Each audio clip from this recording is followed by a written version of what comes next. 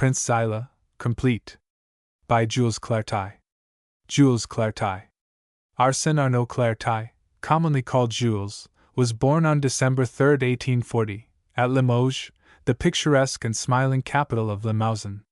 He has been rightly called the Roi de la Chronique and the mystical de la littérature contemporaine. In fact, he has written, since early youth, romances, drama, history, novels, tales, chronicles, dramatic criticism, literary criticism, military correspondence, virtually everything. He was elected to the French Academy in 1888. Claretie was educated at the Lycée Bonaparte, and was destined for a commercial career.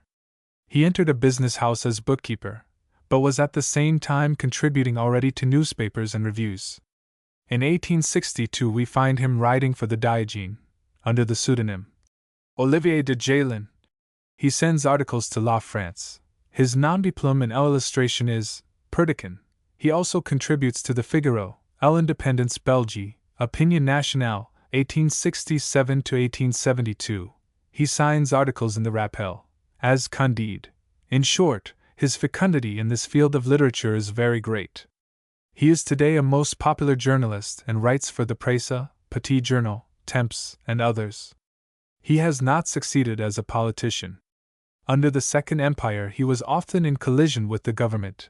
In 1857 he was sentenced to pay a fine of 1,000 francs, which was a splendid investment.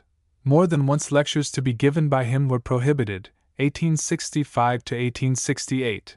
In 1871 he was an unsuccessful candidate for l'Assemblée nationale, both for La Haute-Vienne and La Seine. Since that time he has not taken any active part in politics. Perhaps we should also mention that as a friend of Victor Noir he was called as a witness in the process against Peter Bonaparte, and that as administrator of the Comédie Française he directed, in 1899, an open letter to the President and members of the court-martial trying Captain Dreyfus at Rennes, advocating the latter's acquittal. So much about Claretie as a politician. The number of volumes and essays written by Jules Claretie surpasses imagination, and it is, therefore, almost impossible to give a complete list. As a historian he has selected mostly revolutionary subjects. The titles of some of his prominent works in this field are Les Derniers Montagnards 1867, Histoire de la Révolution de 1870-71, second edition, 1875, 5 volumes, La France Envahie 1871, Le Champ de Bataille de Sedan 1871, Paris Siege and Les Prussiens Chasseurs 1872, 5 ans après. L'Alsace et la Lorraine depuis l'annexion 1876, La Guerre Nationale 1870-1871, etc., most of them in the hostile, anti-German vein, natural to a chauvinist. Ruines et Phantoms, 1873. Les Femmes de la Révolution, 1898, contains a great number of portraits, studies, and criticisms, partly belonging to political, partly to literary, history. To the same category belong Molière, Essai et Oeuvres, 1873, Peintres et Sculptors Contemporains, and T. B. Carpos, 1875, L'Art et les Artistes Contemporains, 1876, and others. Quite different from the above, and in another phase of thought, are Voyages d'un Parisien, 1865, Journeys de Voyage en Espagne et France, 1870, Journeys de Vacances, 1887, and others. It is, however, as a novelist that the fame of Claretie will endure. He has followed the footsteps of George Sand and of Balzac. He belongs to the school of Impressionists, and although he has a liking for exceptional situations, wherefrom humanity does not always issue without serious blotches, he yet is free from pessimism. He has no nervous disorder, no brain fag. He is no pagan, not even a non-believer, and has happily preserved his wholesomeness of thought. He is averse to exotic ideas, extravagant depiction, and inflammatory language. His novels and tales contain the essential qualities which attract and retain the reader. Some of his works in chronological order, omitting 2 or 3 novels, written when only 20 or 21 years old, are Pierrot, Histoire de Village, 1863, Mademoiselle Cachemire, 1867, an assassin, also known under the title Robert Burritt, 1867, Madeleine Bertin, replete with moderated sentiment, tender passion, and exquisite scenes of social life. 1868, Les Muscadins, 1874, 2 volumes. Le Train No. 17, 1877, La Maison Bide, 1878, Le Troisième Dessus, 1879, La Maîtresse, 1880. Monsieur le Ministre, 1882, Moeurs du Jour, 1883, Le Prince Zilah, 1884, crowned by the Academy 4 years before he was elected, Candidat, 1887, Pujoli, 1890, El Américain, 1892, La Frontière, 1894, Mariage Monk, 1894, Devet, 1896, El Accusateur, 1897, and others. It is, perhaps, interesting to know that after the flight of the imperial family from the Tuileries, Jules Claretie was appointed to put into order the various papers, documents, and letters left behind in great chaos, and to publish them, if advisable. Very numerous and brilliant have also been the incursions of Jules Claretie into the theatrical domain, though he is a better novelist than playwright. He was appointed director of the Comédie Française in 1885. His best-known dramas and comedies are La Famille de Gueux, in collaboration with de la Gatine, Ambigu, 1869, Raymond Lindy, Menus Plaisirs, 1869, forbidden for some time by French censorship, Les Muscadins, Théâtre Historique, 1874, Empire, with Adrien de Courcelles, Gymnase, 1874, Le Régiment de Champagne, Théâtre Historique, 1877, Monsieur le Ministre, together with Dumas Fils and Busnac, Gymnase, 1883, and Prince Zilah, Gymnase, 1885. Some of them, as will be noticed, are adapted to the stage from his novels. In Le Régiment de Champagne, at least, he has written a little melodramatically. But thanks to the battles, fumes of powder, muskets, and cannons upon the stage, the descendants of Jean Chauvin accept it with frenetic applause. In most of the plays, however, he exhibits a rather nervous talent, rich imagination, and uses very scintillating and picturesque language, if he is inclined to do so, and he is very often inclined. He received the Prix Vitet in 1879 from the Academy for Le Drapeau. Despite our unlimited admiration for Claretie the journalist, Claretie the historian, Claretie the dramatist, and Claretie the art critic, we think his novels conserve a precious and inexhaustible mind for the fagots and Lansons of the 20th century, who, while frequently utilizing him for the exemplification of the art of fiction, will salute him as Le Roi de la Romance. Prince Zilah. Book 1. Chapter 1. The Betrothal Fate. Excuse me, monsieur, but pray tell me what vessel that is over there. The question was addressed to a small, dark man, who, leaning upon the parapet of the Quai des Tuileries, was rapidly writing in a notebook with a large combination pencil, containing a knife, a pen, spare leads, and a paper cutter, all the paraphernalia of a reporter accustomed to the expeditions of itinerant journalism. When he had filled, in his running hand, a leaf of the book, the little man tore it hastily off, and extended it to a boy in dark blue livery with silver buttons, bearing the initial of the newspaper, L'Actualité, and then, still continuing to write, he replied, Prince Andres Zilah is giving a fête on board one of the boats belonging to the Compagnie de la Seine. A fête? Why? To celebrate his approaching marriage, monsieur? Prince Andres. Ah, said the first speaker, as if he knew the name well. Prince Andres is to be married, is he? And who does Prince Andres Zilah? He is a Hungarian, monsieur. The reporter appeared to be in a hurry, and handing another leaf to the boy, he said, Wait here a moment. I am going on board, and I will send you the rest of the list of guests by a sailor. They can prepare the article from what you have, and set it up in advance, and I will come myself to the office this evening and make the necessary additions. Very well, Monsieur Jacomin. And don't lose any of the leaves. Oh, Monsieur Jacomin! I never lose anything. They will have some difficulty, perhaps, in reading the names, they are all queer, but I shall correct the proof myself. Then, monsieur? Asked the lounger again, eager to obtain all the information he could. Those people who are going on board are almost all foreigners. Yes, monsieur, yes, monsieur, yes, monsieur, responded Jacquemin, visibly annoyed. There are many foreigners in this city, very many, and I prefer them, myself, to the provincials of Paris. The other did not seem to understand, but he smiled, thanked the reporter, and strolled away from the parapet, telling all the people he met. It is a fate. Prince Andras, a Hungarian, is about to be married. Prince Andras Zilah. A fate on board a steamer. What a droll idea! Others, equally curious, leaned over the Quai des Tuileries and watched the steamer, whose tricolor flag at the stern, and red streamers at the mastheads, floated with gay flutterings in the fresh morning breeze.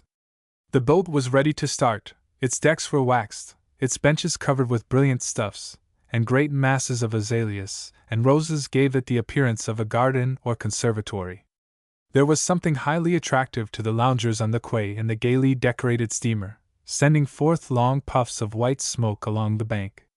A band of dark-complexioned musicians, clad in red trousers, black waistcoats heavily embroidered in somber colors, and round fur caps, played odd airs upon the deck, while bevies of laughing women, almost all pretty in their light summer gowns, alighted from coupes and barouches, descended the flight of steps leading to the river, and crossed the plank to the boat, with little coquettish graces and studied raising of the skirts, allowing ravishing glimpses of pretty feet and ankles. The defile of merry, witty Parisienne, with their attendant cavaliers, while the orchestra played the passionate notes of the Hungarian czardas, resembled some vision of a painter, some embarkation for the dreamed-of Cythera, realized by the fancy of an artist, a poet, or a great lord, here in 19th-century Paris, close to the bridge, across which streamed, like a living antithesis, the realism of crowded cabs, full omnibuses, and hurrying foot-passengers. Prince Andras Zilah had invited his friends, this July morning, to a breakfast in the open air, before the moving panorama of the banks of the Seine. Very well known in Parisian society, which he had sought eagerly with an evident desire to be diverted, like a man who wishes to forget, the former defender of Hungarian independence, the son of old Prince Zilah Sandor, who was the last, in 1849, to hold erect the tattered standard of his country, had been prodigal of his invitations, summoning to his side his few intimate friends, the sharers of his solitude and his privacy, and also the greater part of those chance fugitive acquaintances, which the life of Paris inevitably gives, and which are blown away as lightly as they appeared, in a breath of air or a whirlwind. Count Jensky Varhly, the oldest, strongest, and most devoted friend of all those who surrounded the prince, knew very well why this fanciful idea had come to Andras. At 44, the prince was bidding farewell to his bachelor life. It was no folly, and Jensky saw with delight that the ancient race of the Zilahs, from time immemorial servants of patriotism and the right, was not to be extinct with Prince Andras. Hungary, whose future seemed brightening, needed the Zilahs in the future as she had needed them in the past. I have only one objection to make to this marriage, said Varhly. It should have taken place sooner, but a man cannot command his heart to love at a given hour. When very young, Andras Zilah had cared for scarcely anything but his country, and far from her, in the bitterness of exile, he had returned to the passion of his youth, living in Paris only upon memories of his Hungary. He had allowed year after year to roll by, without thinking of establishing a home of his own by marriage. A little late, but with heart still warm, his spirit young and ardent, and his body strengthened rather than worn out by life, Prince Andras gave to a woman's keeping his whole being, his soul with his name, the one as great as the other. He was about to marry a girl of his own choice, whom he loved romantically, and he wished to give a surrounding of poetic gaiety to this farewell to the past, this greeting to the future. The men of his race, in days gone by, had always displayed a gorgeous, almost oriental originality. The generous eccentricities of one of Prince Andras's ancestors, the old Magyar Zilah, were often cited. He it was who made this answer to his stewards, when, figures in hand, they proved to him that, if he would farm out to some English or German company the cultivation of his wheat, corn, and oats, he would increase his revenue by about 600,000 francs a year. But shall I make these 600,000 francs from the nourishment of our laborers, farmers, sowers, and gleaners? No, certainly not. I would no more take that money from the poor fellows than I would take the scattered grains from the birds of the air. It was also this grandfather of Andres, Prince Zilah Ferenczi, who, when he had lost at cards the wages of 200 masons for an entire year, employed these men in constructing chateaux, which he burned down at the end of the year to give himself the enjoyment of fireworks upon picturesque ruins. The fortune of the Zilahs was then on a par with the almost fabulous, incalculable wealth of the Esterházys and Bathianius. Prince Paul Esterházy alone possessed 350 square leagues of territory in Hungary. The Zichis, the Karolis and the Skenius had but 200 at this time, when only 600 families were proprietors of 6,000 acres of Hungarian soil, the nobles of Great Britain possessing not more than 5,000 in England. The Prince of Liechtenstein entertained for a week the Emperor of Austria, his staff and his army. Old Ferenczi Zilah would have done as much if he had not always cherished a profound, glowing, militant hatred of Austria. Never had the family of the magnate submitted to Germany, become the master, any more than it had bent the knee in former times to the conquering Turk. From his ancestors Prince Andras inherited, therefore, superb liberality, with a fortune greatly diminished by all sorts of losses and misfortunes, half of it confiscated by Austria in 1849, and enormous sums expended for the national cause, Hungarian emigrants and proscribed compatriots. Zilah nevertheless remained very rich, and was an imposing figure in Paris, where, some years before, after long journeyings, he had taken up his abode.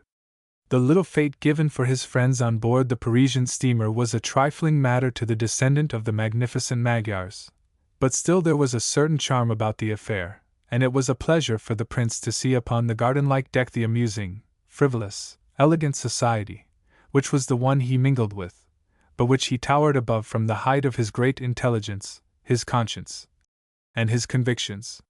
It was a mixed and bizarre society, of different nationalities, an assemblage of exotic personages, such as are met with only in Paris in certain peculiar places where aristocracy touches bohemianism, and nobles mingle with quasi-adventurers, a kaleidoscopic society, grafting its vices upon Parisian follies, coming to inhale the aroma and absorb the poison of Paris, adding thereto strange intoxications, and forming, in the immense agglomeration of the old French city, a sort of peculiar syndicate, an odd colony, which belongs to Paris, but which, however, has nothing of Paris about it except its eccentricities, which drive post-haste through life, fill the little journals with its great follies, is found and found again wherever Paris overflows, at Dieppe, Trouville, Vichy, Cauterets, upon the sands of Etretat, under the orange trees of Nice, or about the gaming tables of Monaco, according to the hour, season, and fashion.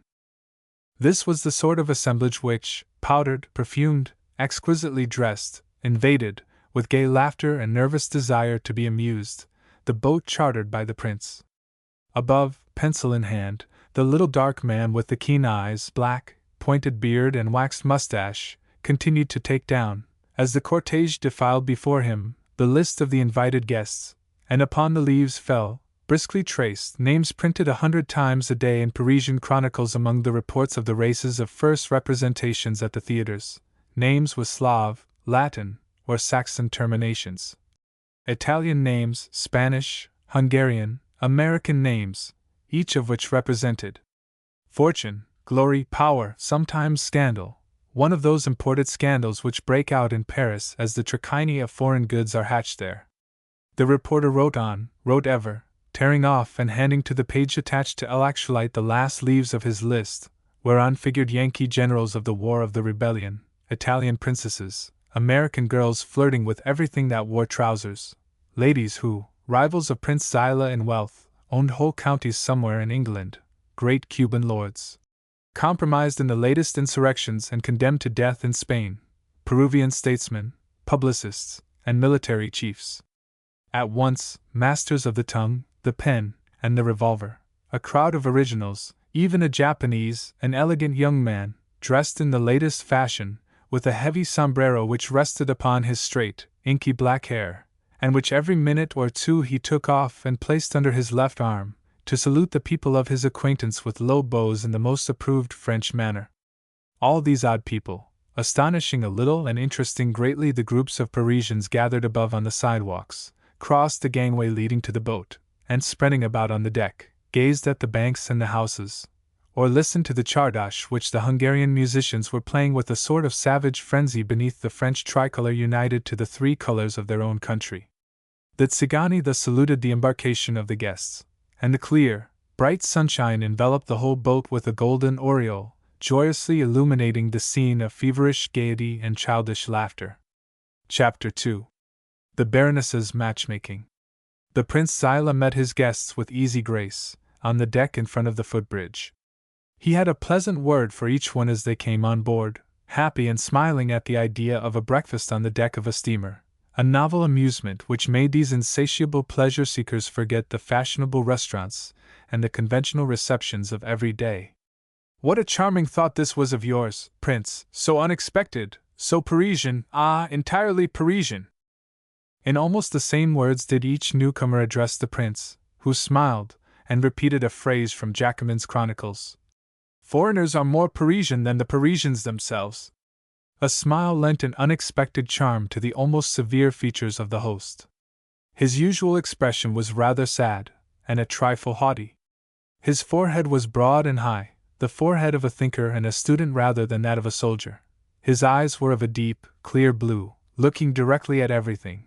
His nose was straight and regular, and his beard and mustache were blonde, slightly gray at the corners of the mouth and the chin.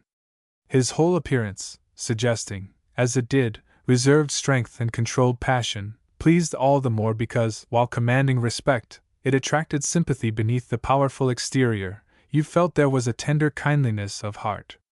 There was no need for the name of Prince Andras Zilah, or, as they say in Hungary, Zilah Andras, to have been written in characters of blood in the history of his country, for one to divine the hero in him, his erect figure, the carriage of his head, braving life as it had defied the bullets of the enemy, the strange brilliance of his gaze, the sweet inflections of his voice accustomed to command, and the almost caressing gestures of his hand used to the sword, all showed the good man under the brave, and beneath the indomitable soldier, the true gentleman. When they had shaken the hand of their host, the guests advanced to the bow of the boat to salute a young girl, an exquisite, pale brunette, with great, sad eyes, and a smile of infinite charm, who was half extended in a low armchair beneath masses of brilliant party-colored flowers. A stout man, of the Russian type, with heavy reddish mustaches streaked with gray, and an apoplectic neck, stood by her side, buttoned up in his frock coat as in a military uniform. Every now and then, leaning over and brushing with his mustaches her delicate white ear, he would ask, "Are you happy, Marsa?" And Marsa would answer with a smile ending in a sigh, as she vaguely contemplated the scene before her. "Yes, uncle, very happy." Not far from these two was a little woman, still very pretty, although of a certain age, the age of embonpoint, a brunette, with very delicate features, a little sensual mouth, and pretty rosy ears peeping forth from skillfully arranged masses of black hair. With a plump, dimpled hand she held before her myopic eyes a pair of gold-mounted glasses, and she was speaking to a man of rather stern aspect, with a Slav physiognomy, a large head, crowned with a mass of crinkly hair as white as lamb's wool, a long, white mustache, and shoulders as broad as an ox, a man already old, but with the robust strength of an oak. He was dressed neither well nor ill, lacking distinction, but without vulgarity. "Indeed, my dear Varley, I am enchanted with this idea of Prince Andras. I am enjoying myself excessively already, and I intend to enjoy myself still more. Do you know, this scheme of a breakfast on the water is simply delightful. Don't you find it so? Oh, do be a little jolly, Varley. Do I seem sad then, Baroness?" Jensky Varley, the friend of Prince Andras, was very happy, however, despite his rather somber air. He glanced alternately at the little woman who addressed him, and at Marsa, two very different types of beauty, Andras's fiancée, slender and pale as a beautiful lily, and the little Baroness Dinati, round and rosy as a ripe peach. And he was decidedly pleased with this Marsa Laszlo, against whom he had instinctively felt some prejudice when Zilah spoke to him for the first time of marrying her. To make of a Tzigana, for Marsa was half Tzigana, a Princess Zilah, seemed to Count Varhli a slightly bold resolution. The brave old soldier had never understood much of the fantastic caprices of passion, and Andras seemed to him in this, as in all other things, just a little romantic. But, after all, the prince was his own master, and whatever Zilah did was well done. So, after reflection, Zilah's marriage became a joy to Varhli, as he had just been declaring to the fiancée's uncle, General Volgotsyn. Baroness Dinati was therefore wrong to suspect old Yensky Varhli of any arrière-pensée. How was it possible for him not to be enchanted, when he saw Andras absolutely beaming with happiness? They were now about to depart, to raise the anchor and glide down the river along the quays. Already Paul Jacquemin, casting his last leaves to the page of Electrolyte, was quickly descending the gangplank.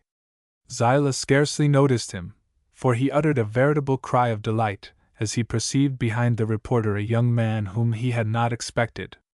"Menko! My dear Michel!" he exclaimed, stretching out both hands to the newcomer, who advanced, excessively pale.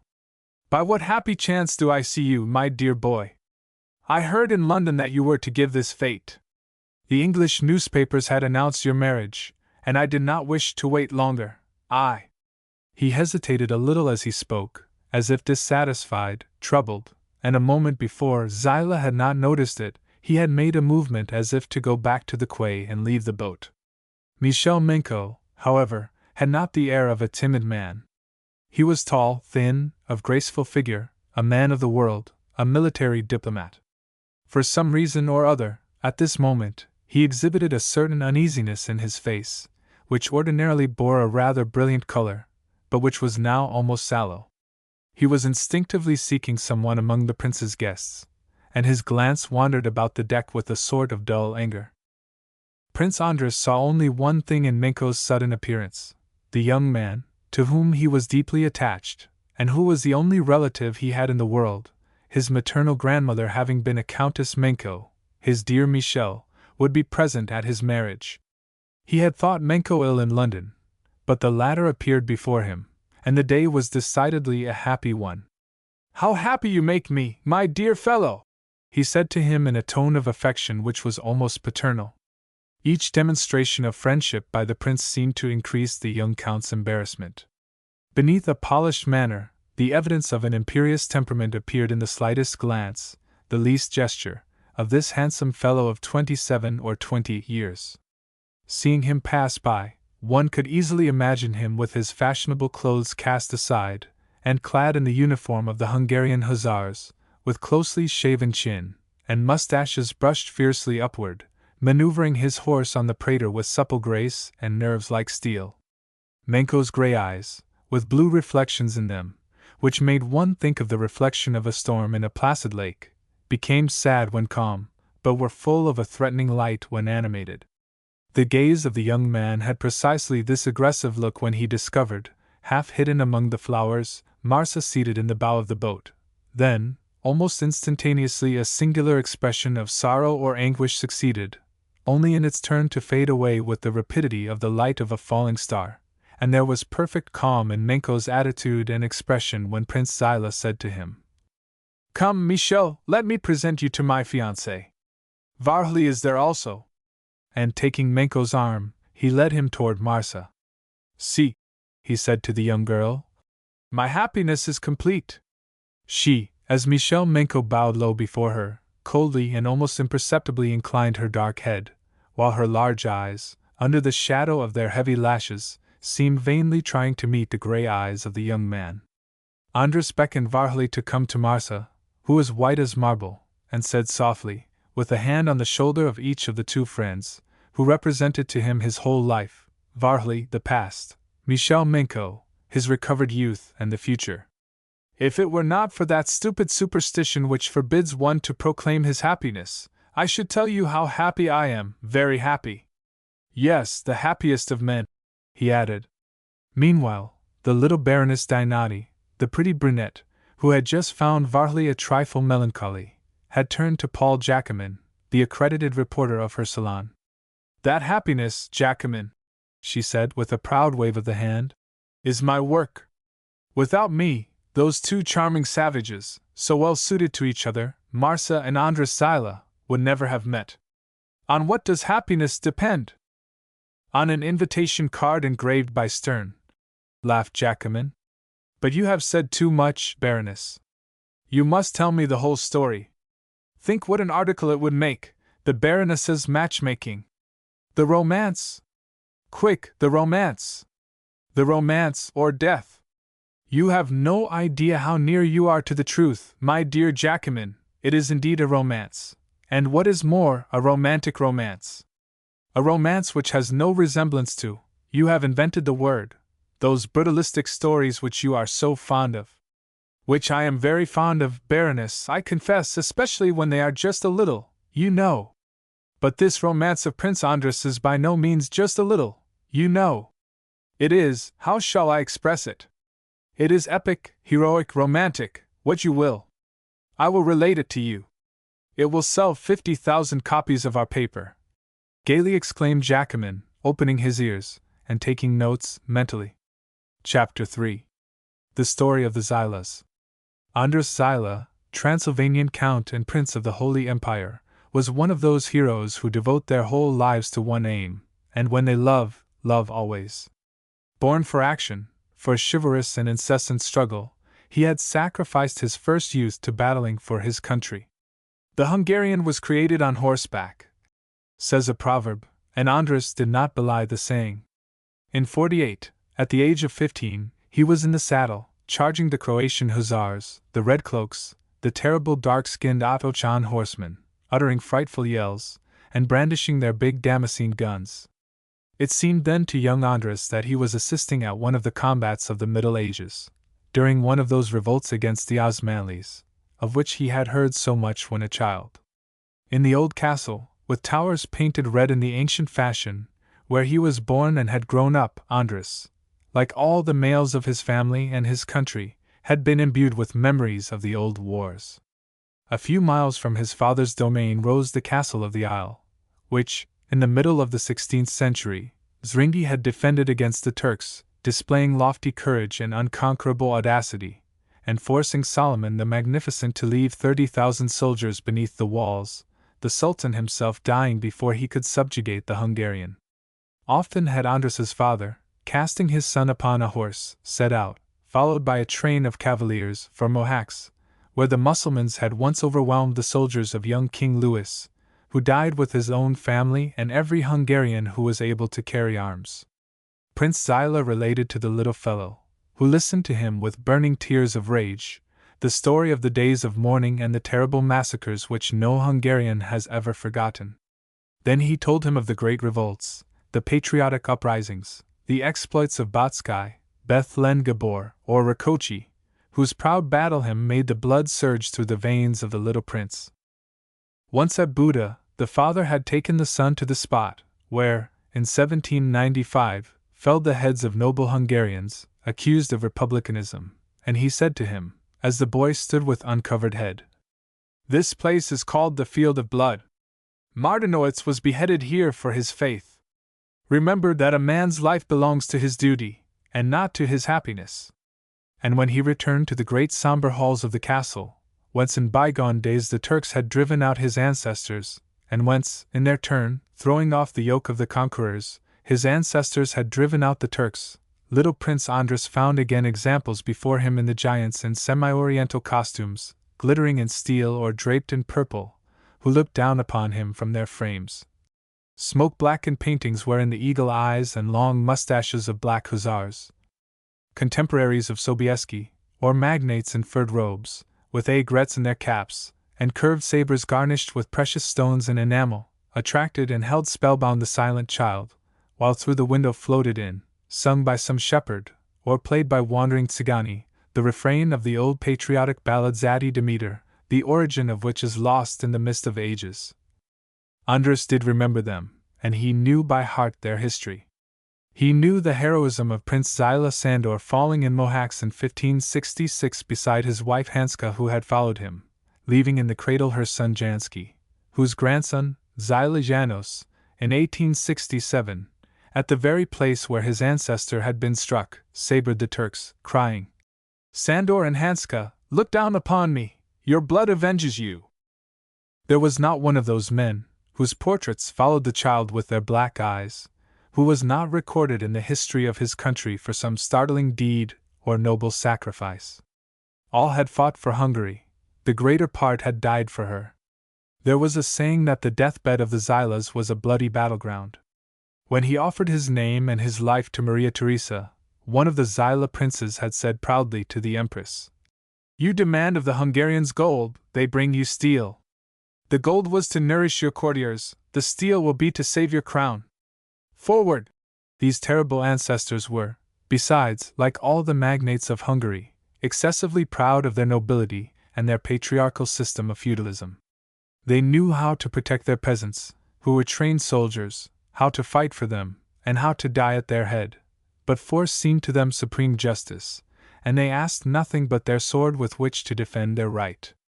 Andrés's father, Prince Sándor, educated by a French tutor who had been driven from Paris by the Revolution, was the first of all his family to form any perception of a civilization based upon justice and law, and not upon the almighty power of the saber. The liberal education which he had received, Prince Sándor transmitted to his son. The peasants, who detested the pride of the Magyars, and the middle classes of the cities, mostly tradesmen who envied the castles of these magnates, soon became attracted, fascinated, and enraptured with this transformation in the ancient family of the Zilahs. No man, not even Georgii, the Spartan-like soldier, nor the illustrious Kossuth, was more popular in 1849, at the time of the struggle against Austria, than Prince Sándor Zilah and his son, then a handsome boy of 16, but strong and well built as a youth of 20.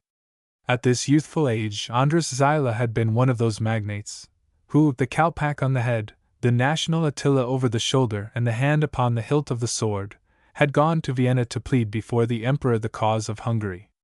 They were not listened to, and one evening, the negotiations proving futile, Count Bathiani said to Jelinek, "We shall soon meet again upon the Drave." "No," responded the Ban of Croatia. "I will go myself to seek you upon the Danube." This was war, and Prince Sándor went, with his son, to fight bravely for the old kingdom of St. Stephen against the cannon and soldiers of Jelinek. All these years of blood and battle were now half forgotten by Prince Andrés, but often Jensky Varhly, his companion of those days of hardship, the bold soldier who in former times had so often braved the broadsword of the Bohemian cuirassiers of Auersperg's regiment, would recall to him the past with a mournful shake of the head, and repeat, ironically, the bitter refrain of the Song of Defeat. And then, these melancholy words calling up the memory of disaster, all would revive before Andrés Zilah's eyes, the days of mourning and the days of glory, the exploits of Bame, the victories of Dembisky, the Austrian flags taken at Godalo, the assaults of Buda, the defense of Komorn, Austria, dejected and defeated, imploring the aid of Russia, Hungary, beaten by the force of numbers, yet resisting Paskiewicz as she had resisted Haynau, and appealing to Europe and the world in the name of the eternal law of nations, which the vanquished invoke, but which is never listened to by the countries where the lion is tearing his prey. And again, Zilah would remember the heroic fatherland struck down at Temesvar, the remnants of an armed people in refuge at Arad, and Klapka still holding out in the island of Komorn at the moment when Georgii had surrendered. Then, again, the obscure deaths of his comrades, the agonies in the ditches and in the depths of the woods, the last despairing cries of a conquered people overwhelmed by numbers. Dance, dance, daughters of Hungary! All this bloody past, enveloped as in a crimson cloud, but glorious with its gleams of hope and its flashes of victory, the prince would revive with old Varhly, in the corner of whose eye at intervals a tear would glisten. They both saw again the last days of Komorn, with the Danube at the foot of the walls, and the leaves of the trees whirling in the September wind, and dispersed like the Hungarians themselves, and the shells falling upon the ramparts, and the last hours of the siege, and the years of mournful sadness and exile, their companions decimated, imprisoned, led to the gallows or the stake.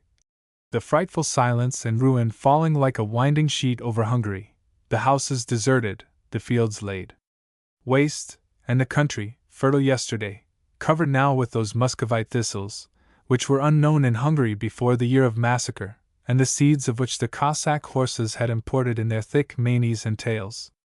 Beloved Hungary, whose sons, disdaining the universe, used proudly to boast, "Have we not all that man needs? Banat, which gives us wheat, Tissot wine, the mountain, gold and salt. Our country is sufficient for her children." And this country, this fruitful country, was now covered with gibbets and corpses. Chapter 4. When Hungary is free!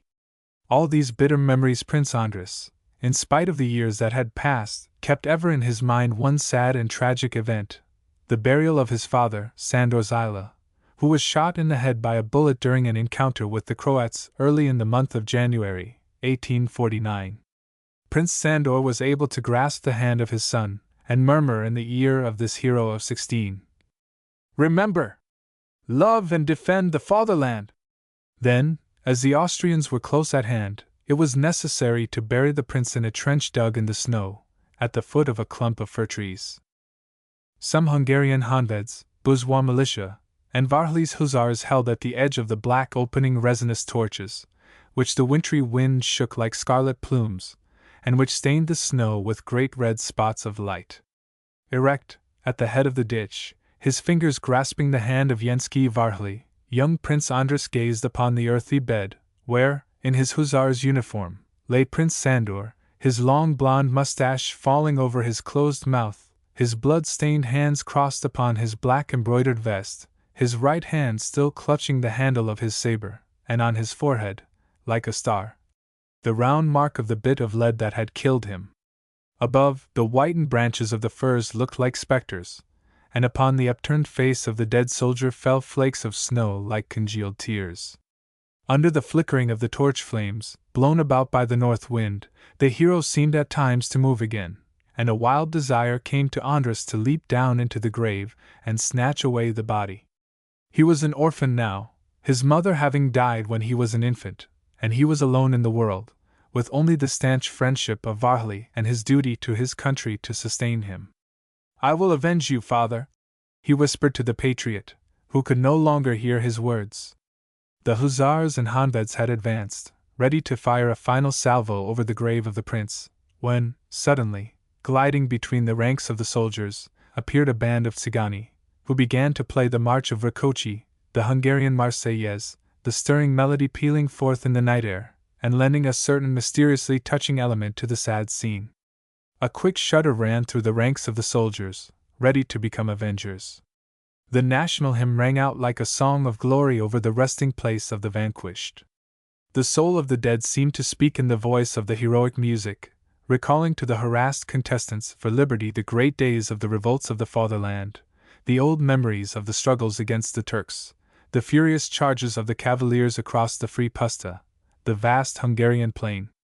And while, with long sweeps of his arm, the chief of the Tsigani marked the measure, and the cimbalom poured forth its heartrending notes, it seemed to the poor fellows gathered about that the music of the March of Rakoczy summoned a whole fantastic squadron of avengers, horsemen with floating pelisses and herons' plumes in their hats, who, erect in their saddles and with sabers drawn, struck the frightened enemy, and recovered, foot by foot, the conquered territory. There was in this exalted march a sound of horses' hoofs, the clash of arms, a shaking of the earth under the gallop of horsemen, a flash of agrafes, a rustle of pelisses in the wind, an heroic gaiety and a chivalrous bravery, like the cry of a whole people of cavaliers sounding the charge of deliverance. And the young prince, gazing down upon his dead father, remembered how many times those mute lips had related to him the legend of the Czardas, that legend, symbolic of the history of Hungary, summing up all the bitter pain of the conquest, when the beautiful dark girls of Transylvania danced, their tears burning their cheeks, under the lash of the Osmanlis. At first, cold and motionless, like statues whose calm look silently insulted their possessors, they stood erect beneath the eye of the Turk, then little by little, the sting of the master's whip falling upon their shoulders and tearing their sides and cheeks, their bodies twisted in painful, revolted spasms, the flesh trembled under the cord like the muscles of a horse beneath the spur, and, in the morbid exaltation of suffering, a sort of wild delirium took possession of them. Their arms were waved in the air, their heads with hair disheveled were thrown backward, and the captives, uttering a sound at once plaintive and menacing, danced their dance, at first slow and melancholy, becoming gradually active, nervous, and interrupted by cries which resembled sobs. And the Hungarian Czardas, symbolizing thus the dance of these martyrs, kept still, will always keep, the characteristic of contortions under the lash of bygone days, and slow and languishing at first, then soon quick and agitated, tragically hysterical, it also is interrupted by melancholy chords, dreary, mournful notes and plaintive accents like drops of blood from a wound from the mortal wound of Prince Sandor, lying there in his martial uniform. The bronzed Tsigani, fantastically illumined by the red glare of the torches, stood out against the white background like demons of revenge, and the hymn, feverish, bold, ardent, echoed through the snow-covered branches like a hurricane of victory. They were wandering musicians, who, the evening before, had been discovered in a neighboring village by some of Jelicica's Croats, and whom Prince Sandor had unceremoniously rescued at the head of his hussars, and they had come, with their ancient national airs, the voice of their country, to pay their debt to the fallen hero. When they had finished, the wintry night wind bearing away the last notes of their war song, the pistols of the hussars and the guns of the Honveds discharged a salute over the grave. The earth and snow were shoveled in upon the body of Sandor Zilah, and Prince Andras drew away, after marking with a cross the place where his father reposed. A few paces away, he perceived, among the Tsigani musicians, a young girl, the only woman of the tribe, who wept with mournful sobbings like the echoes of the deserts of the Orient. He wondered why the girl wept so bitterly, when he, the son, could not shed a tear. Because Prince Zilah Sandor was valiant among the valiant, she replied, in answer to his question, and he died because he would not wear the talisman which I offered him. Andras looked at the girl. What talisman? Some pebbles from the lakes of Tatra, sewn up in a little leather bag. Andras knew what a powerful superstition is attached by the people of Hungary to these deep lakes of Tatra, the eyes of the sea, where, say the old legends, the most beautiful carbuncle in the world lies hidden, a carbuncle which would sparkle like the sun, if it could be discovered, and which is guarded by frogs with diamond eyes and with lumps of pure gold for feet. He felt more touched than astonished at the superstition of the Tsigana, and at the offer which, the evening before, Prince Sandor had refused with a smile. Give me what you wish to give my father, he said. I will keep it in memory of him. A bright, joyous light flashed for a moment across the face of the Tsigana. She extended to the young prince the little bag of leather containing several small, round pebbles like grains of maize. At all events, exclaimed the young girl, there will be one Zilah whom the balls of the Croats will spare for the safety of Hungary. Andras slowly detached from his shoulder the silver graph, set with opals, which clasped his fur pelisse, and handed it to the gypsy, who regarded it with admiring eyes as it flashed in the red light. The day when my father is avenged, he said, and our Hungary is free, bring me this jewel, and you and yours come to the castle of the Zilahs. I will give you a life of peace in memory of this night of mourning. Already, at a distance, could be heard a rapid fusillade about the outposts. The Austrians had perhaps perceived the light from the torches, and were attempting a night attack. Extinguish the torches! Cried Yenski Vartli. The resinous knots hissed as they were thrust into the snow, and the black, sinister night of winter, with the cries of the wind in the branches, fell upon the troop of men, ready to die as their chief had died, and all disappeared vision, phantoms, the Tsigani silently taking refuge in the somber forest, while here and there could be heard the rattle of the ramrods as the Honveds loaded their guns. This January night appeared now to Andras as an almost fantastic dream. Since then he had erected a mausoleum of marble on the very spot where Prince Sandor fell, and of all the moments of that romantic, picturesque war, the agonizing moment, the wild scene of the burial of his father, was most vivid in his memory. The picture of the warrior stretched in the snow, his hand on the handle of his sword, remained before his eyes, imperishable in its melancholy majesty. Chapter 5. My father was a Russian! When the war was over, the prince roamed sadly for years about Europe, which, unmindful of the martyrs, had permitted the massacre of the vanquished. It was many years before he could accustom himself to the idea that he had no longer a country. He counted always upon the future. It was impossible that fate would forever be implacable to a nation. He often repeated this to Jensky Varhli, who had never forsaken him. Jensky Varhli, the impoverished old hussar, the ruined gentleman, now professor of Latin and mathematics at Paris, and living near the prince off the product of his lessons and a small remnant he had managed to save from the wreck of his property.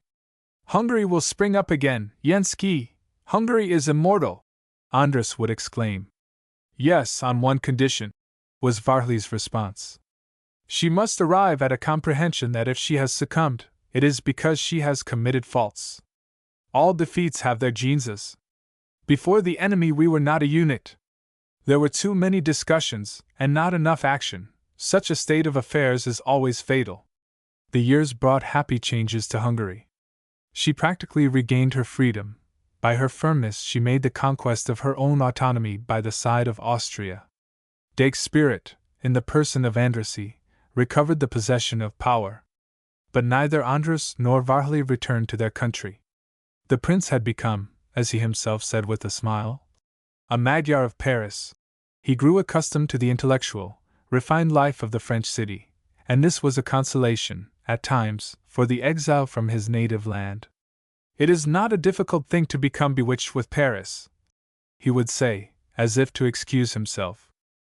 He had no longer, it is true, the magnificent landscapes of his youth, the fields of maize, the steppes, dotted here and there with clumps of wild roses, the Carpathian pines, with their somber murmur, and all the evening sounds which had been his infancy's lullaby, the cowbells, melancholy and indistinct, the snapping of the great whips of the Chicos, the mounted shepherds, with their hussar jackets, crossing the plains where grew the plants peculiar to the country, and the broad horizons with the enormous arms of the windmills outlined against the golden sunset.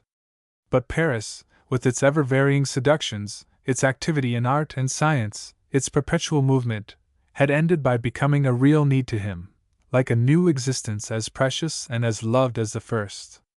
The soldier had become a man of letters, jotting down for himself, not for the public, all that struck him in his observation and his reading, mingling in all societies, knowing them all, but esteeming only one, that of honest people, and thus letting the years pass by, without suspecting that they were flying, regarding himself somewhat as a man away on a visit, and suddenly awaking one fine morning almost old, wondering how he had lived all this time of exile which, despite many mental troubles, seemed to him to have lasted only a few months.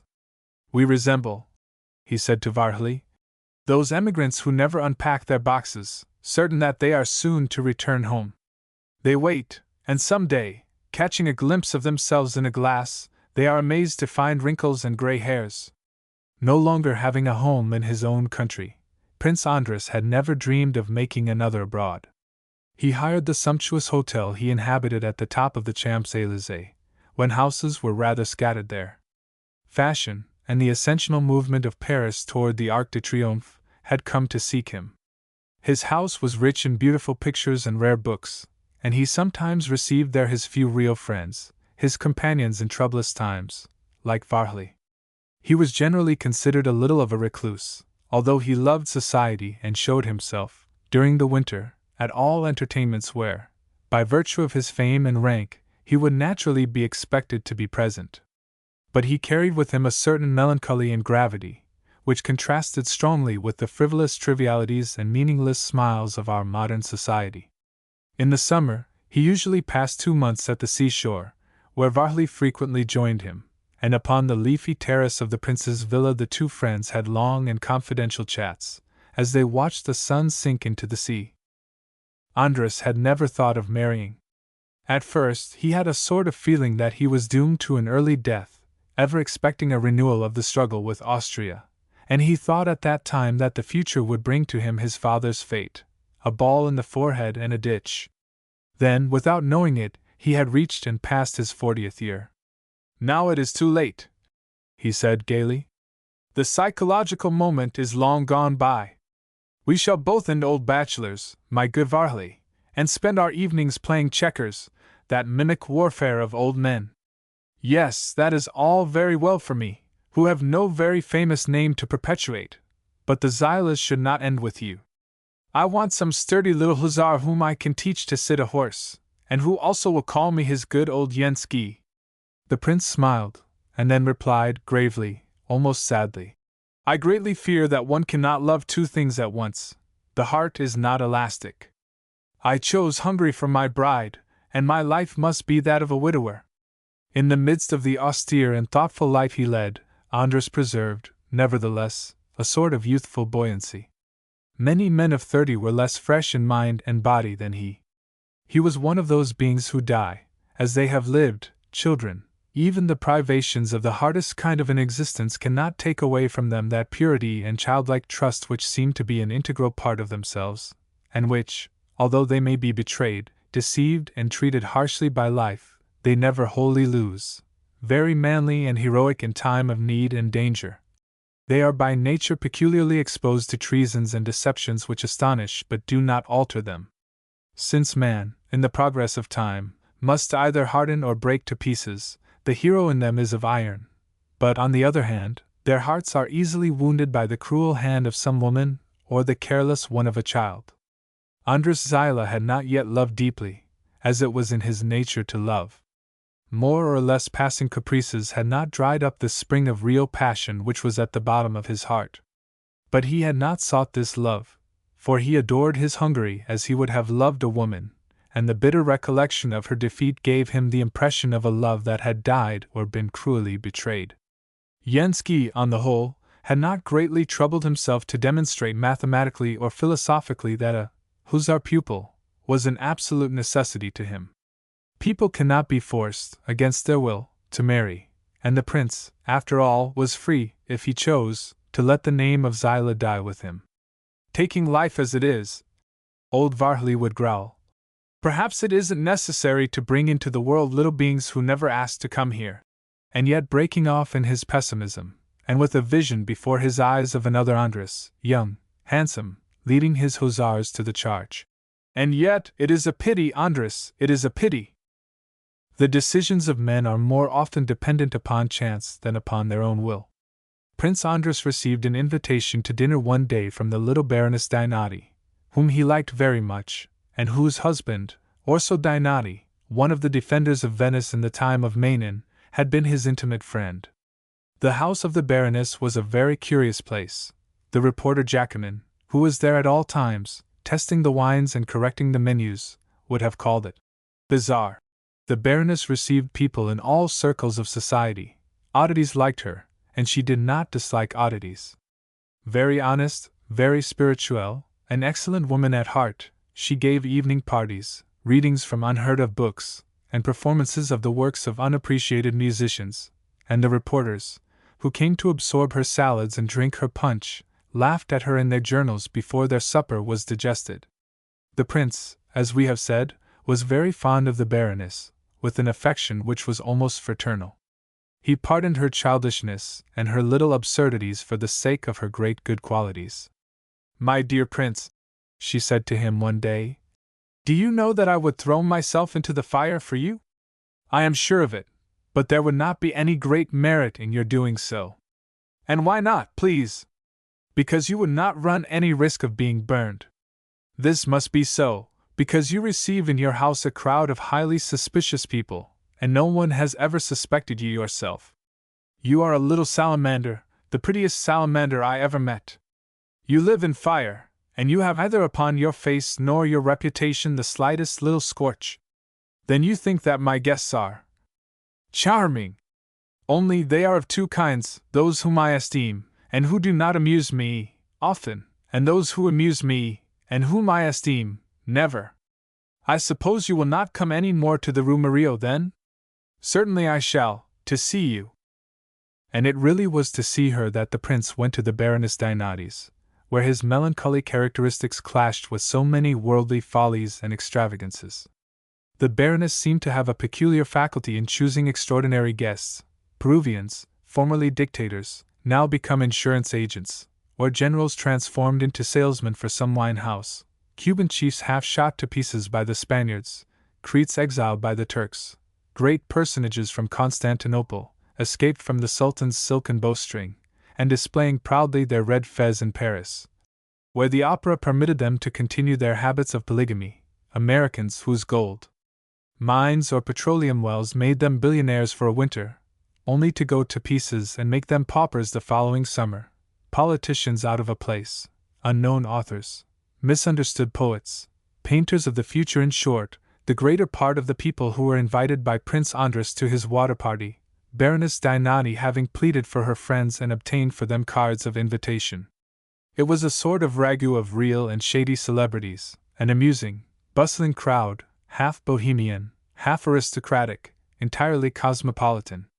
Prince Andres remembered once having dined with a staff officer of Garibaldi's army on one side of him, and the Pope's nuncio on the other. On a certain evening the Baroness was very anxious that the prince should not refuse her latest invitation. "I am arranging a surprise for you," she said. "I am going to have to dinner." "Whom? The Mikado? The Shah of Persia?" "Better than the Mikado. A charming young girl who admires you profoundly, for she knows by heart the whole history of your battles of 1849. She has read Georgii, Klapka, and all the rest of them, and she is so thoroughly Bohemian in heart, soul, and race, that she is universally called the Tzigana." "The Tzigana?" This simple word, resembling the clank of cymbals, brought up to Prince Andres a whole world of recollections. Hussad Chigani. The rallying cry of the wandering musicians of the Pusta had some element in it like the cherished tones of the distant bells of his fatherland. "Ah! Yes, indeed, my dear Baroness," he said. "That is a charming surprise. I need not ask if your Tzigana is pretty. All the Tzigani of my country are adorable, and I am sure I shall fall in love with her." The prince had no notion how prophetic his words were. The Tzigana, whom the Baroness requested him to take in to dinner, was Marsa Laszlo, dressed in one of the black toilettes which she affected, and whose clear, dark complexion, great Arabian eyes, and heavy, wavy hair seemed to Andres's eyes to be the incarnation, in a prouder and more refined type, of the warm, supple, nervous beauty of the girls of his country. He was surprised and strangely fascinated, attracted by the incongruous mixture of extreme refinement and a sort of haughty unconventionality he found in Marsa.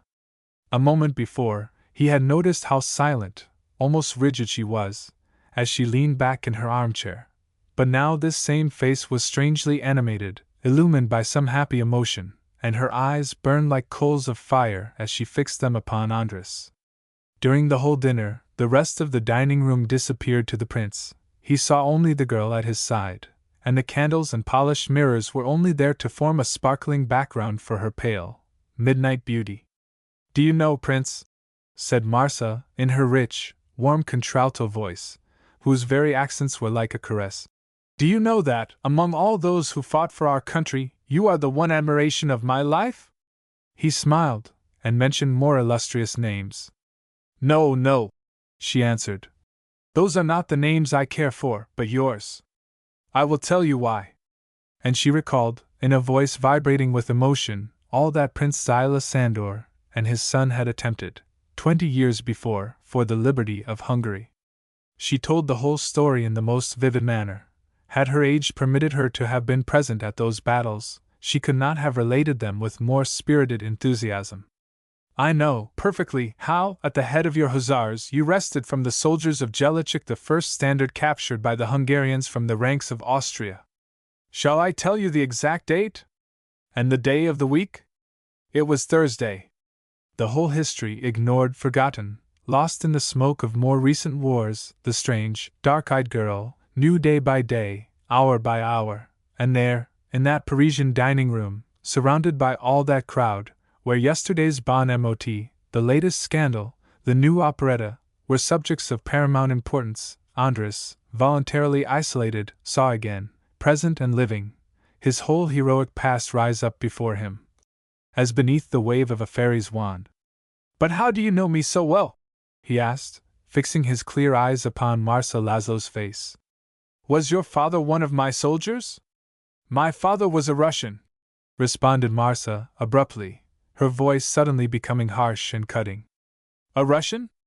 "Yes, a Russian," she repeated, emphasizing the word with a sort of dull anger.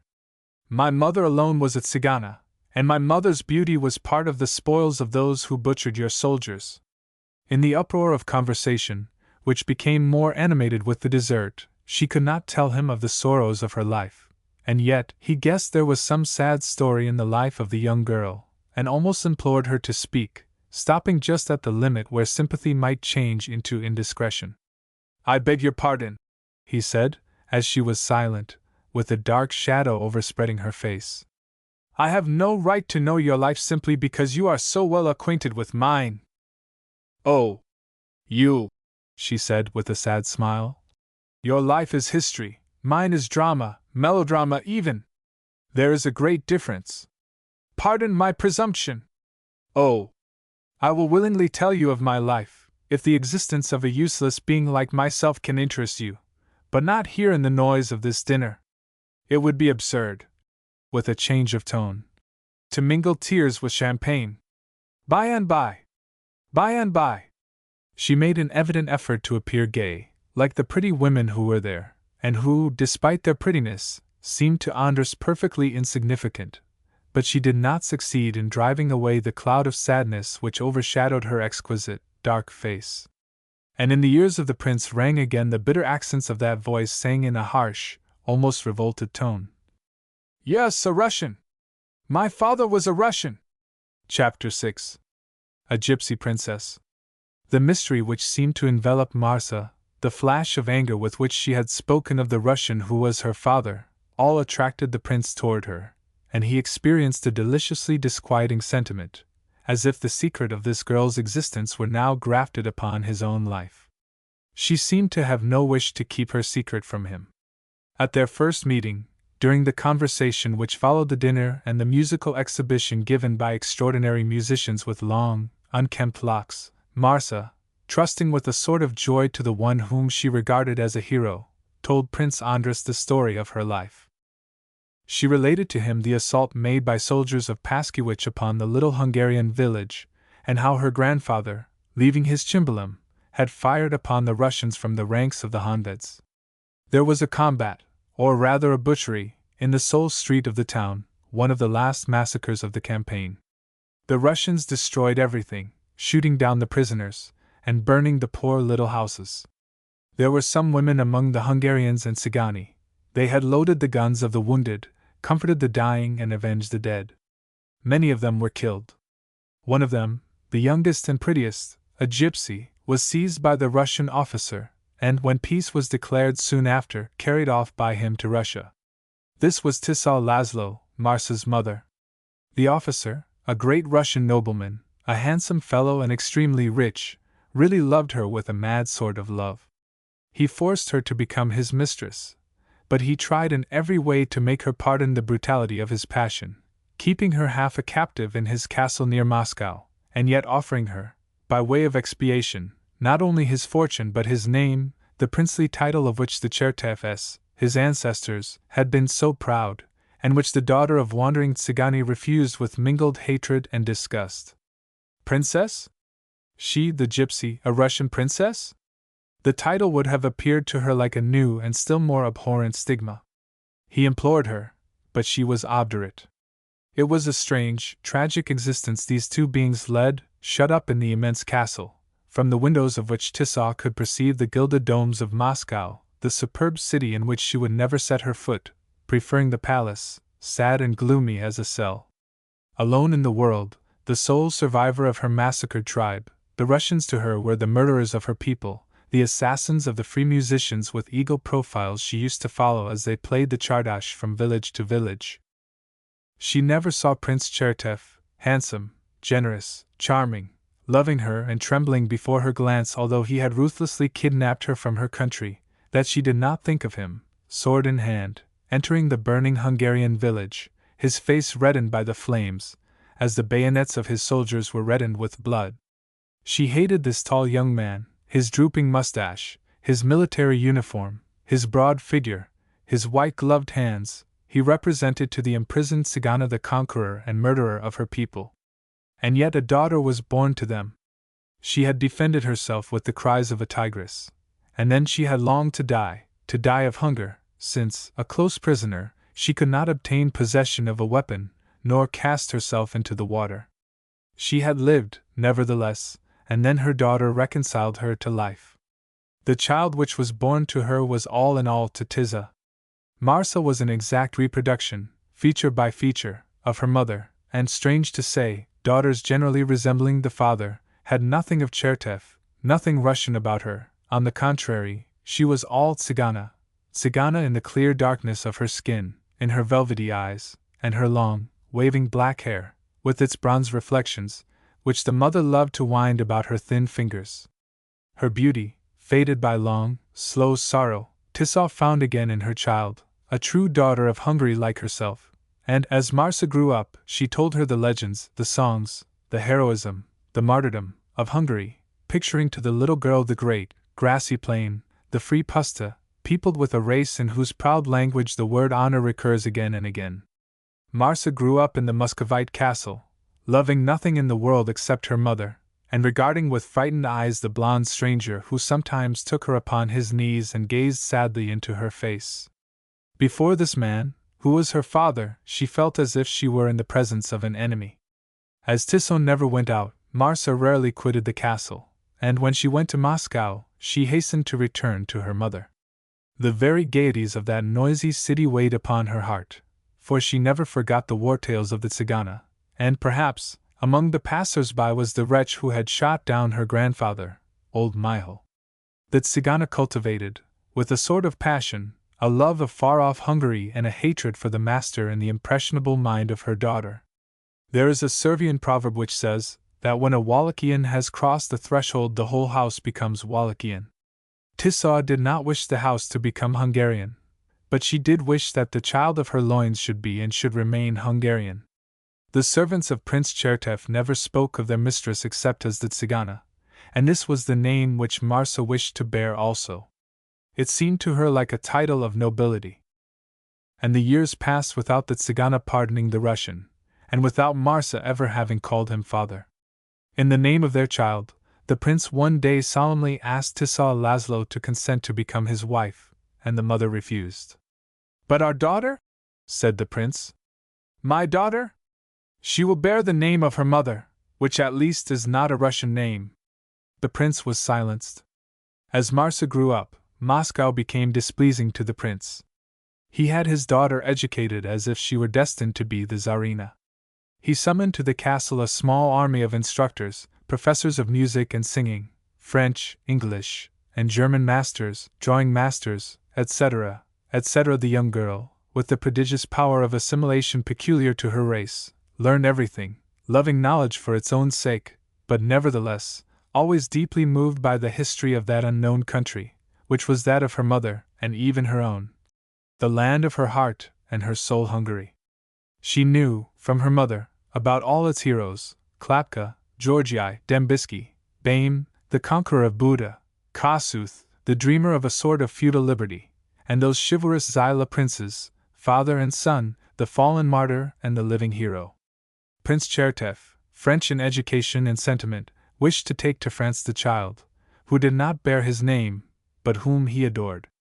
France also exercised a powerful fascination over Marsa's imagination, and she departed joyously for Paris, accompanied by the Tzigana, her mother, who felt like a prisoner set at liberty. To quit Russian soil was in itself some consolation, and who knew? Perhaps she might again see her dear fatherland. Zilah, in fact, breathed more freely in Paris, repeating, however, like a mournful refrain, the proverb of her country, away from Hungary, life is not life. The prince purchased, at Maisons Laffitte, not far from the forest of Saint-Germain, a house surrounded by an immense garden. Here, as formerly at Moscow, Zilah and the prince lived together, and yet apart, the Tzigana, implacable in her resentment, bitterly refusing all pardon to the Russian, and always keeping alive in Marsa a hatred of all that was Muscovite. The prince, disconsolate, gloomy, discouraged between the woman whom he adored and whose heart he could not win, and the girl, so wonderfully beautiful, the living portrait of her mother, and who treated him with the cold respect one shows to a stranger. Not long after their arrival in Paris, a serious heart trouble attacked Marsa's father. He summoned to his deathbed the Tzigana and her daughter, and, in a sort of supreme confession, he openly asked his child, before the mother, to forgive him for her birth. "Marsa," he said slowly, "your birth, which should make the joy of my existence, is the remorse of my whole life. But I am dying of the love which I cannot conquer. Will you kiss me as a token that you have pardoned me?" For the first time, perhaps, Marsa's lips, trembling with emotion, then touched the prince's forehead. But before kissing him, her eyes had sought those of her mother, who bowed her head in assent. "And you," murmured the dying prince, "will you forgive me, Tissot?" The Tzigana saw again her native village in flames, her brothers dead, her father murdered, and this man, now lying thin and pale amid the pillows, erect, with saber drawn, crying, "Courage! Charge! Forward!" Then she saw herself dragged almost beneath a horse's hoofs, cast into a wagon with wrists bound together, carried in the rear of an army with the rest of the victor's spoils, and immured within Russian walls. She felt again on her lips the degradation of the first kiss of this man whose suppliant, pitiful love was hideous to her. She made a step toward the dying man as if to force herself to whisper, "I forgive you." But all the resentment and suffering of her life mounted to her heart, almost stifling her, and she paused, going no farther, and regarding with a haggard glance the man whose eyes implored her pardon, and who, after raising his pale face from the pillow, let his head fall back again with one long, weary sigh. Chapter 7. The Story of Marsa. Prince Chertev left his whole fortune to Marsa Laszlo, leaving her in the hands of his uncle Volgotsyn, an old, ruined general, whose property had been confiscated by the Tsar, and who lived in Paris half imbecile with fear, having become timid as a child since his release from Siberia, where he had been sent on some pretext or other. No one knew exactly the reason why. It had been necessary to obtain the sovereign intervention of the Tsar, that Tsar whose will is the sole law, a law above laws, to permit Prince Chertev to give his property to a foreigner, a girl without a name. The state would gladly have seized upon the fortune, as the prince had no other relatives save an outlaw, but the Tsar graciously gave his permission, and Marsa inherited. Old General Volgotsyn was, in fact, the only living relative of Prince Chertev. In consideration of a yearly income, the prince charged him to watch over Marsa, and see to her establishment in life. Rich as she was, Marsa would have no lack of suitors, but Tissot, the half-civilized Tzigana, was not the one to guide and protect a young girl in Paris. The prince believed Volgotsyn to be less old and more acquainted with Parisian life than he really was, and it was a consolation to the father to feel that his daughter would have a guardian. Tissot did not long survive the prince. She died in that Russian house, every stone of which she hated, even to the Muscovite crucifix over the door, which her faith, however, forbade her to have removed. She died making her daughter swear that the last slumber which was coming to her, gently lulling her to rest after so much suffering, should be slept in Hungarian soil, and, after the Tzigana's death, this young girl of 20, alone with Volgotsyn, who accompanied her on the gloomy journey with evident displeasure, crossed France, went to Vienna, sought in the Hungarian plain the place where one or two miserable huts and some crumbling walls alone marked the site of the village burned long ago by Chertev's soldiers, and there, in Hungarian soil, close to the spot where the men of her tribe had been shot down, she buried the Tzigana, whose daughter she so thoroughly felt herself to be, that, in breathing the air of the puszta, she seemed to find again in that beloved land something already seen, like a vivid memory of a previous existence. And yet, upon the grave of the martyr, Marsa prayed also for the executioner. She remembered that the one who reposed in the cemetery of Père Lachaise, beneath a tomb in the shape of a Russian dome, was her father, as the Tzigana, interred in Hungary, was her mother, and she asked in her prayer that these two beings, separated in life, should pardon each other in the unknown, obscure place of departed souls. So Marsa Laszlo was left alone in the world. She returned to France, which she had become attached to, and shut herself up in the villa of Maisons Laffitte, letting old Volgotsyn install himself there as a sort of mentor, more obedient than a servant, and as silent as a statue, and this strange guardian, who had formerly fought side by side with Scammell, and cut down the Circassians with the sang-froid of a butcher's boy wringing the neck of a fowl, and who now scarcely dared to open his lips, as if the entire police force of the Tsar had its eye upon him. This old soldier, who once cared nothing for privations, now, provided he had his chocolate in the morning, his kummel with his coffee at breakfast, and a bottle of brandy on the table all day, left Marcia free to think, act, come and go as she pleased. She had accepted the prince's legacy, but with this mental reservation and condition, that the Hungarian colony of Paris should receive half of it. It seemed to her that the money thus given to succor the compatriots of her mother would be her father's atonement. She waited, therefore, until she had attained her majority, and then she sent this enormous sum to the Hungarian Aid Society, saying that the donor requested that part of the amount should be used in rebuilding the little village in Transylvania which had been burned 20 years before by Russian troops. When they asked what name should be attached to so princely a gift, Marcia replied, "That which was my mother's and which is mine, the Tzigana." More than ever now did she cling to that cognomen of which she was so proud. "And," she said to Zilah, after she had finished the recital of her story, "it is because I am thus named that I have the right to speak to you of yourself." Prince Andras listened with passionate attention to the beautiful girl, thus evoking for him the past, confident, and even happy to speak and make herself known to the man whose life of heroic devotion she knew so well. He was not astonished at her sudden frankness, at the confidence displayed at a first meeting, and it seemed to him that he had long been acquainted with this Tzigana, whose very name he had been ignorant of a few hours before. It appeared to him quite simple that Marcia should confide in him, as he on his side would have related to her his whole life, if she had asked it with a glance from her dark eyes. He felt that he had reached one of the decisive moments of his life. Marcia called up visions of his youth, his first tender dreams of love, rudely broken by the harsh voice of war, and he felt as he used to feel, in the days long gone by, when he sat beneath the starry skies of a summer night and listened to the old, heart-stirring songs of his country and the laughter of the brown maidens of Budapest. "Prince," said Marcia Laszlo, suddenly, "do you know that I have been seeking you for a long time, and that when the Baroness Dinati presented you to me, she fulfilled one of my most ardent desires?" "Me, mademoiselle? You have been seeking me?" "Yes, you.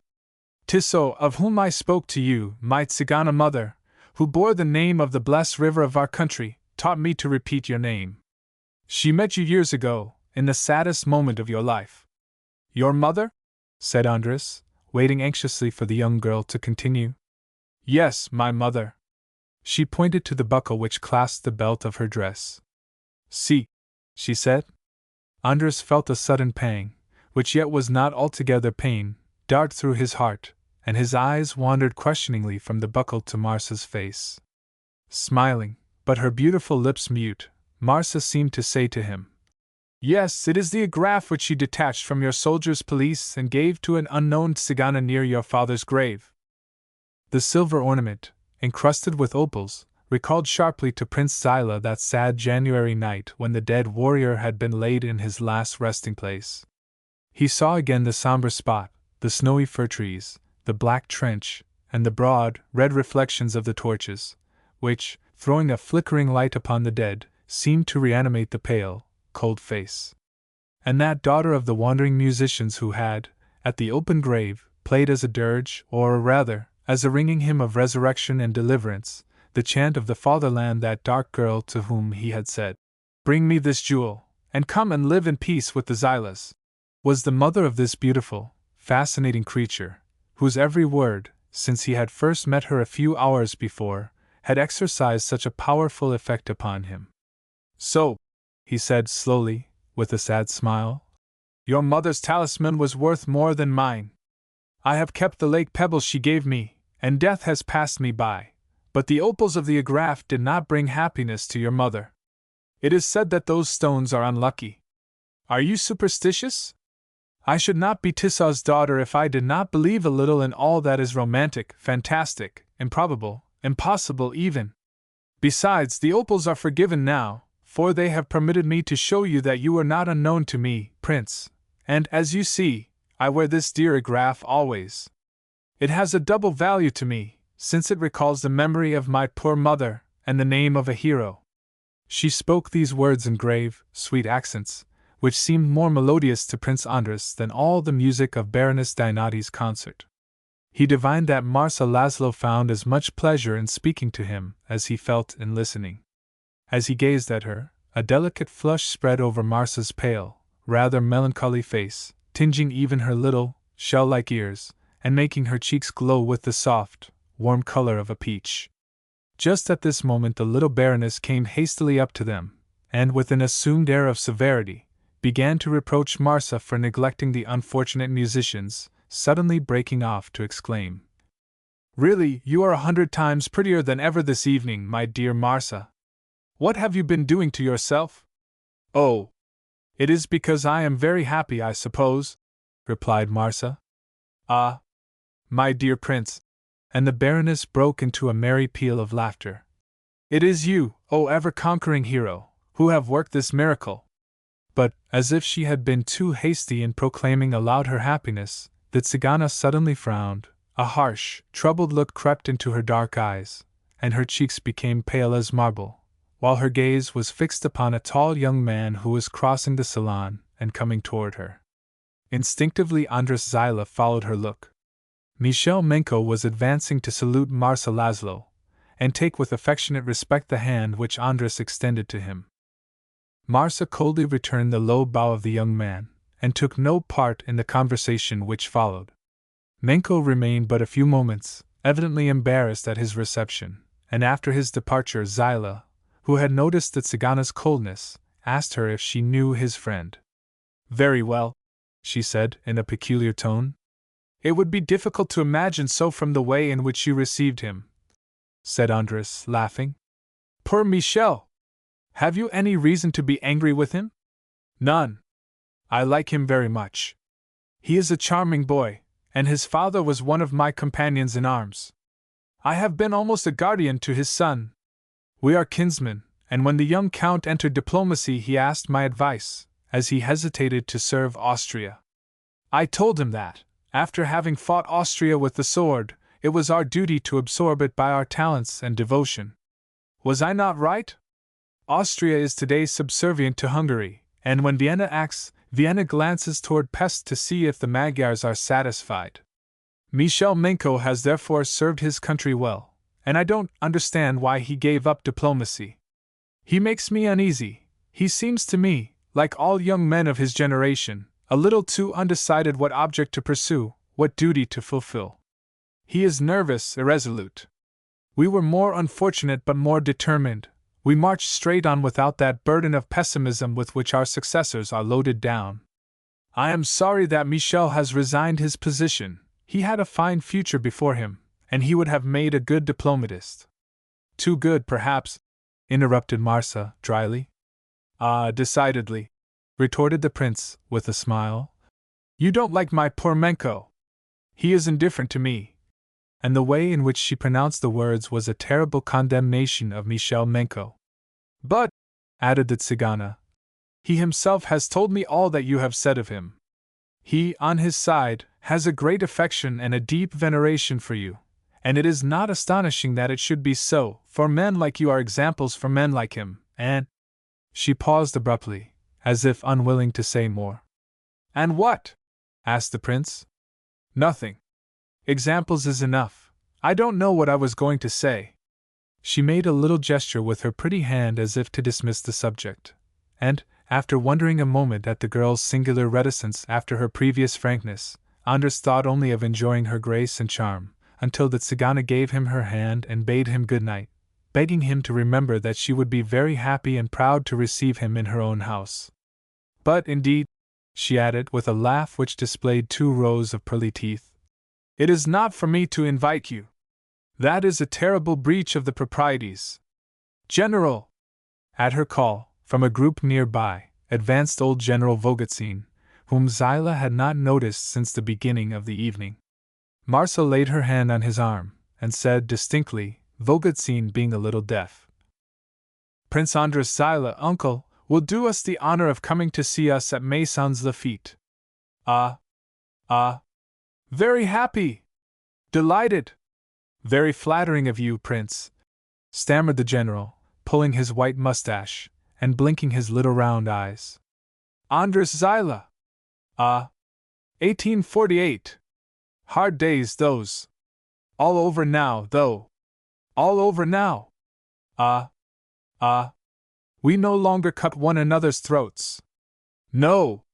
No! No longer cut one another's throats. He held out to Andras his big, fat hand, and repeated, as he shook that of the prince. Delighted! Enchanted! Prince Zilah! Yes!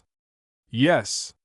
In another moment they were gone, and the evening seemed to Andras like a vision, a beautiful, feverish dream. He sent away his coupe, and returned home on foot, feeling the need of the night air, and, as he walked up the Champs-Élysées beneath the starry sky, he was surprised to find a new, youthful feeling at his heart, stirring his pulses like the first, soft touch of spring. Chapter 8. Have I no right to be happy? There was a certain womanly coquetry, mingled with a profound love of the soil where her martyred mother reposed, and the desire which Marsa Laszlo had to be called the Tzigana, instead of by her own name. The Tzigana! This name, as clear-cut, resonant and expressive as the cymbalums of the Hungarian musicians, lent her an additional, original charm.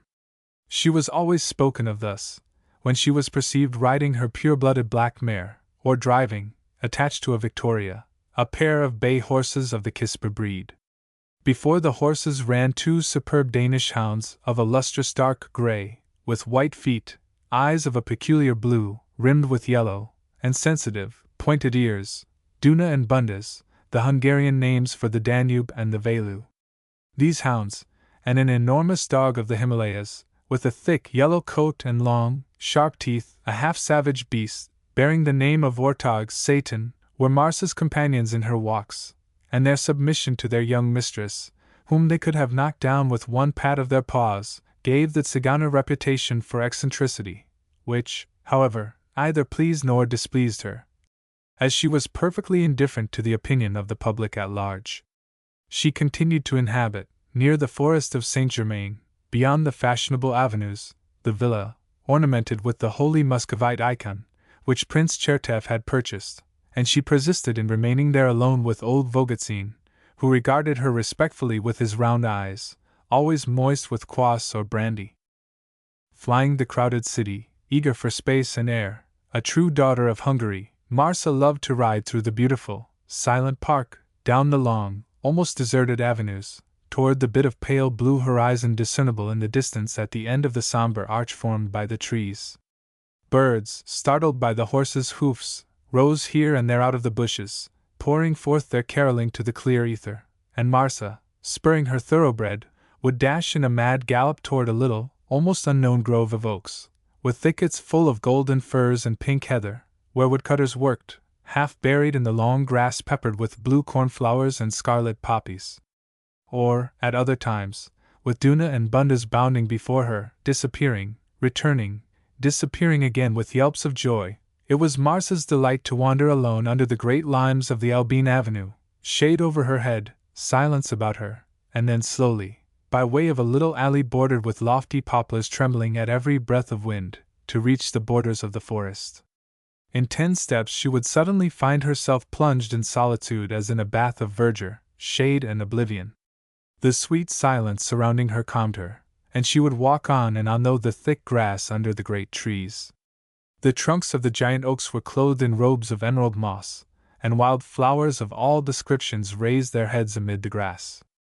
There was no footstep, no sound, a bee lazily humming, a brilliant butterfly darting across the path, something quick and red flashing up a tree, a squirrel frightened by the Danish hounds, that was all.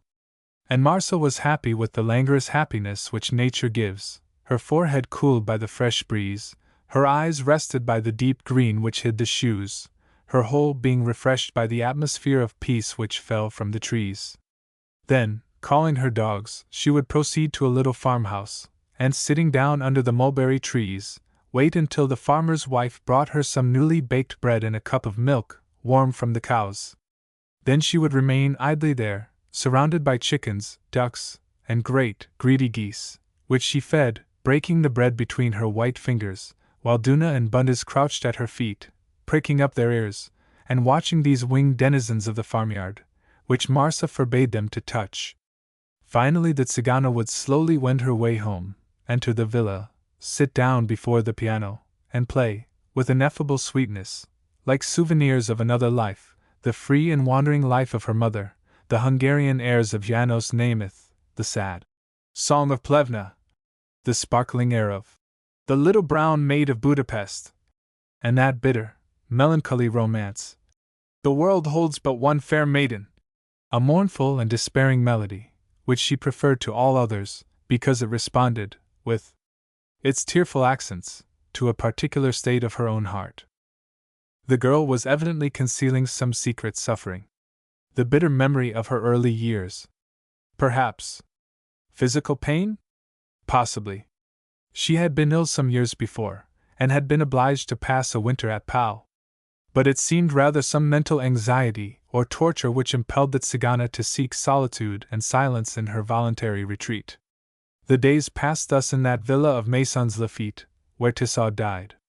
Very often, in the evening, Marsa would shut herself up in the solitude of that death chamber, which remained just as her mother had left it. Below, General Vogotsyn smoked his pipe, with a bottle of brandy for company. Above, Marsa prayed. One night she went out, and through the somber alleys, in the tender light of the moon, made her way to the little convent in the Avenue Egel, where the Blue Sisters were established, those sisters whom she often met in the park, with their full robes of blue cloth, their white veils, a silver medallion and crucifix upon their breasts, and a rosary of wooden beads suspended at their girdles. The little house of the community was shut, the grating closed. The only sign of life was in the lighted windows of the chapel. Marsa paused there, leaning her heated brow against the cold bars of iron, with a longing for death, and a terrible temptation to end all by suicide. "Who knows?" she murmured. "Perhaps forgetfulness, deep, profound forgetfulness, lies within these walls. Forgetfulness." Marsa, then, wished to forget? What secret torture gave to her beautiful face that expression so bitter, so terrible in its agony? She stood leaning there, gazing at the windows of the chapel. Broken words of prayers, of muttered verses and responses, reached her like the tinkling of far-off chimes, like the rustling of invisible wings. The Blue Sisters, behind those walls, were celebrating their vesper service. Does prayer drive away anguish and heartrending memories? Marsa was a Catholic, her mother having belonged to the minority of Tzigani professing the faith of Rome, and Tissot's daughter could, therefore, bury her youth and beauty in the convent of the Blue Sisters. The hollow murmur of the verses and prayers, which paused, began again, and then died away in the night like sighs, attracted her, and, like the trees of the forest, gave her an impression of that peace, that deep repose, which was the longed-for dream of her soul. But suddenly the Tzigana started, removed her gaze from the light streaming through the blue and crimson glass, and hurried away, crying aloud in the darkness. "No! Repose is not there. And, after all, where is repose? Only in ourselves. It can be found nowhere, if it is not in the heart." Then, after these hours of solitude, this longing for the cloister, this thirsting for annihilation and oblivion, Marsa would experience a desire for the dashing, false, and frivolous life of Paris. She would quit Maisons, taking with her a maid, or sometimes old Vogotsyn, go to some immense hotel, like the Continental or the Grand, dine at the table d'hôte, or in the restaurant, seeking everywhere bustle and noise, the antithesis of the life of shade and silence which she led amid the leafy trees of her park. She would show herself everywhere, at races, theaters, parties, as when she accepted the Baroness Dinati's invitation, and when she became nauseated with all the artificiality of worldly life, she would return eagerly to her woods, her dogs and her solitude, and if it were winter, would shut herself up for long months in her lonely, snow-girt house. And was not this existence sweet and pleasant, compared with the life led by Tissot in the castle of the suburbs of Moscow? In this solitude, in the villa of Maisons Laffitte, Andras Zilah was again to see Marsa Laszlo. He came not once, but again and again.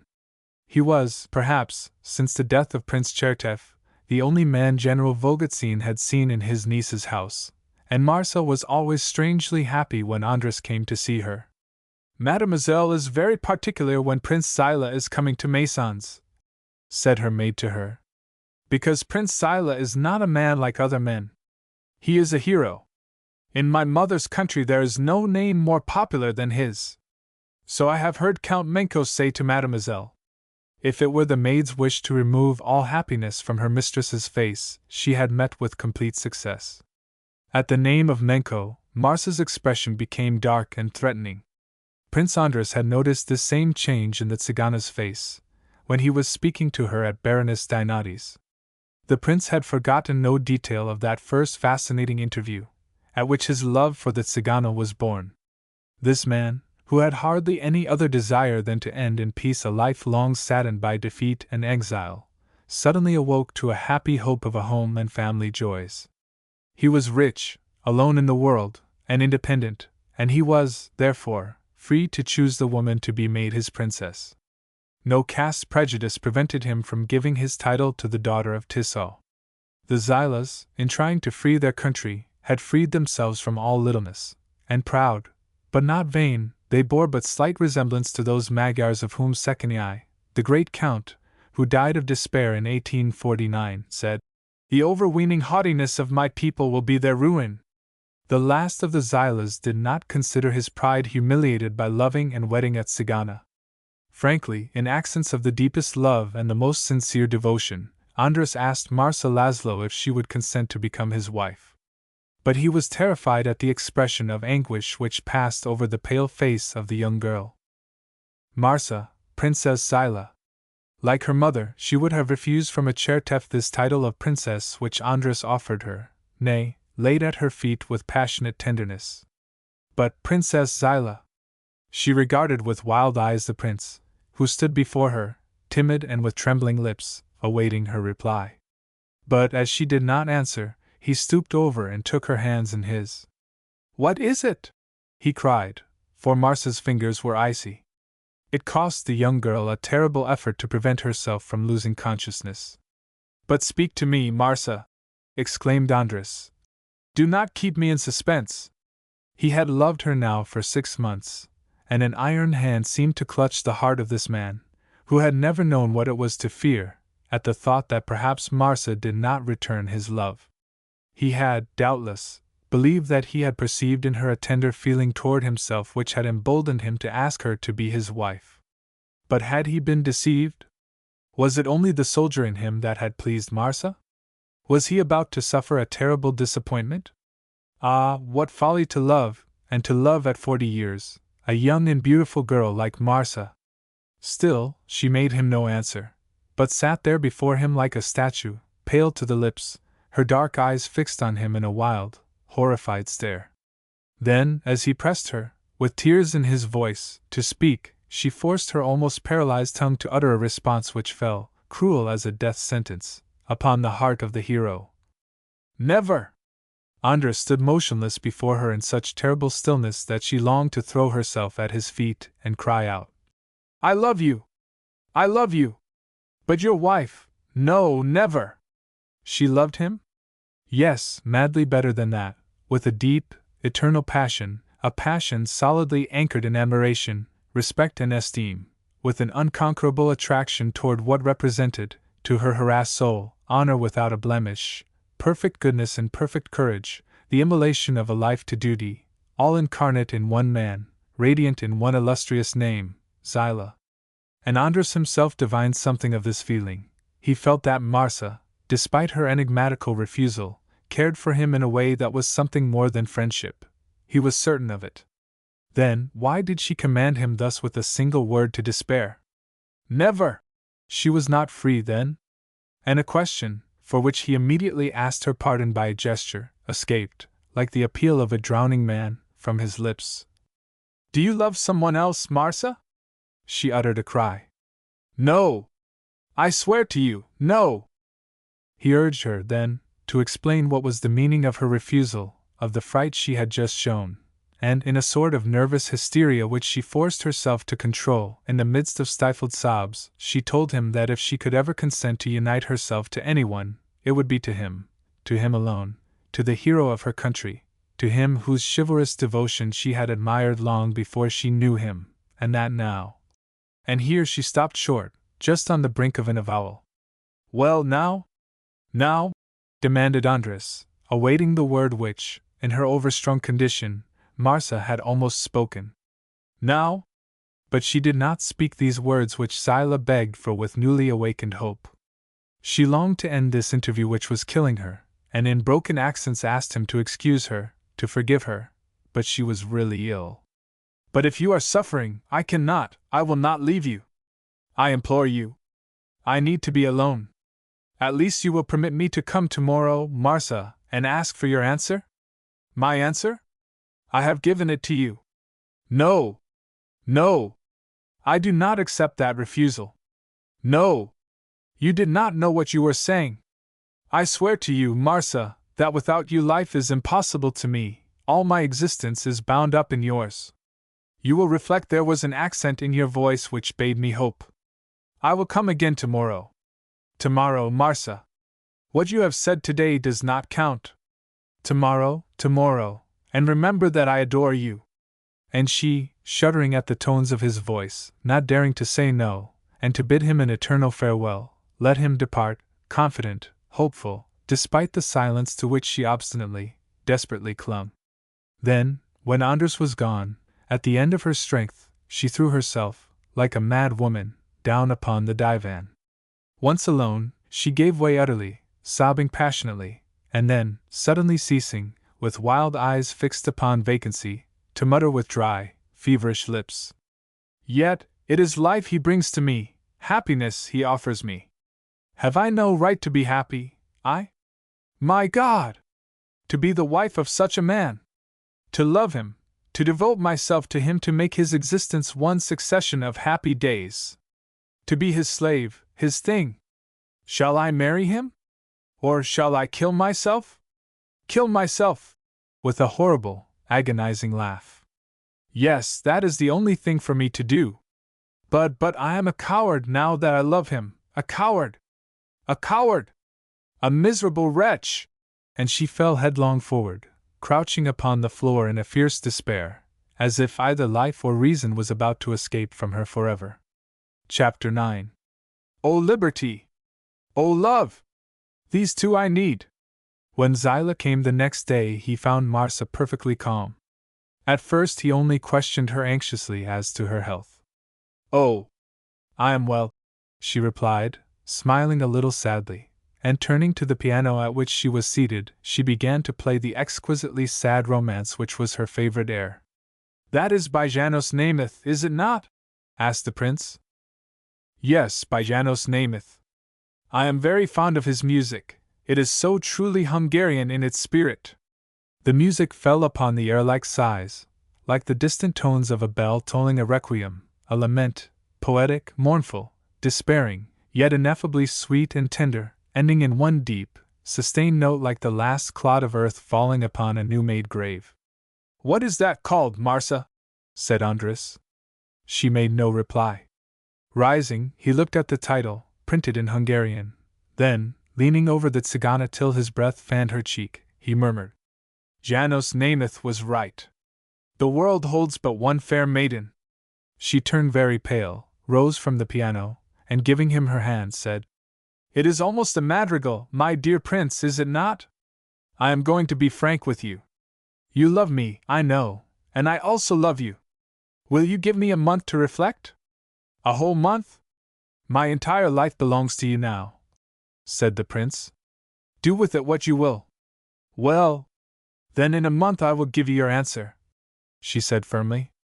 "But," said Andres, smiling beneath his blonde mustache, "remember that I once took for my motto the verses of Pitofi.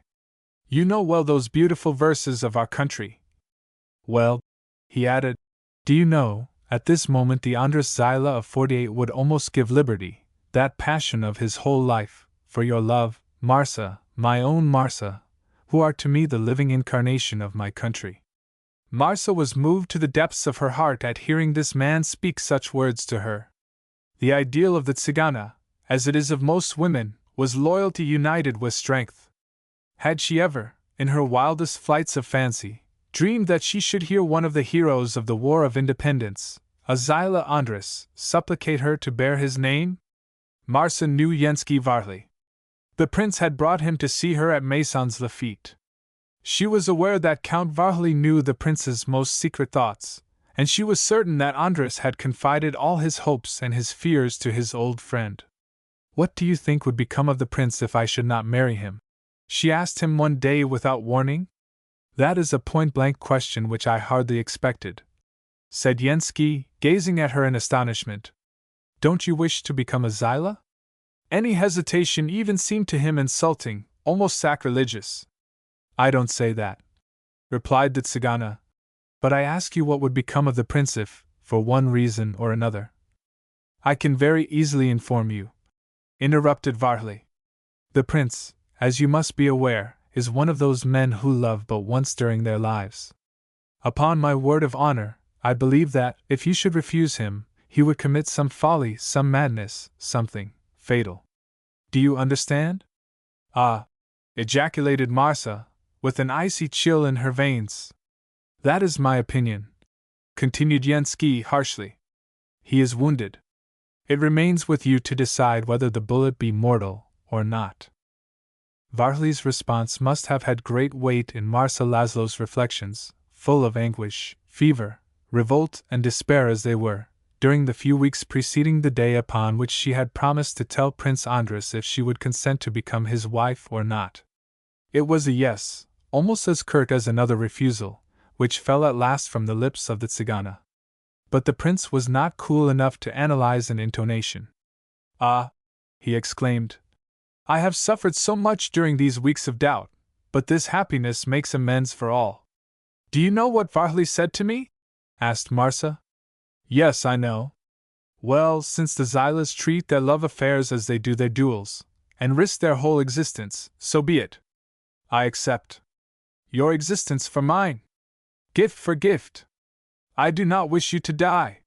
He did not try to understand her, but he took her burning hands between his own, and covered them with kisses. And she, with trembling lip, regarded, through her long eyelashes, the brave man who now bent before her, saying, "I love you."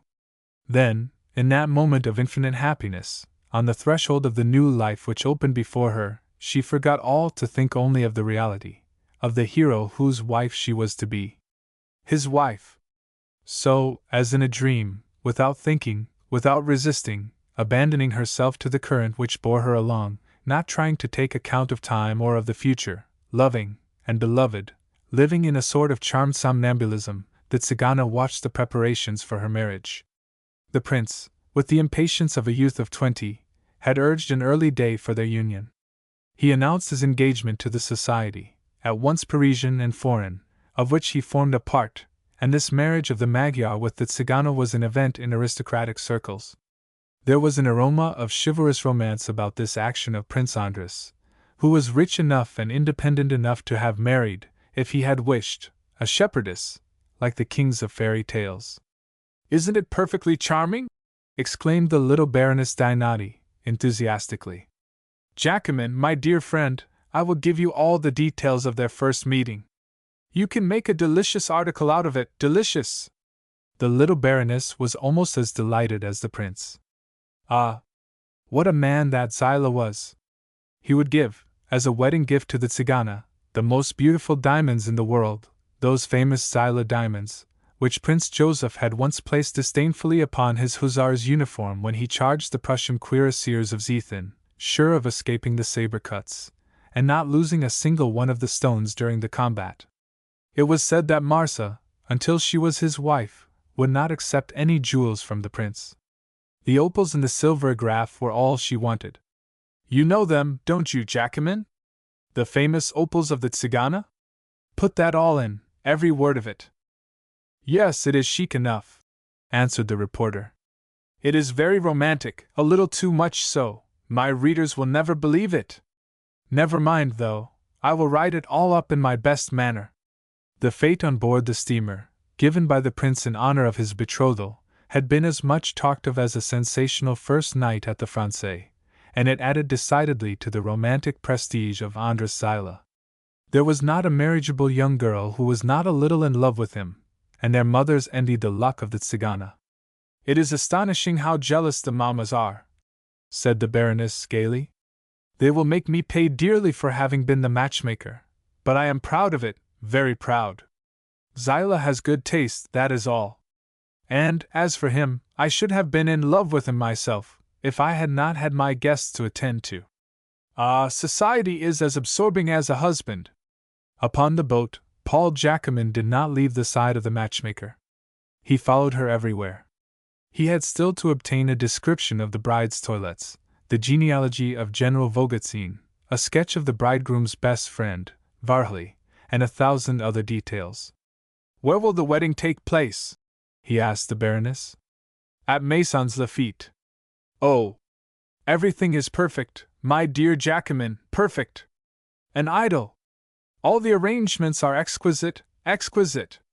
I only wish that you had charge of the supper." Jacquemin, general overseer of the Baroness's parties in the Rue Murillo, did not confess himself inferior to any one as an epicure. He would taste the wines, with the air of a connoisseur, holding his glass up to the light, while the liquor caressed his palate, and shutting his eyes as if more thoroughly to decide upon its merits. "Pomade" would slowly fall from his lips, or "Acceptable Musigny. This Chambertin is really very fair. The Chateau Yquem is not half bad," etc., etc., and the next morning would appear in the reports, which he wrote himself under various pseudonyms. "Our compliments to our friend Jacquemin, if he had anything to do with the selection of the wines, in addition to directing the rehearsals of the Baroness's operetta, which latter work he most skillfully accomplished. Jacquemin possesses talents of all kinds. He knows how to make the best of all materials. As the proverb says, a good mill makes everything flour." Jacquemin had already cast an eye over the menu of the Prince's Fête, and declared it excellent, very correct, very pure. The steamer was at last ready to depart, and Prince Zilah had done the honors to all his guests. It started slowly off, the flags waving coquettishly in the breeze, while the Tzigani musicians played with spirit the vibrating notes of the March of Rakoczy, that triumphant air celebrating the betrothal of Zilah, as it had long ago saluted the burial of his father. Chapter 10. Is fate so just? "We are moving! We are off!" cried the lively little Baroness. "I hope we shan't be shipwrecked," retorted Jacquemin, and he then proceeded to draw a comical picture of possible adventures wherein figured white bears, icebergs, and death by starvation. A subject for a novel, the shipwreck of the betrothed. As they drew away from Paris, passing the quays of Passy and the taverns of Point du Jour, tables on wooden horses were rapidly erected, and covered with snowy cloths, and soon the guests of the prince were seated about the board, Andres between Marsa and the Baroness, and Michel Menko some distance down on the other side of the table. The pretty women and fashionably dressed men made the air resound with gaiety and laughter, while the awnings flapped joyously in the wind, and the boat glided on, cutting the smooth water, in which were reflected the long shadows of the aspens and willows on the banks, and the white clouds floating in the clear sky.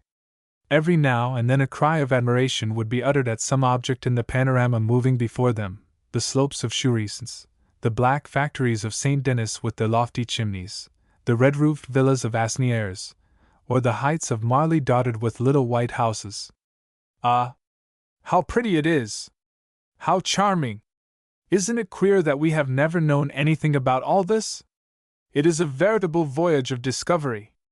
Ladies and gentlemen," cried, above the other voices, Jacquemin, whom Zilah did not know, and to whom the Baroness had made him give a card of invitation, "we are now entering savage countries. It is Kamtschatka, or some such place, and there must be cannibals here." The borders of the Seine, which were entirely fresh to them, and which recalled the pictures of the Salon, were a delightful novelty to these people, accustomed to the dusty streets of the city. Seated between the prince and the Japanese, and opposite Varhely and General Vogotzin, the Baroness thoroughly enjoyed her breakfast. Prince Andres had not spared the Tokay, that sweet, fiery wine, of which the Hungarians say proudly, "It has the color and the price of gold." And the liquor disappeared beneath the mustache of the Russian general as in a funnel. The little Baroness, as she sipped it with pretty little airs of an epicure, chatted with the Japanese, and eager to increase her culinary knowledge, asked him for the receipt for a certain dish which the little yellow fellow had made her taste at a dinner given at his embassy. "Send it to me, will you, Yamada? I will have my cook make it. Nothing gives me so much pleasure as to be able to offer to my guests a new and strange dish. I will give you the receipt also, Jacquemin. Oh, it is such an odd-tasting dish. It gives you a sensation of having been poisoned. Like the guests in Lucrezia Borgia," laughed the Parisian Japanese. "Do you know Lucrezia Borgia?" "Oh, yes, they have sung it at Yokohama." "Oh, we are no longer savages, Baroness, believe me. If you want ignorant barbarians, you must seek the Chinese." The little Japanese was proud of appearing so profoundly learned in European affairs, and his gimlet eyes sought an approving glance from Paul Jacquemin or Michel Menko. But the Hungarian was neither listening to nor thinking of Yamada. He was entirely absorbed in the contemplation of Marsa, and with lips a little compressed, he fixed a strange look upon the beautiful young girl to whom Andras was speaking, and who, very calm, almost grave, but evidently happy, answered the prince with a sweet smile. There was a sort of oriental grace about Marsa, with her willowy figure, flexible as a Hindu convolvulus, and her dark Arabian eyes fringed with their heavy lashes. Michel Menko took in all the details of her beauty, and evidently suffered cruelly, his eyes invincibly attracted toward her. In the midst of these other women, attired in robes of the last or the next fashion, of all the colors of the rainbow, Marsa, in her gown of black lace, was by far the loveliest of them all. Michel watched her every movement, but she, quiet, as if a trifle weary, spoke but little, and only in answer to the prince and Varley, and when her beautiful eyes met those of Menko, she turned them away, evidently avoiding his look with as much care as he sought hers. The breakfast over, they rose from the table, the men lighting cigars, and the ladies seeking the mirrors in the cabin to rearrange their tresses disheveled by the wind. The boat stopped at Marly until it was time for the lock to be opened, before proceeding to Maisons Lafitte, where Marsa was to land. Many of the passengers, with almost childish gaiety, landed, and strolled about on the green bank. Marsa was left alone, glad of the silence which reigned on the steamer after the noisy chatter of a moment ago. She leaned over the side of the boat, listening idly to the swish of the water along its sides. Michel Menko was evidently intending to approach her, and he had made a few steps toward her, when he felt a hand laid upon his shoulder. He turned, thinking it was the prince, but it was Yensky Varley, who said to the young man, "Well, my dear Count, you did right to come from London to this fete. Not only is Zilah delighted to see you, but the fantastic composition of the guests is very curious.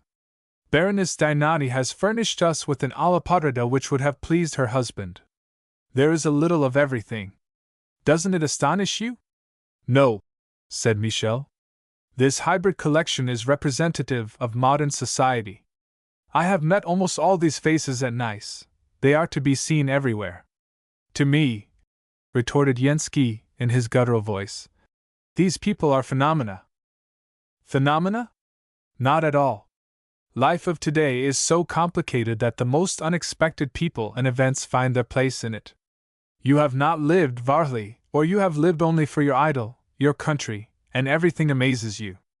If you had, like me, wandered all over the world, you would not be astonished at anything, although, to tell the truth," and the young man's voice became bitter, trenchant, and almost threatening, "we have only to grow old to meet with terrible surprises, very hard to bear." As he spoke, he glanced, involuntarily perhaps, at Marcel Laszlo, leaning on the railing just below him. "Oh, don't speak of old age before you have passed through the trials that Zilah and I have," responded Varley. "At 18, Andras Zilah could have said, 'I am old.' He was in mourning at one and the same time for all his people and for our country.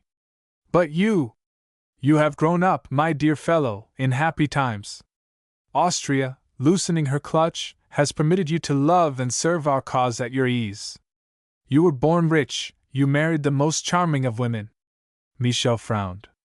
"That is, it is true, the sorrow of your life," continued Varley. "It seems to me only yesterday that you lost a poor child. It is over 2 years, however, said Michel gravely. 2 years! How time flies! She was so charming, said old Yensky, not perceiving the expression of annoyance mingled with sadness which passed over the young man's face. I knew your dear wife when she was quite small, in her father's house. He gave me an asylum at Prague, after the capitulation signed by Georgii. Although I was an Hungarian, and he a Bohemian, her father and I were great friends. Yes, said Menko rapidly. She often spoke of you, my dear Varley. They taught her to love you too. But, evidently seeking to turn the conversation to avoid a subject which was painful to him, you spoke of Georgii.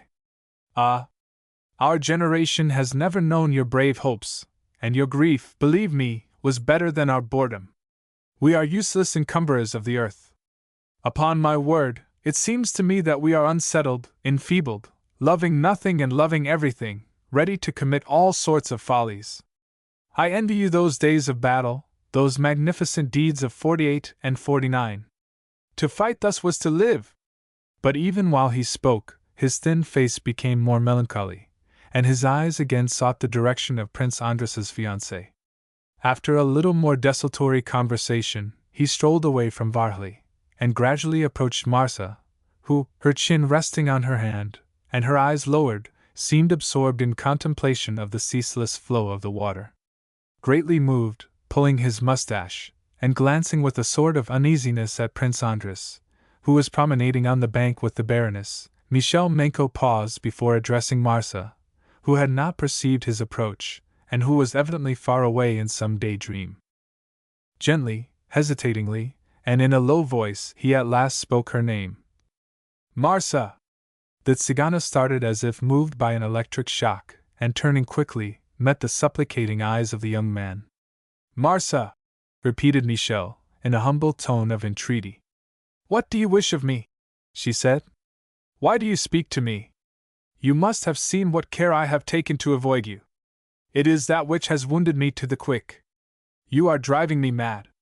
If you only knew what I am suffering!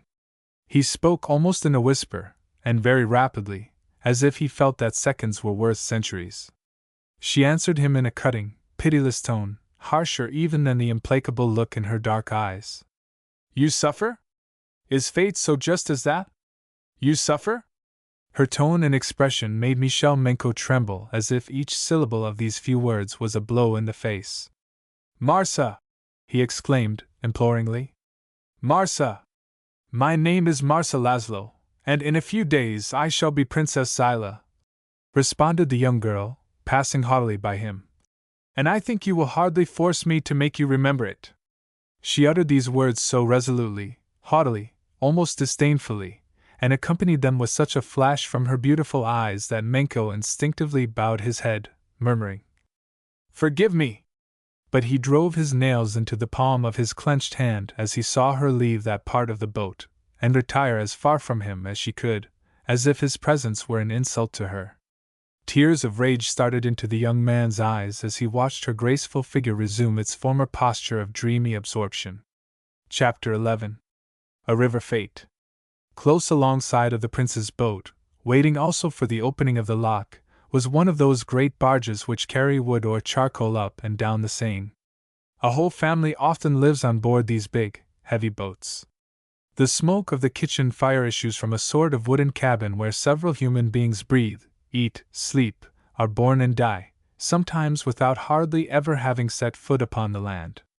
Pots of geranium or begonia give a bit of bright color to the dingy surroundings, and the boats travel slowly along the river, impelled by enormous oars, which throw long shadows upon the water. It was this motionless barge that Marsa was now regarding.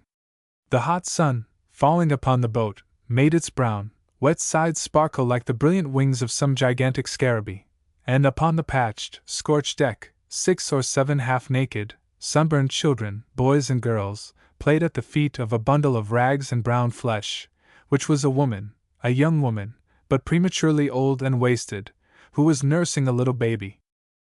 A little farther off, 2 men, one tough and strong, a man of 30, whom toil had made 40, the other old, wrinkled, white-haired and with skin like leather, father and grandfather, doubtless, of the little brats beyond, were eating bread and cheese, and drinking, turn by turn, out of a bottle of wine, which they swallowed in gulps.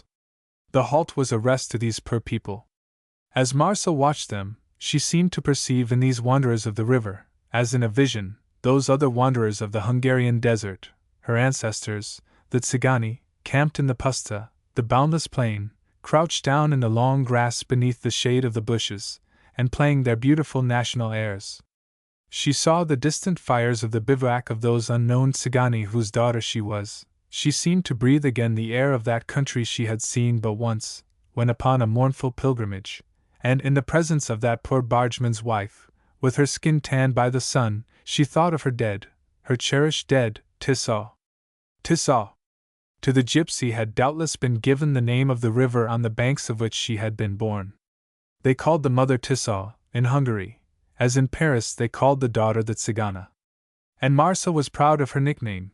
She loved these Tsigani, whose blood flowed in her veins, sons of India, perhaps, who had descended to the valley of the Danube, and who for centuries had lived free in the open air, electing their chiefs, and having a king appointed by the Palatine, a king, who commanding beggars bore, nevertheless, the name of magnificent, indestructible tribes, itinerant republics, musicians playing the old airs of their nation, despite the Turkish saber and the Austrian police, agents of patriotism and liberty, guardians of the old Hungarian honor.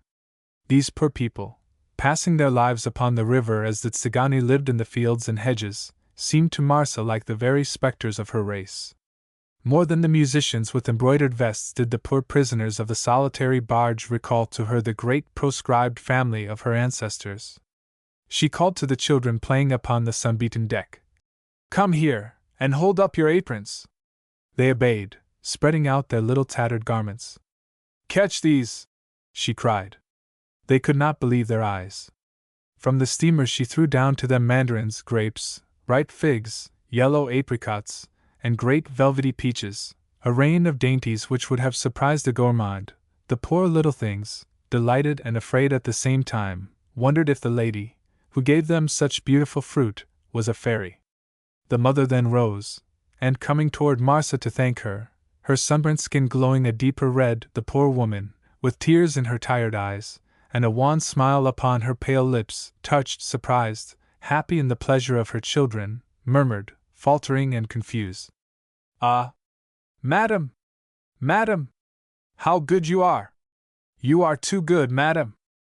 "We must share what we have," said Marcel, with a smile. "See how happy the children are!" "Very happy, madam. They are not accustomed to such things. Say thank you to the beautiful lady. Say thank you, Jean, you are the oldest. Say like this, thank you, madame. Thank you, madame," faltered the boy, raising to Marcel big, timid eyes, which did not understand why anybody should either wish him ill or do him a kindness. And other low, sweet little voices repeated, like a refrain, "Thank you, madame." The two men, in astonishment, came and stood behind the children, and gazed silently at Marcel. "And your baby, madam?"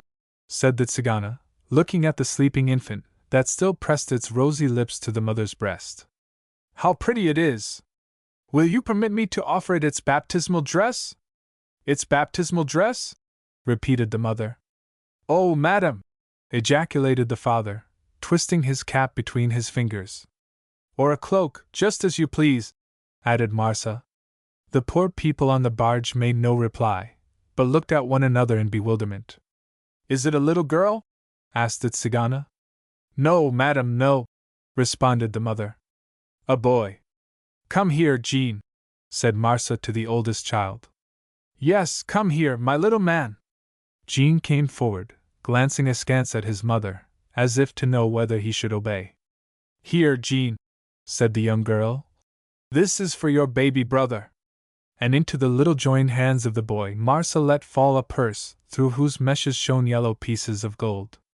The people of the barge thought they were dreaming, and stood open-mouthed in amazement, while Jean cried out, "Mamma, see, mamma!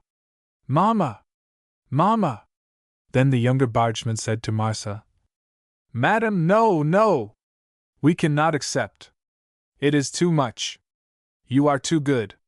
Give it back, Jean. It is true, madam, faltered his wife. It is impossible. It is too much. You will cause me great pain if you refuse to accept it, said Marsa. Chance has brought us together for a moment, and I am superstitious. I would like to have the little children pray that those I love, that the one I love may be happy.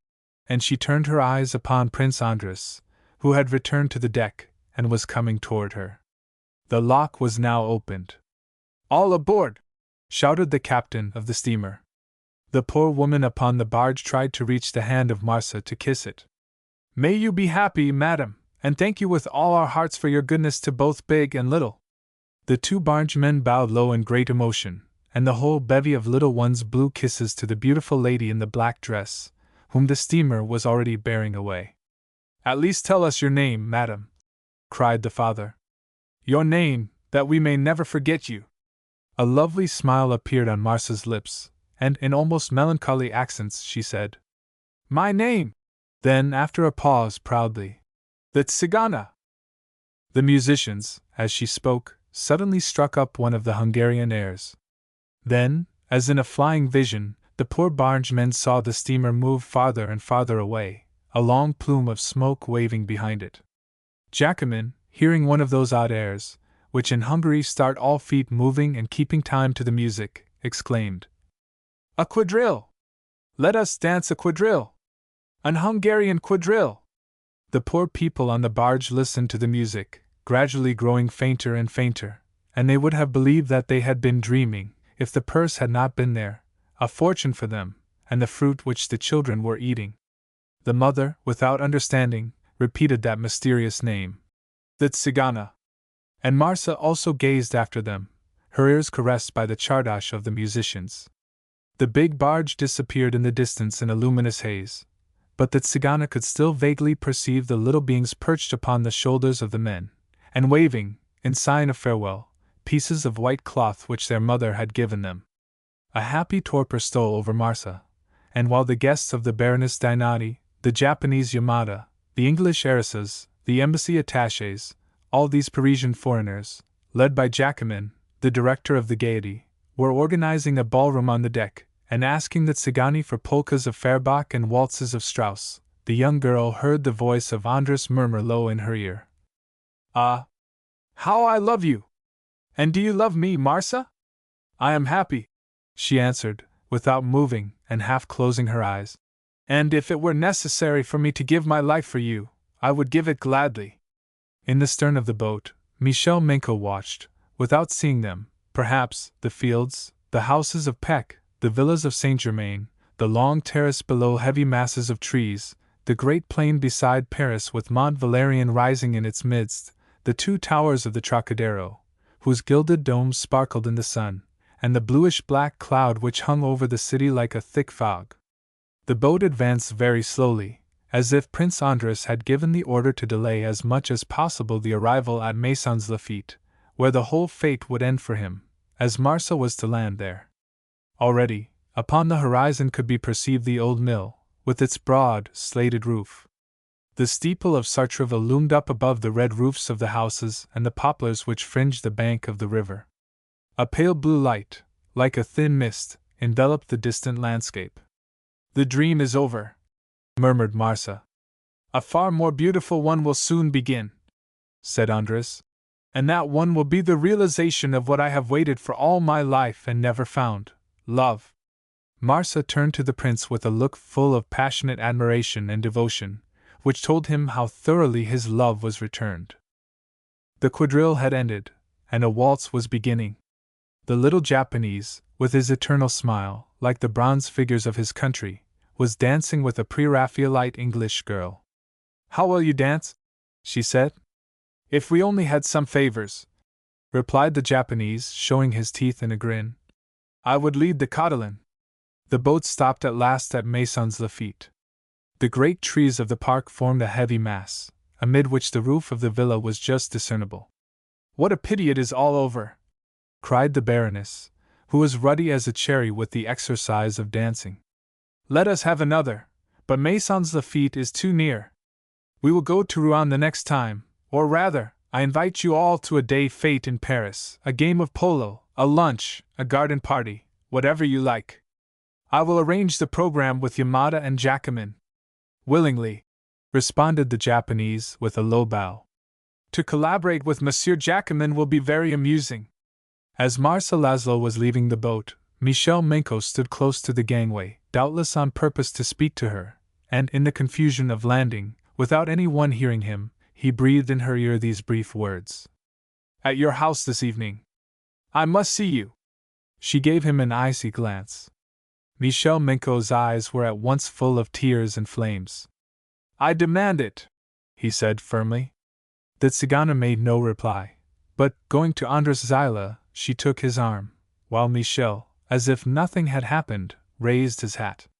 General Volgotsin, with flaming face, followed his niece, muttering, as he wiped the perspiration unsteadily from his face.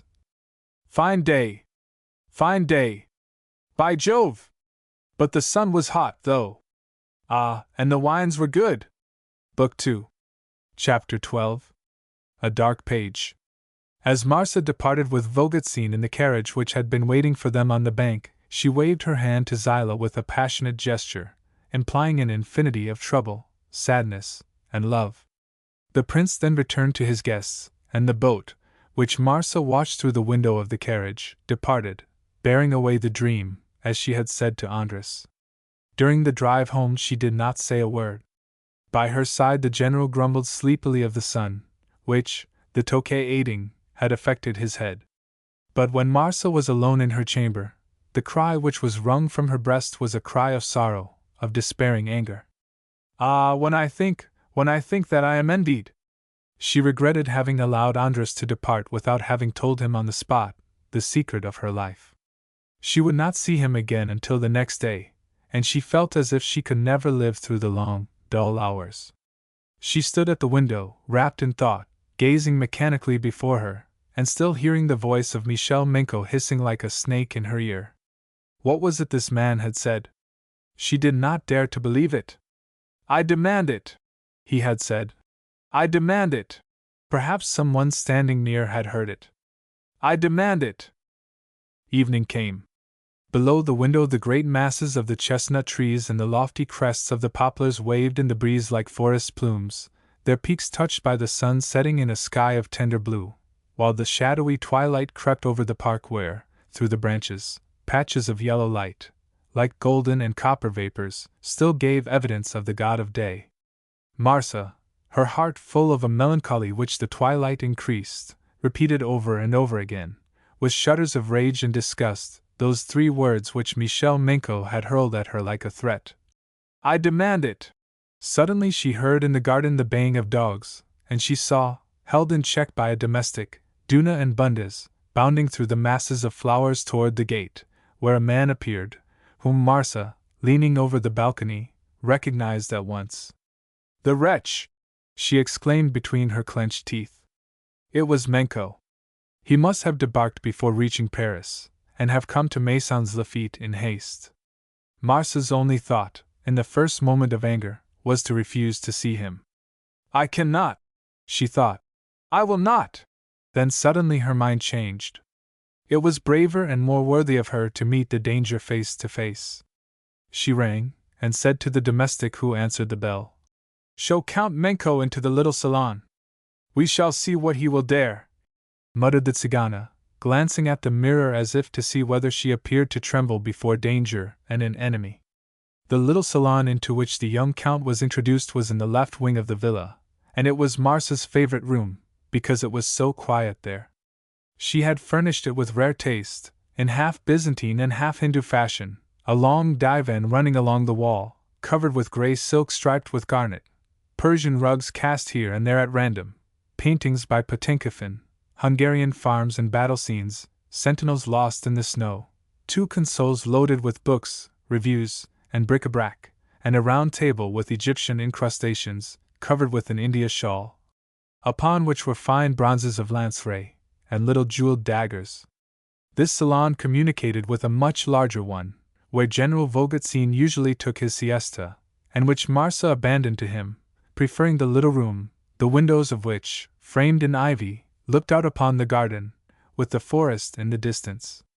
Michel Menko was well acquainted with this little salon, where he had more than once seen Marcia seated at the piano playing her favorite airs. He remembered it all so well, and, nervously twisting his mustache, he longed for her to make her appearance. He listened for the frou-frou of Marcia's skirts on the other side of the lowered portiere which hung between the two rooms, but he heard no sound.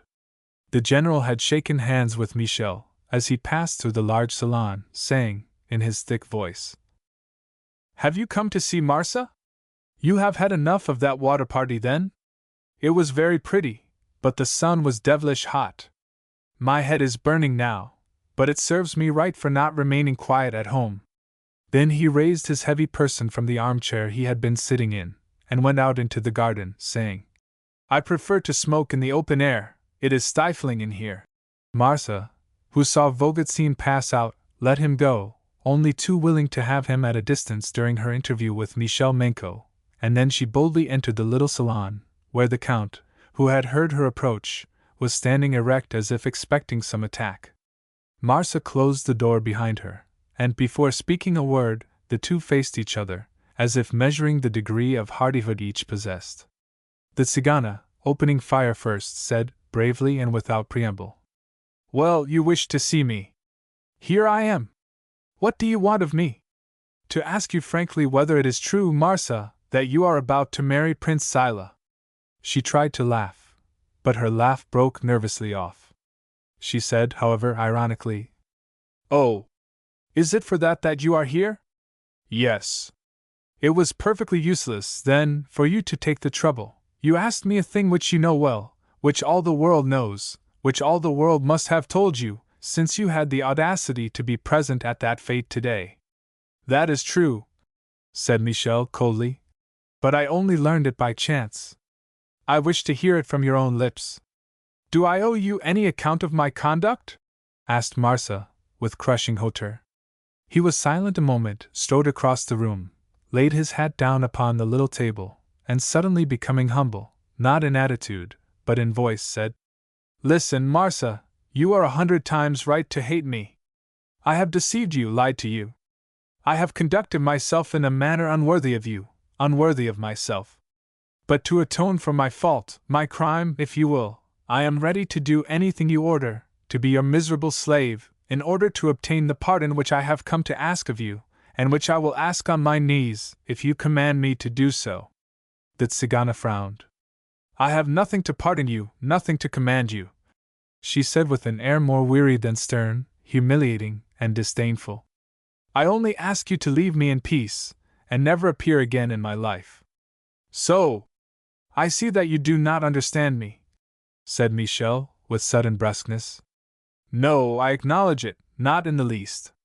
When I asked you whether you were to marry Prince Andres, didn't you understand that I asked you also another thing? Will you marry me, Michel Menko?" "You!" cried the Tzigana.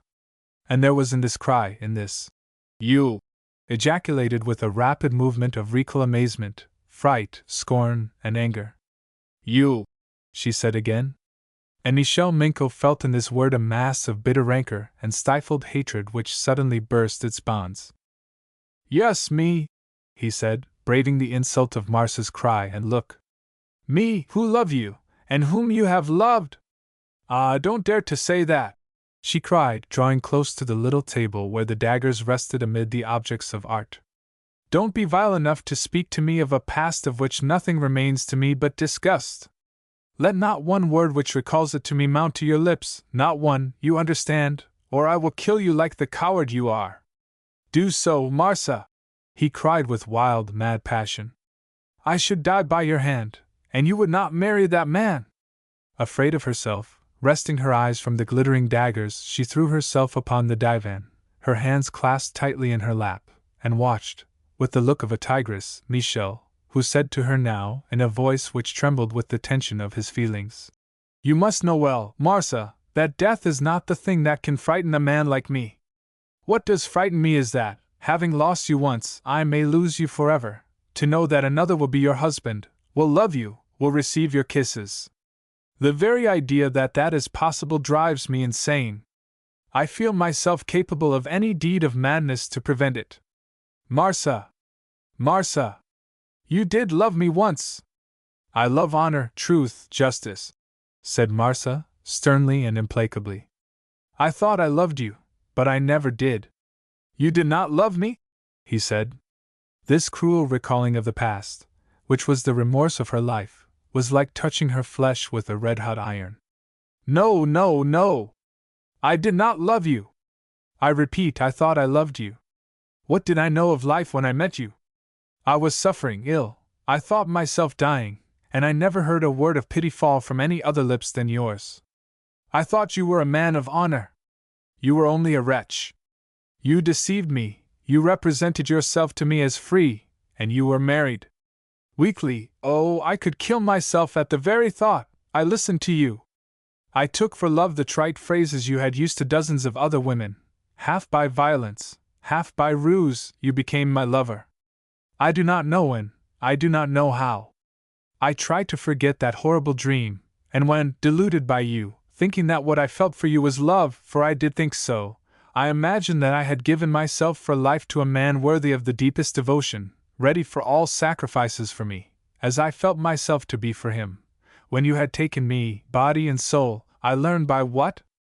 By a trifling conversation, by a chance, in a crowded ballroom, that this Michel Menko, whose name I was to bear, who was to be my husband, this Count Menko, this man of honor, the one in whom I believed blindly, was married.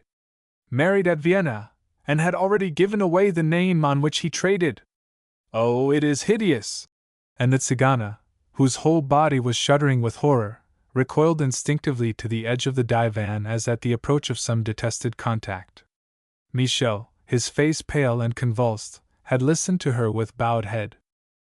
All that you say is the truth, Marsa, but I will give my life, my whole life, to expiate that lie. There are infamies which are never effaced. There is no pardon for him who has no excuse. No excuse? Yes, Marsa, I have one.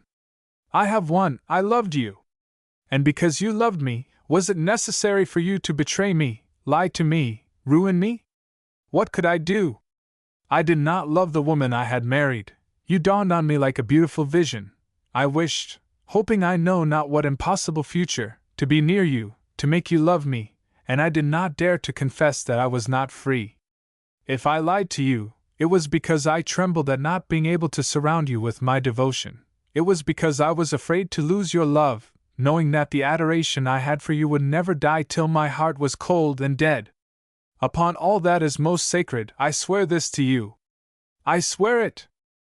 He then recalled to her, while she sat rigid and motionless with an expression of contempt and disdain upon her beautiful, proud lips, their first meetings, that evening at Lady Brawley's, in Pau, where he had met her for the first time, their conversation, the ineffaceable impression produced upon him by her beauty, that winter season, the walks they had taken together beneath the trees, which not a breath of wind stirred, their excursions in the purple and gold valleys, with the Pyrenees in the distance crowned with eternal snow.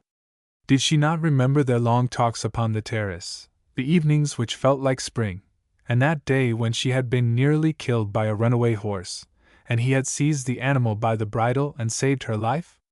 Yes, he had loved her well, and it was because, possessing her love, he feared, like a second Adam, to see himself driven out of paradise, that he had hidden from Marsa the truth. If she had questioned one of the Hungarians or Viennese, who were living at Pau, she could doubtless have known that Count Menko, the first secretary of the Embassy of Austria-Hungary at Paris, had married the heiress of one of the richest families of Prague, a pretty but unintelligent girl, not understanding at all the character of her husband, detesting Vienna and Paris, and gradually exacting from Menko that he should live at Prague, near her family, whose ancient ideas and prejudices and inordinate love of money displeased the young Hungarian. He was left free to act as he pleased. His wife would willingly give up a part of her dowry to regain her independence. It was only just, she said insolently, that, having been mistaken as to the tastes of the man she had married for reasons of convenience rather than of inclination, she should pay for her stupidity. Pay! The word made the blood mount to Menko's face. If he had not been rich, as he was, he would have hewn stone to gain his daily bread rather than touch a penny of her money. He shook off the yoke the obstinate daughter of the Bohemian gentleman would have imposed upon him, and departed, brusquely breaking a union in which both husband and wife so terribly perceived their error. Marcia might have known of all this if she had, for a moment, doubted Minko's word. But how was she to suspect that the young Count was capable of a lie or of concealing such a secret? Besides, she knew hardly any one at Pau, as her physicians had forbidden her any excitement. At the foot of the Pyrenees, she lived, as at Maisons Laffitte, an almost solitary life, and Michel Minko had been during that winter, which he now recalled to Marcia, speaking of it as of a lost Eden, her sole companion, the only guest of the house she inhabited with Volgatsine in the neighborhood of the castle. Poor Marcia, enthusiastic, inexperienced, her heart enamored with chivalrous audacity, intrepid courage, all the many virtues which were those of Hungary herself. Marcia, her mind imbued from her infancy with the almost fantastic recitals of the War of Independence, and later, with her readings and reflections. Marcia, full of the stories of the heroic past, must necessarily have been the dupe of the first being who, coming into her life, was the personal representative of the bravery and charm of her race.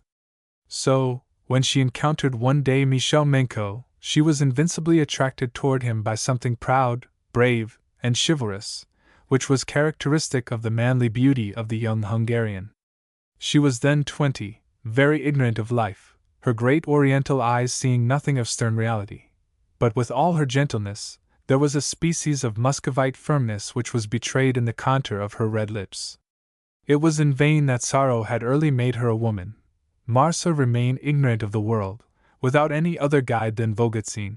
Suffering and languid, she was fatally at the mercy of the first lie which should caress her ear and stir her heart.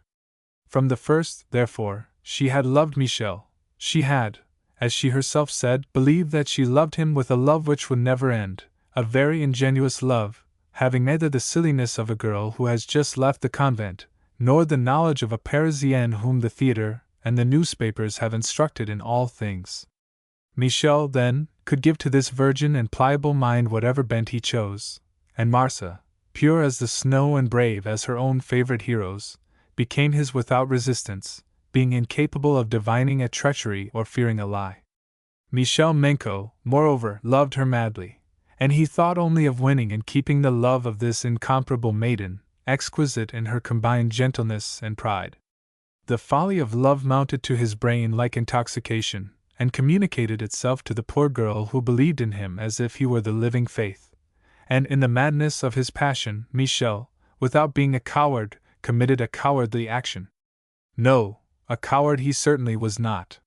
He was one of those nervous natures, as prompt to hope as to despair, going to all extremes, at times foolishly gay, and at others as grave and melancholy as Hamlet. There were days when Minko did not value his life at a penny, and when he asked himself seriously if suicide were not the simplest means to reach the end, and again, at the least ray of sunshine, he became sanguine and hopeful to excess. Of undoubted courage, he would have faced the muzzle of a loaded cannon out of mere bravado, at the same time wondering, with a sarcastic smile upon his lips, cui bono? He sometimes called heroism a trick, and yet, in everyday life, he had not much regard for tricksters. Excessively fond of movement, activity, and excitement, he yet counted among his happiest days those spent in long meditations and inactive dreams. He was a strange combination of faults and good qualities, without egregious vices, but all his virtues capable of being annihilated by passion, anger, jealousy, or grief. With such a nature, everything was possible, the sublimity of devotion, or a fall into the lowest infamy. He often said in self-analysis, "I am afraid of myself." In short, his strength was like a house built upon sand. All, in a day, might crumble. "If I had to choose the man I should prefer to be," he said once, "I would be Prince Andras Zilah, because he knows neither my useless discouragements, apropos of everything and nothing, nor my childish delights, nor my hesitations, nor my confidence, which at times approaches folly as my misanthropy approaches injustice, and because, in my opinion, the supreme virtue in a man is firmness." The Zilahs were connected by blood with the Menkos, and Prince Andras was very fond of this young man, who promised to Hungary one of those diplomats capable of wielding at once the pen and the sword, and who, in case of war, before drawing up a protocol, would have dictated its terms, saber in hand. Michel indeed stood high with his chief in the embassy, and he was very much sought after in society.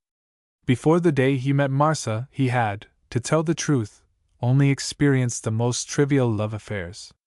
He did not speak of his wife at Pau any more than he did on the boulevards. She lived far away, in the old city of Prague, and troubled Michel no more than if she had never existed. Perhaps he had forgotten, really forgotten, with that faculty of forgetfulness which belongs to the imaginative, that he was married, when he encountered Marsa, the candid, pure-hearted girl, who did not reflect nor calculate, but simply believed that she had met a man of honor. So, what sudden revolt, humiliation, and hatred did the poor child feel when she learned that the man in whom she had believed as in a god had deceived her, lied to her. He was married. He had treated her as the lowest of women. Perhaps he had never even loved her. The very thought made her long to kill herself, or him, or both. She, unhappy, miserable woman, was ruined forever. She had certainly never stopped to think where the love she had for Michel would lead her. She thought of nothing except that Michel was hers, and she was his, and she believed that their love would last forever. She did not think that she had long to live, and her existence seemed to her only a breath which any moment might cease. Why had she not died before she knew that Menko had lied? All deception seemed hideous to Marsa Laszlo, and this hideousness she had discovered in the man to whom she had given herself, believing in the eternity as well as in the loyalty of his love. It was at a ball, at the English embassy, after her return from Pau, that, while smiling and happy, she overheard between two Viennese strangers to her, this short dialogue, every word of which was like a knife in her heart. "What a charming fellow that Menko is!" "Yes, is his wife ugly or a humpback? Or is he jealous as Othello? She is never seen." "His wife? Is he married?" "Yes, he married a Blavka, the daughter of Angel Blavka of Prague." "Didn't you know it?" "Married." Marsa felt her head reel, and the sudden glance she cast at the speaker silenced, almost terrified them. Half insane, she reached home, she never knew how. The next day Michel Menko presented himself at her apartments in the hotel where she was living. She ordered him out of her presence, not allowing him to offer any excuse or explanation. "You are married, and you are a coward!" He threw himself at her knees, and implored her to listen to him. "Go! Go! But our love, Marsa? For I love you, and you love me. I hate and scorn you. My love is dead. You have killed it. All is over. Go! And let me never know that there exists a Michel Menko in the world. Never! Never! Never!" He felt his own cowardice and shame, and he disappeared, not daring again to see the woman whose love haunted him, and who shut herself away from the world more obstinately than ever.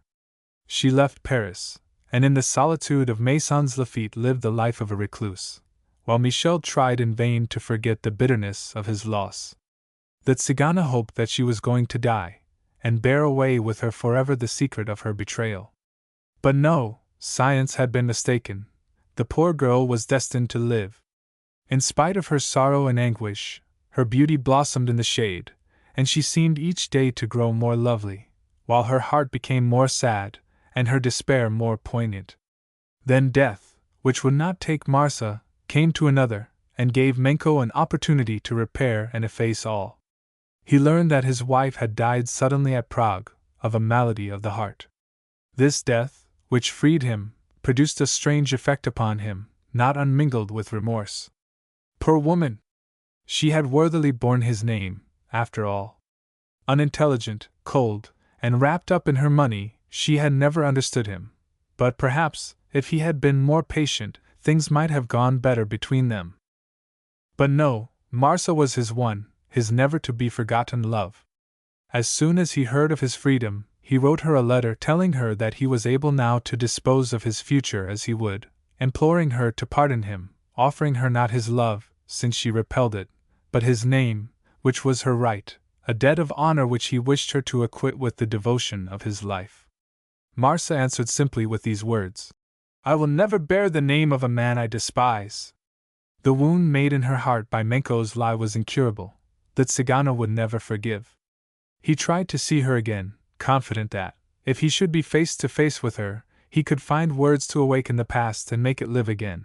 But she obstinately refused to see him, and, as she did not go into society, he never met her. Then he cast himself, with a sort of frenzy, into the dissipation of Paris, trying to forget at any cost. Failing in this, he resigned his position at the embassy, and went away to seek adventure, going to fight in the Balkans against the Russians, only to return weary and bored as he had departed, always invincibly and eternally haunted by the image of Marsa, an image sad as a lost love, and grave as remorse. Chapter 13. My Letters or Myself. It was that past, that terrible past, which Michel Menko had dared to come and speak of to the Tzigana. At first, she had grown crimson with anger, as if at an insult.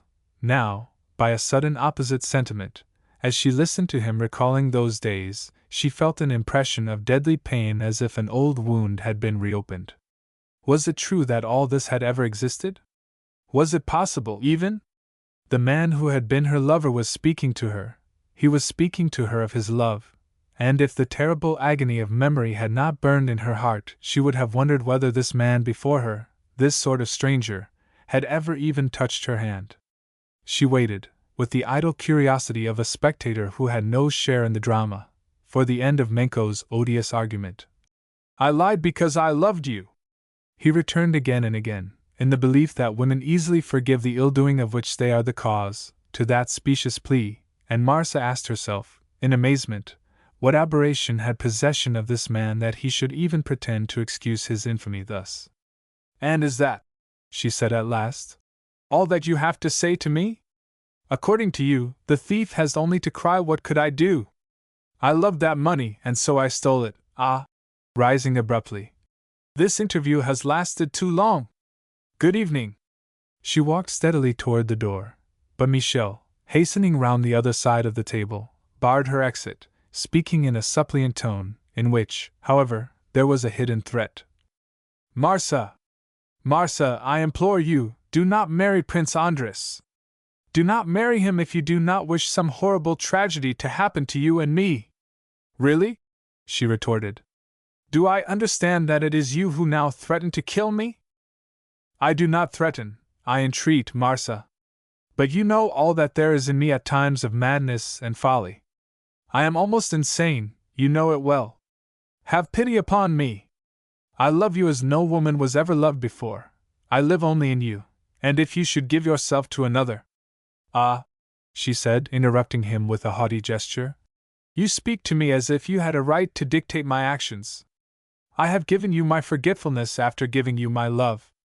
That is enough, I think. Leave me. Marsa! I have hoped for a long time that I was forever delivered from your presence. I commanded you to disappear. Why have you returned? Because after I saw you one evening at Baroness Dinati's, do you remember?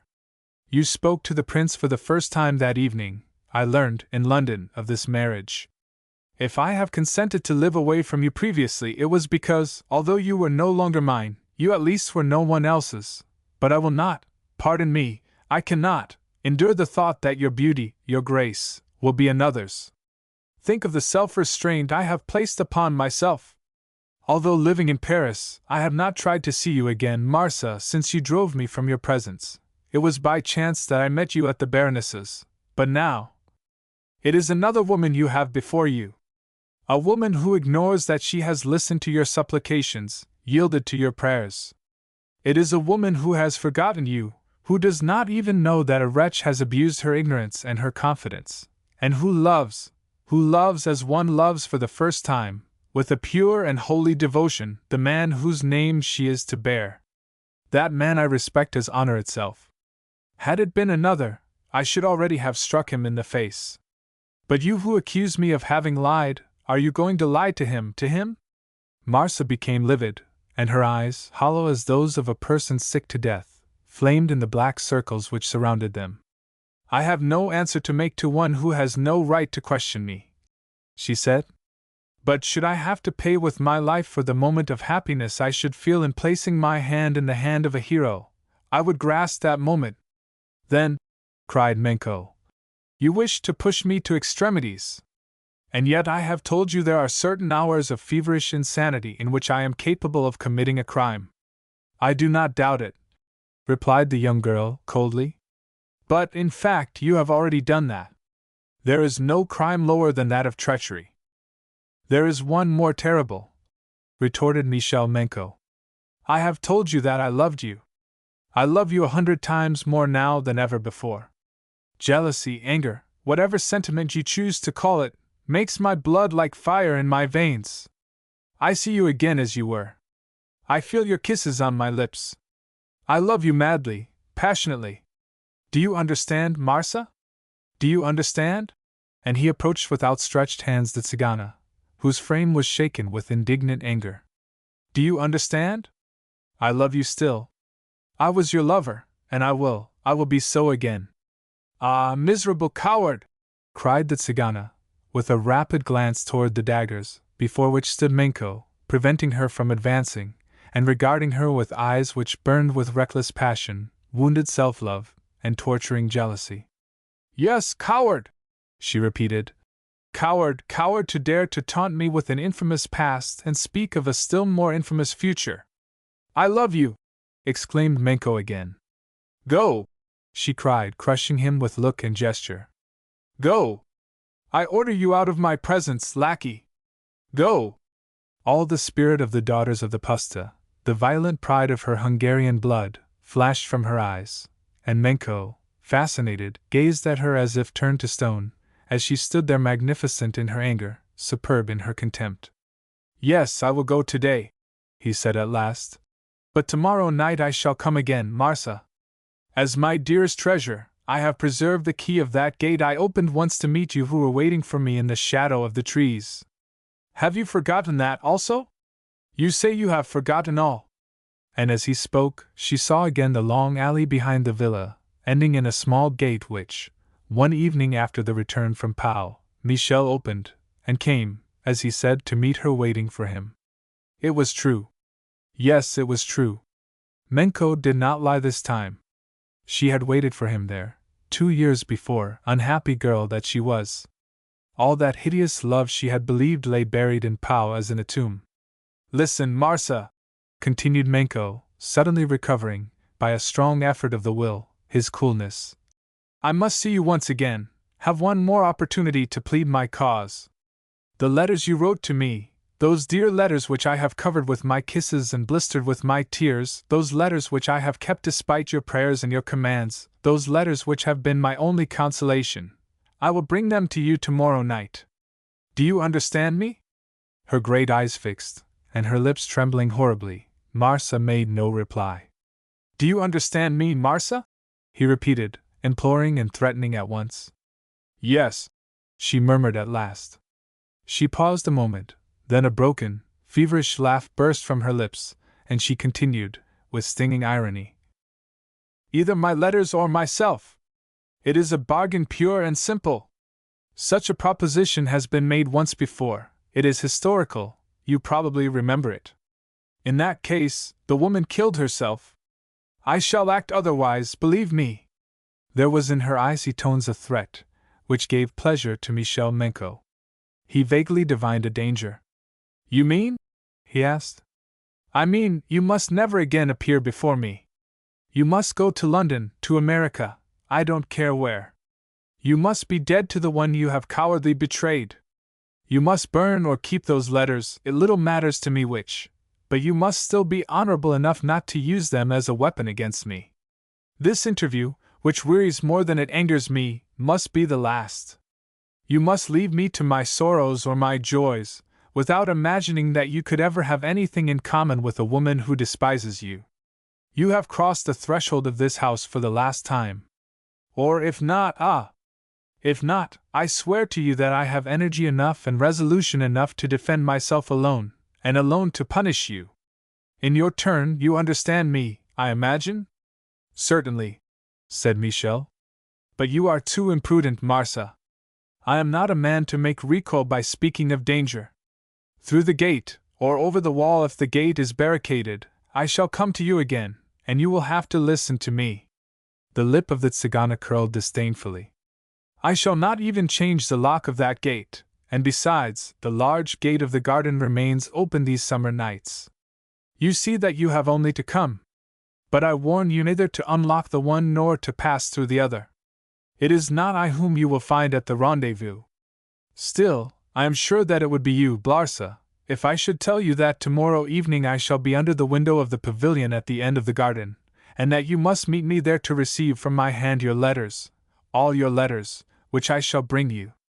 Do you think so? I am certain of it. Certain? Why? Because you will reflect. I have had time to reflect. Give me another reason. Another reason is that you cannot afford to leave such proofs in my hands. I assure you that it would be folly to make of a man like me, who would willingly die for you, an open and implacable enemy. I understand. A man like you would die willingly for a woman, but he insults and threatens her, like the vilest of men, with a punishment more cruel than death itself. Well, it matters little to me. I shall not be in the pavilion where you have spoken to me of your love, and I will have it torn down, and the debris of it burned within 3 days. I shall not await you. I shall never see you again. I do not fear you. And I leave you the right of doing with those letters what you please. Then, surveying him from head to foot, as if to measure the degree of audacity to which he could attain. Adieu, she said. Au revoir, he rejoined coldly, giving to the salutation an emphasis full of hidden meaning. The Tzigana stretched out her hand, and pulled a silken bell cord. A servant appeared. Show this gentleman out, she said very quietly. Chapter 14. Have I the right to lie? Then the Tzigana's romance, in which she had put all her faith and her belief, had ended. Like a bad dream, she said to herself. My life is over. What remained to her? Expiation? Forgetfulness? She thought of the cloister, and the life of prayer of those blue sisters she saw under the trees of Maisons Lafitte. She lived in the solitude of her villa, remaining there during the winter in a melancholy tête-à-tête with old Vogetzin, who was always more or less under the effect of liquor. Then, as death would not take her, she gradually began to go into Parisian society, slowly forgetting the past, and the folly which she had taken for love little by little faded mistily away. It was like a recovery from an illness, or the disappearance of a nightmare in the dawn of morning. Now Marcel Laszlo, who 2 years before had longed for annihilation and death, occasionally thought the little Baroness Dinati right when she said, in her laughing voice, "What are you thinking of, my dear child? Is it well for a girl of your age to bury herself voluntarily and avoid society?" She was then 24. In 3 or 4 years she had aged mentally 10. But her beautiful oval face had remained unchanged, with the purity of outline of a Byzantine Madonna. Then, life has its awakenings. She met Prince Andras. All her admirations as a girl, her worship of patriotism and heroism, flamed forth anew.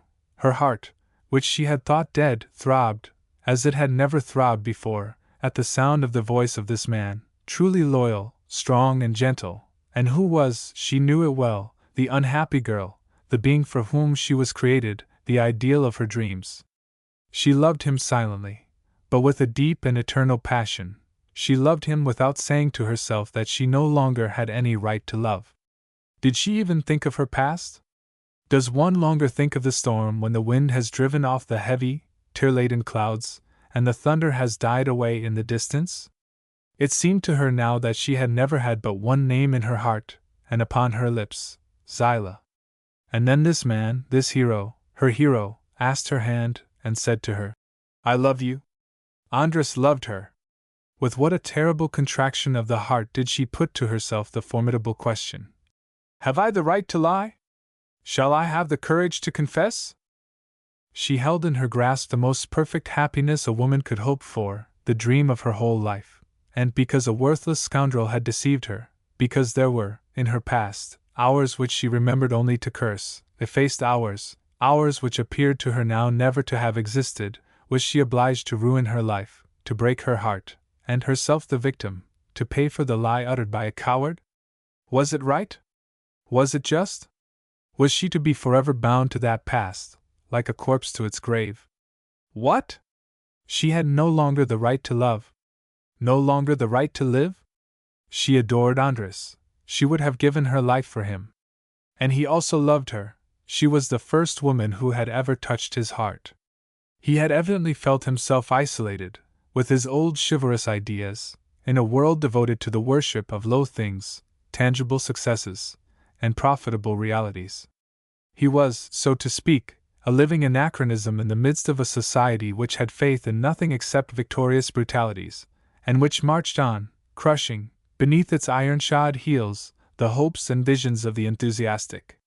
He recalled those evenings after a battle when, in the woods reddened by the setting sun, his father and Varhli said to him, "Let us remain to the last, and protect the retreat." And it seemed to him that, amid the bestialities of the moment, and the vulgarities of the century, he still protected the retreat of misunderstood virtues and generous enthusiasms, and it pleased him to be the rear guard of chivalry in defeat. He shut himself up obstinately in his isolation, like Marsa in her solitude, and he did not consider himself ridiculously absurd or foolishly romantic, when he remembered that his countrymen, the Hungarians, were the only people, perhaps, who, in the abasement of all Europe before the brutality of triumph and omnipotent pessimism, had preserved their traditions of idealism, chivalry, and faith in the old honor. The Hungarian nationality was also the only one which had conquered its conquerors. By its virtues, its persistence in its hopes, its courage, its contempt of all baseness, its extraordinary heroism, and had finally imposed its law upon Austria, bearing away the old empire as on the croup of its horse toward the vast plains of liberty. The ideal would, therefore, have its moments of victory. An entire people proved it in history. "Let this world boast," said Andres, "of the delights of its villainy, and grovel in all that is low and base. Life is not worth living unless the air one breathes is pure and free. Man is not the brother of swine." And these same ideas, this same faith, this same dreamy nature and longing for all that is generous and brave, he suddenly found again in the heart of Marsa. She represented to him a new and happy existence. Yes, he thought, she would render him happy, she would understand him, aid him, surround him with the fondest love that man could desire. And she, also, thinking of him, felt herself capable of any sacrifice. Who could tell? Perhaps the day would come when it would be necessary to fight again. Then she would follow him, and interpose her breast between him and the balls. What happiness to die in saving him! But no, no! To live loving him, making him happy, was her duty now, and was it necessary to renounce this delight because hated kisses had once soiled her lips? No, she could not. And yet, strict honor whispered to Marsa that she should say no to the prince. She had no right to his love. But if she should reject Andres, he would die, Varhli had said it. She would then slay two beings, Andres and herself, with a single word. She did not count. But he. And yet she must speak. But why speak? Was it really true that she had ever loved another? Who was it? The one whom she worshipped with all her heart, with all the fibers of her being, was Andres. Oh, to be free to love him! Marsa's sole hope and thought were now to win, some day, forgiveness for having said nothing by the most absolute devotion that man had ever encountered. Thinking continually these same thoughts, always putting off taking a decision till the morrow, fearing to break both his heart and hers, that Cigana let the time slip by until the day came when the fete and celebration of her betrothal was to take place. And on that very day Michel Menko appeared before her, not abashed, but threatening. Her dream of happiness ended in this reality, Menko saying, "You have been mine, you shall be mine again, or you are lost." Lost. And how? With cold resolution, Marsa Laszlo asked herself this question, terrible as a question of life or death. What would the prince do if, after I became his wife, he should learn the truth? What would he do? He would kill me, thought the Tzigana. He would kill me. So much the better. It was a sort of a bargain which she proposed to herself, and which her overwhelming love dictated. To be his wife, and with my life to pay for that moment of happiness. If I should speak now, he would fly from me, I should never see him again, and I love him. Well, I sacrifice what remains to me of existence to be happy for one short hour. She grew to think that she had a right thus to give her life for her love, to belong to Andres, to be the wife of that hero if only for a day, and to die then, to die saying to him, I was unworthy of you, but I loved you, here, strike. Or rather to say nothing, to be loved, to take opium or digitalis, and to fall asleep with this last supremely happy thought. I am his wife, and he loves me. What power in the world could prevent her from realizing her dream? Would she resemble Michel in lying thus? No, since she would immediately sacrifice herself without hesitation, with joy, for the honor of her husband. Yes, my life against his love. I shall be his wife and die. She did not think that, in sacrificing her life, she would condemn Zilah to death. Or rather, with one of those subterfuges by which we voluntarily deceive ourselves, she thought, he will be consoled for my death, if he ever learns what I was. But why should he ever learn it? She would take care to die so that it should be thought an accident. Marsa's resolve was taken. She had contracted a debt, and she would pay it with her blood. Michel now mattered little to her, let him do what he would. The young man's threat, tomorrow night, returned to her mind without affecting her in the least. The contemptuous curl of her lips seemed silently to brave Michel Menko. In all this there was a different manifestation of her double nature, in her love for Andres, and her longing to become his wife, the blood of the Tzigana. Her mother spoke. Prince Chertev, the Russian, on the other hand, revived in her silent, cold bravado. She lay down to rest, still feverish from the struggle, and worn out, slept till morning, to awaken calm, languid, but almost happy. She passed the whole of the following day in the garden, wondering at times if the appearance of Menko and his tomorrow were not a dream, a nightmare. Tomorrow? That was today. Yes, yes, he will come. He is quite capable of coming, she murmured. She despised him enough to believe that he would dare, this time, to keep his word. Lying back in a low wicker chair, beneath a large oak, whose trunk was wreathed with ivy, she read or thought the hours away. A Russian belt, enameled with gold and silver, held together her trailing white robes of India muslin, trimmed with Valenciennes, and a narrow scarlet ribbon encircled her throat like a line of blood. The sunlight, filtering through the leaves, flickered upon her dress and clear, dark cheeks, while, nearby, a bush of yellow roses flung its fragrance upon the air. The only sound in the garden was the gentle rustle of the trees, which recalled to her the distant murmur of the sea. Gradually she entirely forgot Michel, and thought only of the happy moments of the previous day, of the boat floating down the Seine past the silvery willows on the banks of the sparkling water, of the good people on the barge calling out to her, "Be happy! Be happy!" and the little children throwing smiling kisses to her.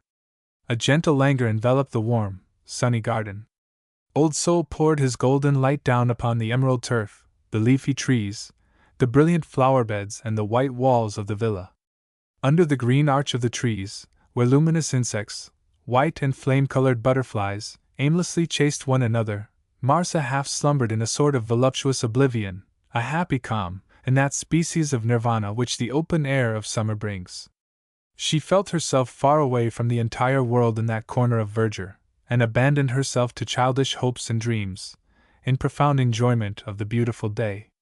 The Baroness Dinati came during the afternoon to see Marsa. She fluttered out into the garden, dressed in a clinging gown of some light, fluffy material, with a red umbrella over her head, and upon her tiny feet, of all things in the world, ebony sabots, bearing her monogram in silver upon the instep. It was a short visit, made up of the chatter and gossip of Paris. Little Jacomin's article upon Prince Zilah's nautical fate had created a furor.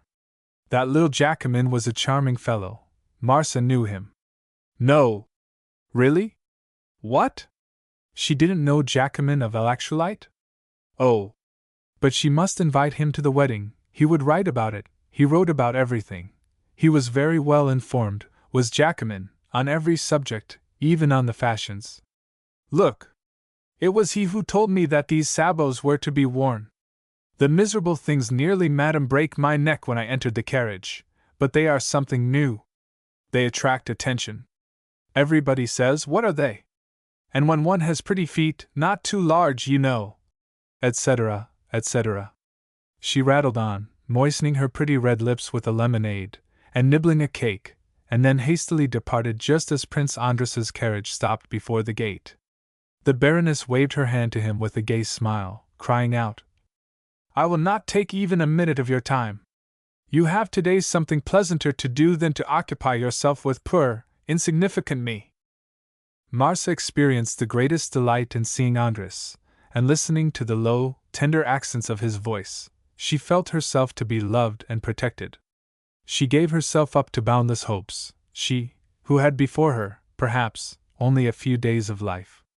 She felt perfectly happy near Andrus, and it seemed to her that today his manner was tenderer, the tones of his voice more caressing, than usual. I was right to believe in chimeras, he said, since all that I longed for at 20 years is realized today. Very often, dear Marcia, when I used to feel sad and discouraged, I wondered whether my life lay behind me. But I was longing for you, that was all. I knew instinctively that there existed an exquisite woman, born for me, my wife, and I waited for you. He took her hands, and gazed upon her face with a look of infinite tenderness. And suppose that you had not found me? She asked.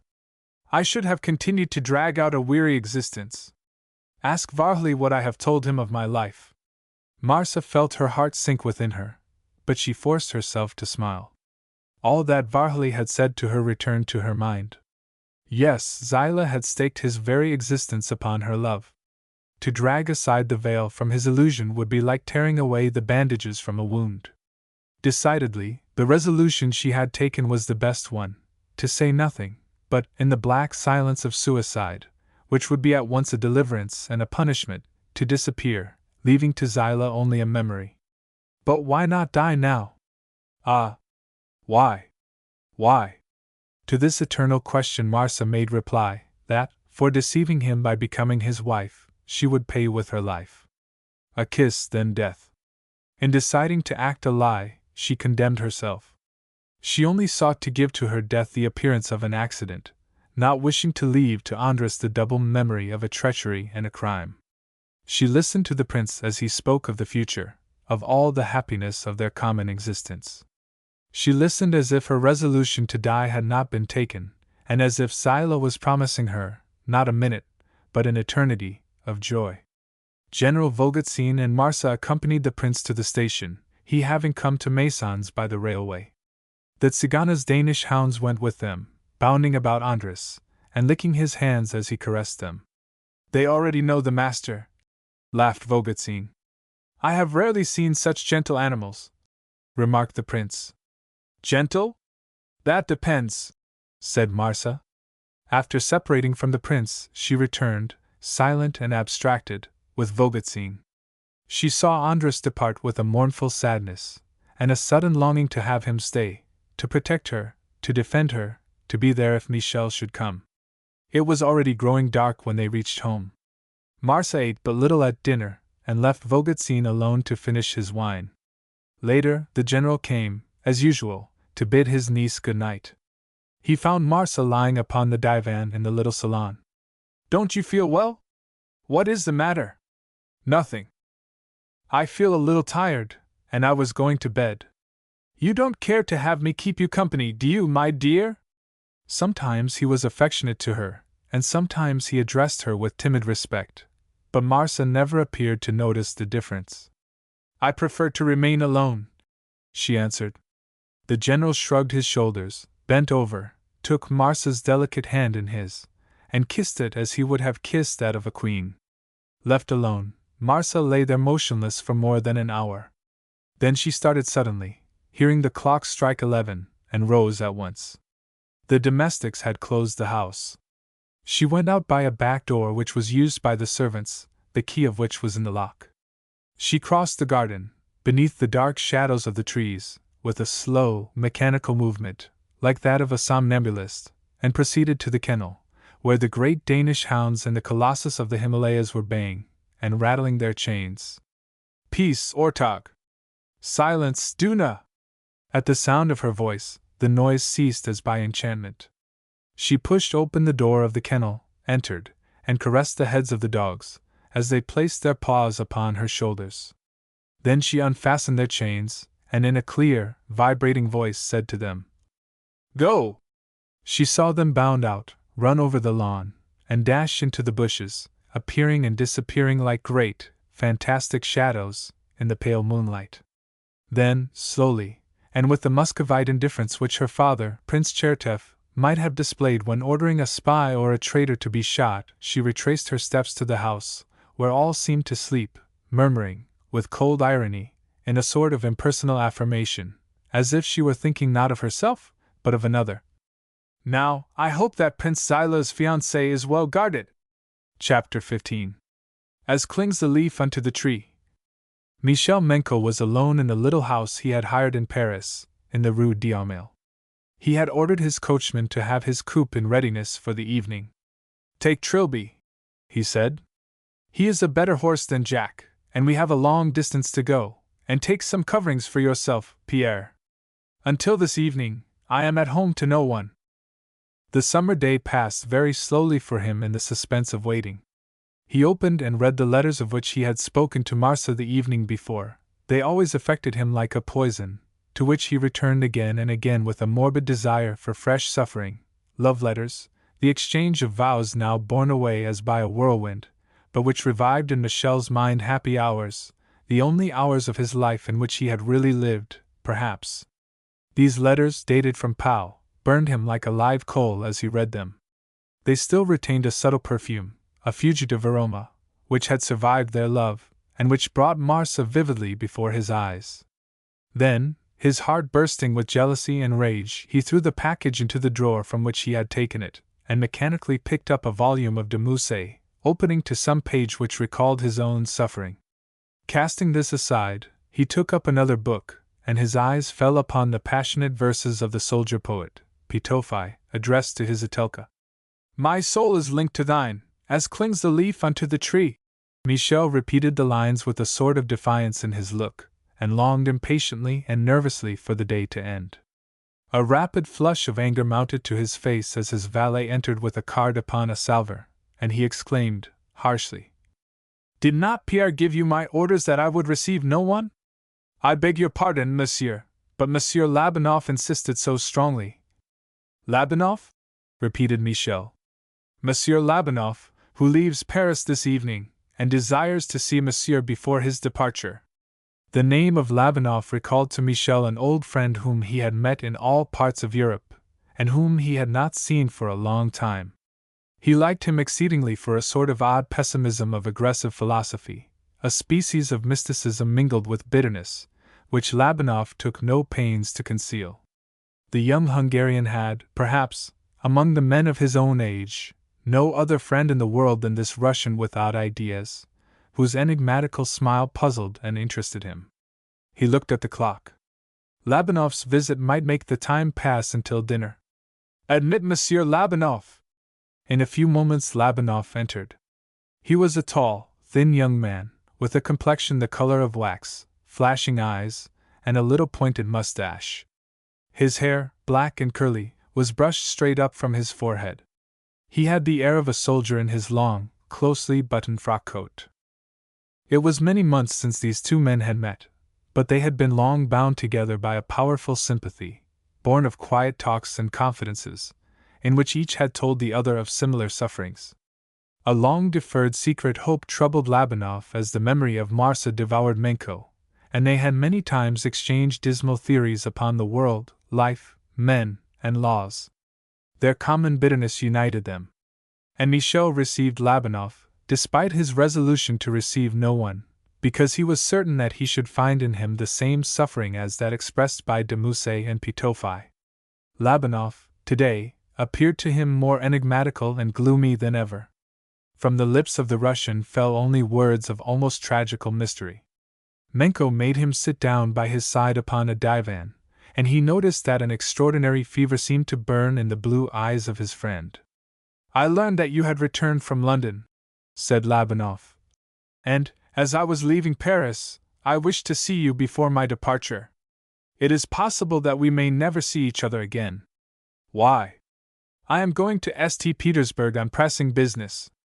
"Have you finished your studies in Paris?" "Oh, I had already received my medical diploma when I came here. I have been living in Paris only to be more at my ease to pursue a project which interests me." "A project?" Menko asked the question mechanically, feeling very little curiosity to know Labanov's secret, but the Russian's face wore a strange, ironical smile as he answered. "I have nothing to say on that subject, even to the man for whom I have the most regard." His brilliant eyes seemed to see strange visions before them. He remained silent for a moment, and then rose with an abrupt movement. "There," he said. "That is all I had to tell you, my dear Menko. Now au revoir, or rather goodbye, for, as I said before, I shall probably never see you again." "And why, pray?" "Oh, I don't know, it is an idea of mine. And then, my beloved Russia is such a strange country. Death comes quickly there." He had still upon his lips that inexplicable smile, jesting and sad at once.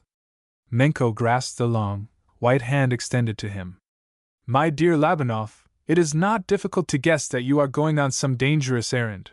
Smiling, "I will not do you the injustice to believe you a nihilist." Labanov's blue eyes flashed. "No," he said. "No, I am not a nihilist. Annihilation is absurd, but liberty is a fine thing." He stopped short, as if he feared that he had already said too much. "Adieu, my dear Menko." The Hungarian detained him with a gesture, saying, with a tremble in his voice, "Labanov, you have found me when a crisis in my life is also impending. I am about, like yourself, to commit a great folly, a different one from yours, no doubt. However, I have no right to tell you that you are about to commit some folly." "No," calmly replied the Russian, very pale, but still smiling. "It is not a folly." "But it is a danger?" queried Menko. Labanov made no reply. "I do not know either," said Michel, "how my affair will end. But since chance has brought us together today, face to face, it was not chance, but my own firm resolution to see you again before my departure. I know what your friendship for me is, and it is for that reason that I ask you to tell me frankly where you will be in a month." "In a month?" repeated Labanov. "Give me the route you are going to take? Shall you be a fixture at St. Petersburg?"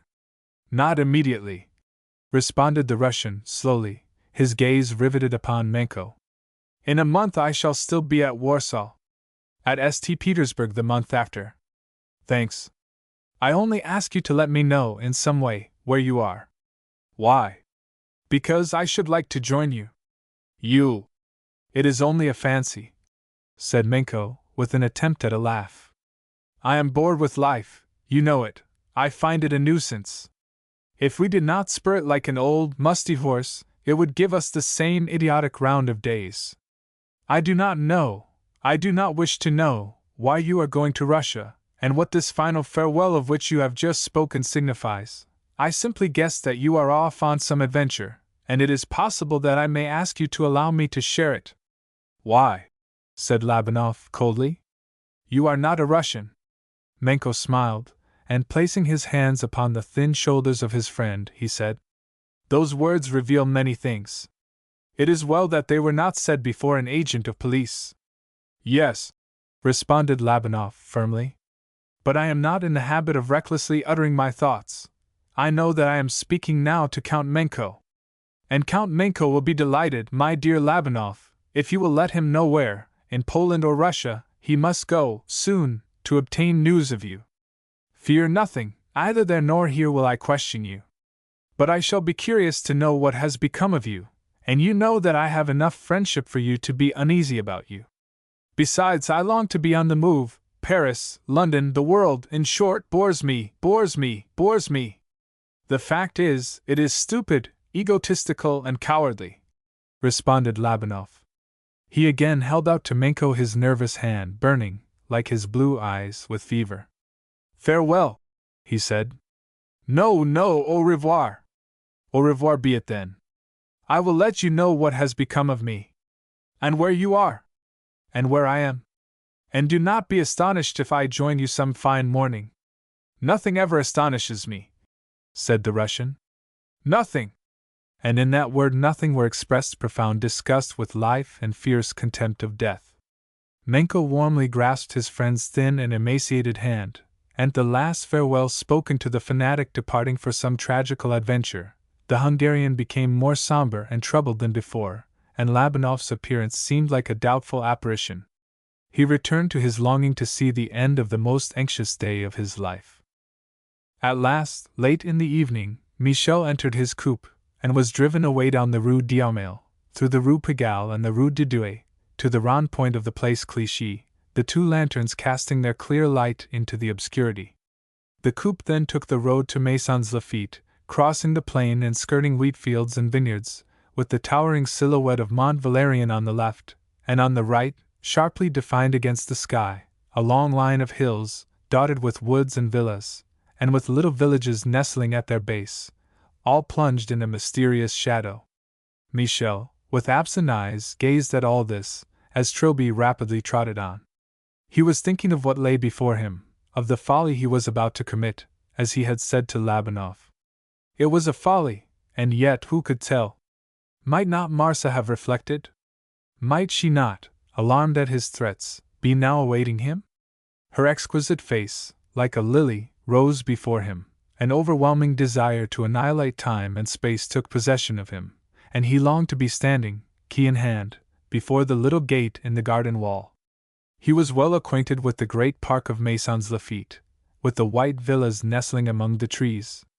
On one side Prince Cherteff's house looked out upon an almost desert tract of land, on which a race-course had been mapped out, and on the other extended with the stables and servants' quarters to the forest, the wall of the Avenue Laffitte bounding the garden. In front of the villa was a broad lawn, ending in a low wall with carved gates, allowing, through the branches of the oaks and chestnuts, a view of the hills of Cormelles. After crossing the bridge of Sartreville, Michel ordered his coachman to drive to the corner of the Avenue Corneille, where he alighted in the shadow of a clump of trees. "You will wait here, Pierre," he said, "and don't stir till I return." He walked past the sleeping houses, under the mysterious alleys of the trees, until he reached the broad avenue which, cutting the park in two, ran from the station to the forest. The alley that he was seeking descended between two rows of tall, thick trees, forming an arch overhead, making it deliciously cool and shady in the daytime, but now looking like a deep hole, black as a tunnel. Pushing his way through the trees and bushes, and brushing aside the branches of the acacias, the leaves of which fell in showers about him, Michel reached an old wall, the white stones of which were overgrown with ivy. Behind the wall the wind rustled amid the pines and oaks like the vague murmur of a coming storm. And there, at the end of the narrow path, half hidden by the ivy, was the little gate he was seeking. He cautiously brushed aside the leaves and felt for the keyhole. But just as he was about to insert the key, which burned in his feverish fingers, he stopped short. Was Marcia awaiting him? Would she not call for help, drive him forth, treat him like a thief? Suppose the gate was barred from within? He looked at the wall, and saw that by clinging to the ivy he could reach the top. He had not come here to hesitate. No, 100 times no! Besides, Marcia was certainly there, trembling, fearful, cursing him perhaps, but still there. No, he murmured aloud in the silence. Were even death behind that gate, I would not recoil. Chapter 16. It is a man they are devouring! Michel Menko was right. The beautiful Tzigana was awaiting him. She stood at her window, like a spectre in her white dress, her hands clutching the sill, and her eyes striving to pierce the darkness which enveloped everything, and opened beneath her like a black gulf. With heart oppressed with fear, she started at the least sound. All she could see below in the garden were the branches defined against the sky, a single star shining through the leaves of a poplar, like a diamond in a woman's tresses, and under the window the black stretch of the lawn crossed by a band of a lighter shade, which was the sand of the path. The only sound to be heard was the faint tinkle of the water falling into the fountain. Her glance, shifting as her thoughts, wandered vaguely over the trees, the open spaces which seemed like masses of heavy clouds, and the sky set with constellations. She listened with distended ears, and a shudder shook her whole body as she heard suddenly the distant barking of a dog. The dog perceived someone. Was it Menko? No, the sound, a howling rather than a barking, came from a long distance, from Sartrouville, beyond the Seine. It is not Duna or Bundes, she murmured, nor Ortag. What folly to remain here at the window! Menko will not come. Heaven grant that he does not come! And she sighed a happy sigh as if relieved of a terrible weight. Suddenly, with a quick movement, she started violently back, as if some frightful apparition had risen up before her. Hoarse bangs, quite different from the distant barking of a moment before, rent the air, and were repeated more and more violently below there in the darkness. This time it was indeed the great Danish hounds and the shaggy colossus of the Himalayas, which were precipitating themselves upon some prey. Great God! He is there, then! He is there! Whispered Marsa, paralyzed with horror. There was something gruesome in the cries of the dogs, by the continued repetition of the savage noises, sharp, irritated, frightful snarls and yelps. Marsa divined some horrible struggle in the darkness, of a man against the beasts. Then all her terror seemed to mount to her lips in a cry of pity, which was instantly repressed. She steadied herself against the window, striving, with all her strength, to reason herself into calmness. It was his own wish, she thought.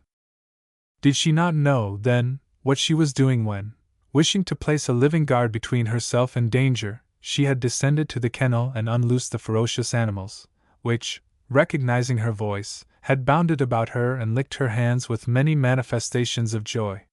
She had ascended again to her chamber and extinguished the light, around which fluttered the moths, beating the opal shade with their downy wings, and in the darkness, drinking in the night air at the open window, she had waited, saying to herself that Michel Menko would not come, but if he did come, it was the will of fate that he should fall a victim to the devoted dogs which guarded her. Why should she pity him? She hated him, this Michel. He had threatened her, and she had defended herself, that was all. Ortag's teeth were made for thieves and intruders. No pity! No, no, no pity for such a coward, since he had dared. But yet, as the ferocious bayings of the dogs below became redoubled in their fury, she imagined, in terror, a crunching of bones and a tearing of flesh, and, as her imagination conjured up before her Michel fighting, in hideous agony, against the bites of the dogs, she shuddered, she was afraid, and again a stifled cry burst forth from her lips. A sort of insanity took possession of her. She tried to cry out for mercy as if the animals could hear her. She sought the door of her chamber, groping along the wall with her hands outspread before her, in order to descend the staircase and rush out into the garden. But her limbs gave way beneath her, and she sank an inert mass upon the carpet in an agony of fear and horror. My God! My God! It is a man they are devouring! And her voice died away in a smothered call for help. Then she suddenly raised her head, as if moved by an electric shock. There was no more noise. Nothing. The black night had all at once returned to its great, mysterious silence. Marsa experienced the sensation of seeing a pall stretched over a dead body. And in the darkness there seemed to float large spots of blood. Ah! The unhappy man! She faltered. Then, again, the voices of the dogs broke forth, rapid, angry, still frightfully threatening. The animals appeared now to be running, and their bayings became more and more distant. What had happened? One would have said that they were dragging away their prey, tearing it with hideous crimson fangs. Chapter 17. Marsa's Guardians. Was Michel Menko indeed dead? We left him just as he was turning the key in the little gate in the wall. He walked in boldly, and followed a path leading to an open space where was the pavilion he had spoken of to Marsa. He looked to see whether the windows of the pavilion were lighted, or whether there were a line of light under the door. No, the delicate tracery of the pagoda-like structure showed dimly against the sky, but there was no sign of life. Perhaps, however, Marsa was there in the darkness. He would glide under the window and call. Then, hearing him and frightened at so much audacity, she would descend. He advanced a few steps toward the pavilion, but all at once, in the part of the garden which seemed lightest, upon the broad gravel walk he perceived odd, creeping shadows, which the moon, emerging from a cloud, showed to be dogs, enormous dogs, with their ears erect, which, with a bound and a low, deep growl, made a dash toward him with outspread limbs, a dash terrible as the leap of a tiger. A quick thought illumined Michel's brain like a flash of electricity. "Ah! This is Marce's answer!" he had just time to mutter, with raging irony. "I was right, she was waiting for me." Then, before the onslaught of the dogs, he recoiled, clasping his hands upon his breast and boldly thrusting out his elbows to ward off their ferocious attacks. With a sudden tightening of the muscles he repulsed the Danish hounds, which rolled over writhing on the ground, and then, with formidable baying, returned more furiously still to the charge. Michel Menko had no weapon. With a knife he could have defended himself, and slit the bellies of the maddened animals, but he had nothing. Was he to be forced, then, to fly, pursued like a fox or a deer? Suppose the servants, roused by the noise of the dogs, should come in their turn, and seize him as a thief? At all events, that would be comparative safety. At least, they would rescue him from these monsters. But no, nothing stirred in the silent, impassive house. The hounds, erect upon their hind legs, rushed again at Michel, who, overturning them with blows from his feet, and striking them violently in the jaws, now staggered back, Ortag having leaped at his throat. By a rapid movement of recoil, the young man managed to avoid being strangled, but the terrible teeth of the dog, tearing his coat and shirt into shreds, buried themselves deep in the flesh of his shoulder. The steel-like muscles and sinewy strength of the Hungarian now stood him in good stead. He must either free himself, or perish there in the hideous carnage of a quarry. He seized with both hands, in a vice-like grip, Ortag's enormous neck, and, at the same time, with a desperate jerk, shook free his shoulder, leaving strips of his flesh between the jaws of the animal, whose hot, reeking breath struck him full in the face. With wild, staring eyes, and summoning up, in an instinct of despair, all his strength and courage, he buried his fingers in Ortag's neck, and drove his nails through the skin of the colossus, which struck and beat with his paws against the young man's breast. The dog's tongue hung out of his mouth, under the suffocating pressure of the hands of the human being struggling for his life. As he fought thus against Ortag, the Hungarian gradually retreated, the two hounds leaping about him, now driven off by kicks. Duna's jaw was broken, and now, with roars of rage and fiery eyes, again attacking their human prey. One of them, Bundes, his teeth buried in Michel's left thigh, shook him, trying to throw him to the ground. A slip, and all would be over. If he should fall upon the gravel, the man would be torn to pieces and crunched like a deer caught by the hounds. A terrible pain nearly made Michel faint. Bundes had let go his hold, stripping off a long tongue of flesh. But in a moment, it had the same effect upon him as that of the knife of a surgeon opening a vein, and the weakness passed away. The unfortunate man still clutched, as in a death grip, Ortag's shaggy neck, and he perceived that the struggles of the dog were no longer of the same terrible violence.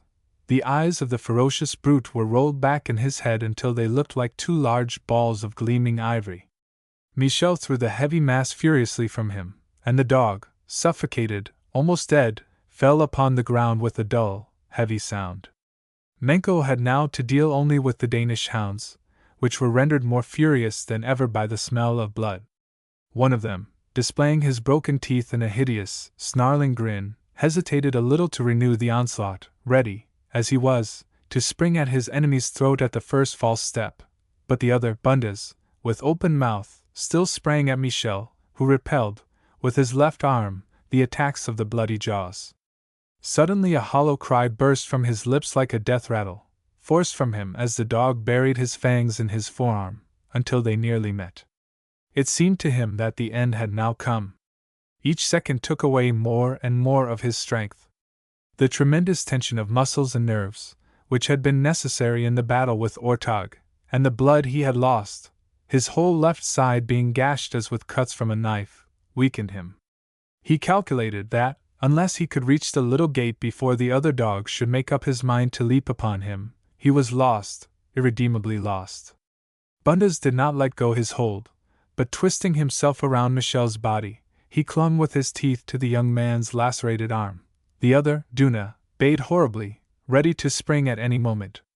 Michel gathered together all the strength that remained to him, and ran rapidly backward, carrying with him the furious beast, which was crushing the very bones of his arm. He reached the end of the walk, and the gate was there before him. Groping in the darkness with his free hand, he found the key, turned it, and the gate flew open. Fate evidently did not wish him to perish.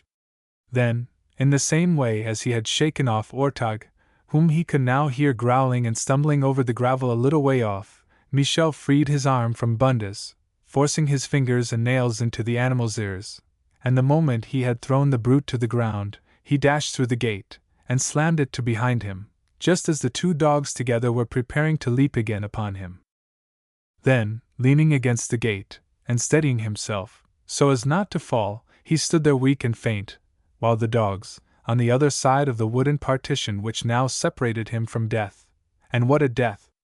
Erect upon their hind legs, like rampant, heraldic animals, tried to break through, cracking, in their gory jaws, long strips of wood torn from the barrier which kept them from their human prey. Michel never knew how long he remained there, listening to the hideous growling of his bloodthirsty enemies. At last the thought came to him that he must go. But how was he to drag himself to the place where Pierre was waiting for him? It was so far. So far. He would faint 20 times before reaching there. Was he about to fail now after all he had gone through? His left leg was frightfully painful, but he thought he could manage to walk with it. His left shoulder and arm, however, at the least movement, caused him atrocious agony, as if the bones had been crushed by the wheel of some machine. He sought for his handkerchief, and enveloped his bleeding arm in it, tying the ends of it with his teeth. Then he tottered to a woodpile nearby, and taking one of the long sticks, he managed with its aid to drag himself along the alley, while through the branches the moon looked calmly down upon him. He was worn out, and his head seemed swimming in a vast void, when he reached the end of the alley, and saw, a short way off down the avenue, the arch of the old bridge near which the coupe had stopped. One effort more, a few steps, and he was there. He was afraid now of falling unconscious, and remaining there in a dying condition, without his coachman even suspecting that he was so near him. "Courage!" he murmured. "On! On!" 2 clear red lights appeared, the lanterns of the coupe. "Pierre!" cried Michel in the darkness. "Pierre!" But he felt that his feeble voice would not reach the coachman, who was doubtless asleep on his box. Once more he gathered together his strength, called again, and advanced a little, saying to himself that a step or 2 more perhaps meant safety. Then, all at once, he fell prostrate upon his side, unable to proceed farther, and his voice, weaker and weaker, gradually failed him. Fortunately, the coachman had heard him cry, and realized that something had happened. He jumped from his box, ran to his master, lifted him up, and carried him to the carriage. As the light of the lamps fell on the torn and bloody garments of the Count, whose pallid and haggard face was that of a dead man, Pierre uttered a cry of fright. "Great heavens! Where have you been?" he exclaimed.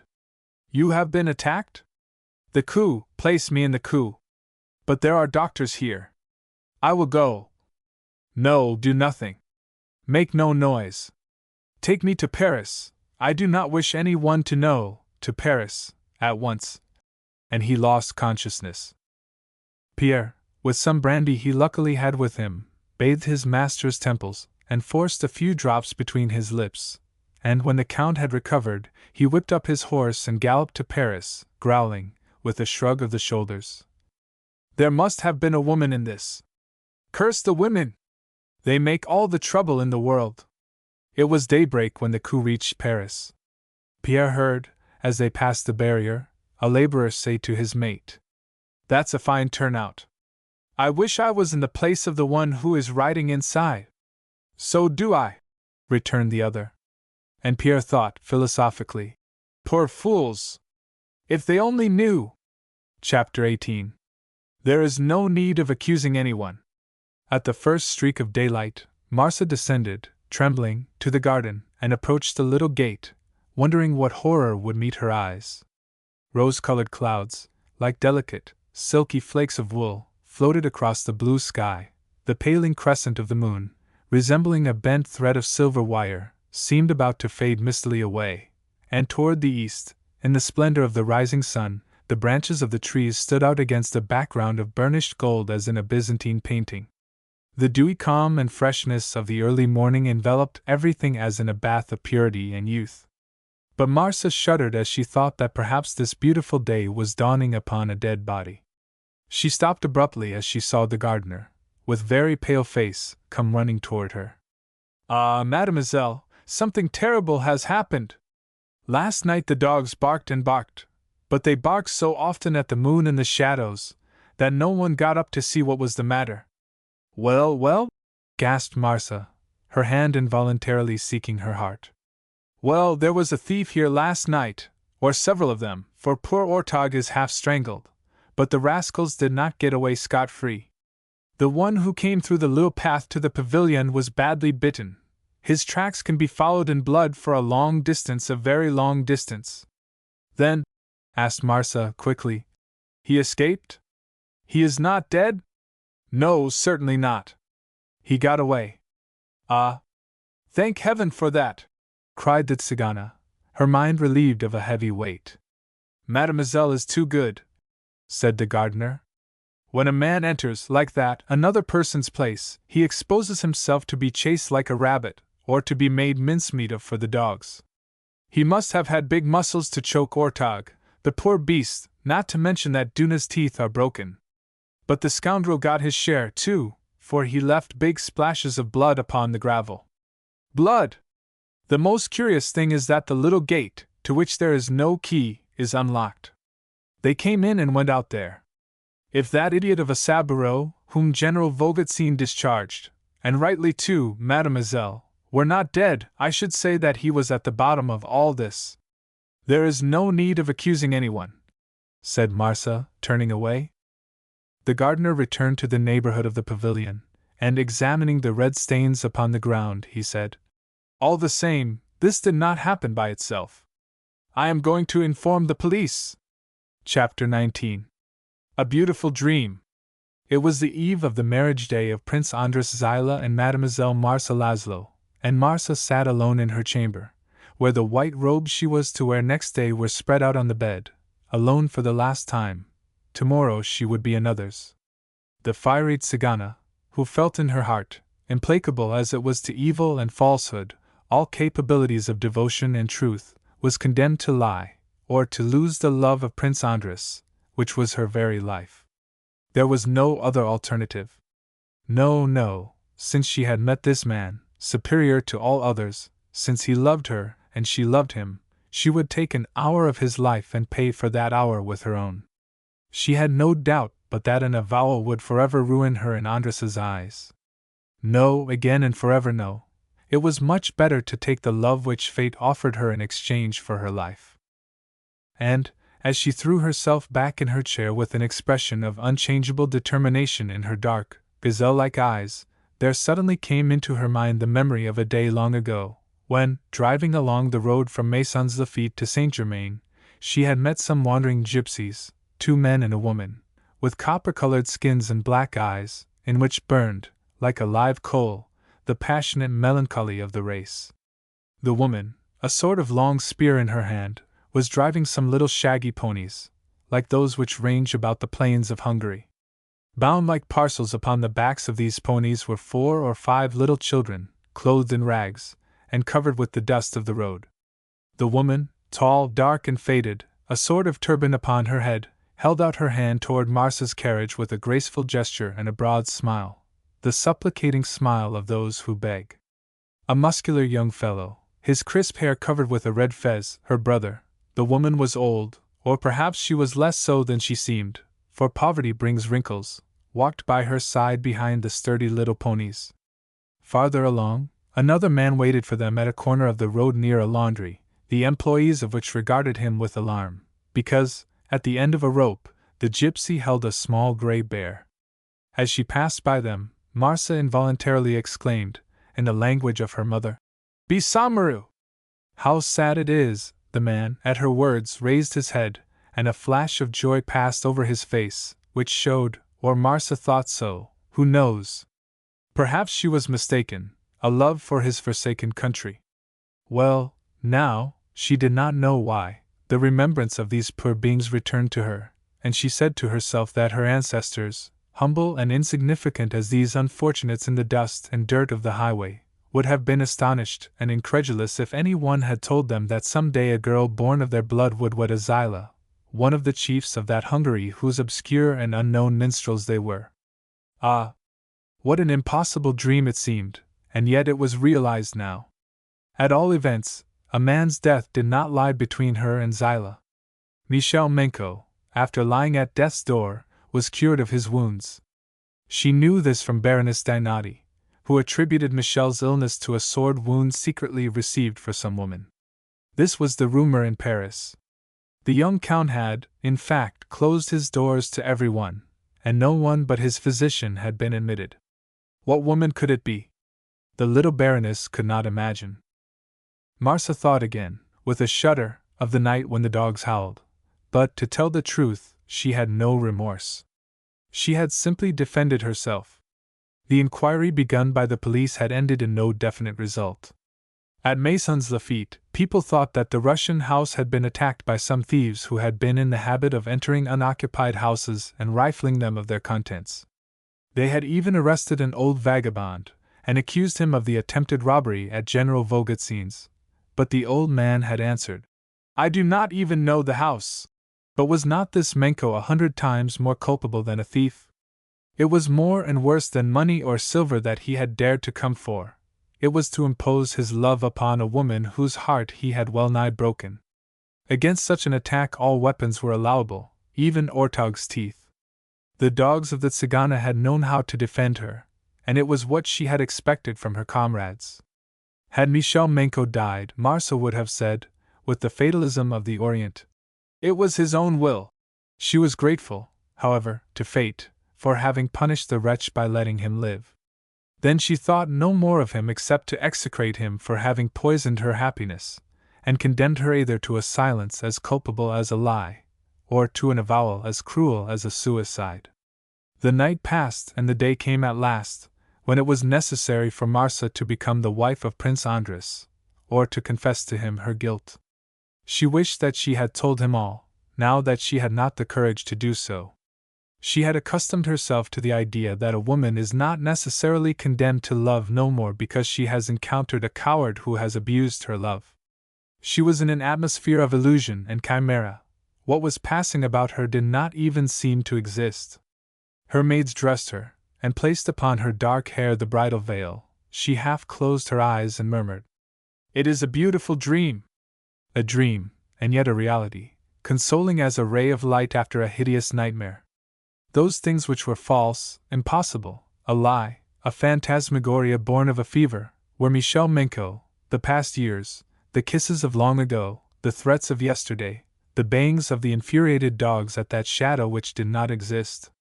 General Vogotsin, in a handsome uniform, half suffocated in his high vest, and with a row of crosses upon his breast, the military cross of St. George, with its red and black ribbon, the cross of St. with its red ribbon, all possible crosses, was the first to knock at his niece's door, his saber trailing upon the floor. "Who is it?" said Marsa. "I, Vogotsin."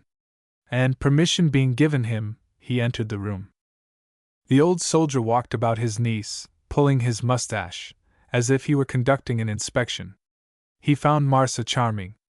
Pale as her white robe, with Tiz's opalograph at her side, ready to clasp the bouquet of flowers held by one of her maids, she had never been so exquisitely beautiful, and Vogotsin, who was rather a poor hand at turning a compliment, compared her to a marble statue. "How gallant you are this morning, General," she said, her heart bursting with emotion. She waved away, with a brusque gesture, the orange flowers which her maid was about to attach to her corsage. "No," she said. "Not that. Roses." But mademoiselle. Roses, repeated Marsa. And for my hair white rosebuds also. At this, the old general risked another speech. Do you think orange blossoms are too vulgar, Marsa? By Jove! They don't grow in the ditches, though.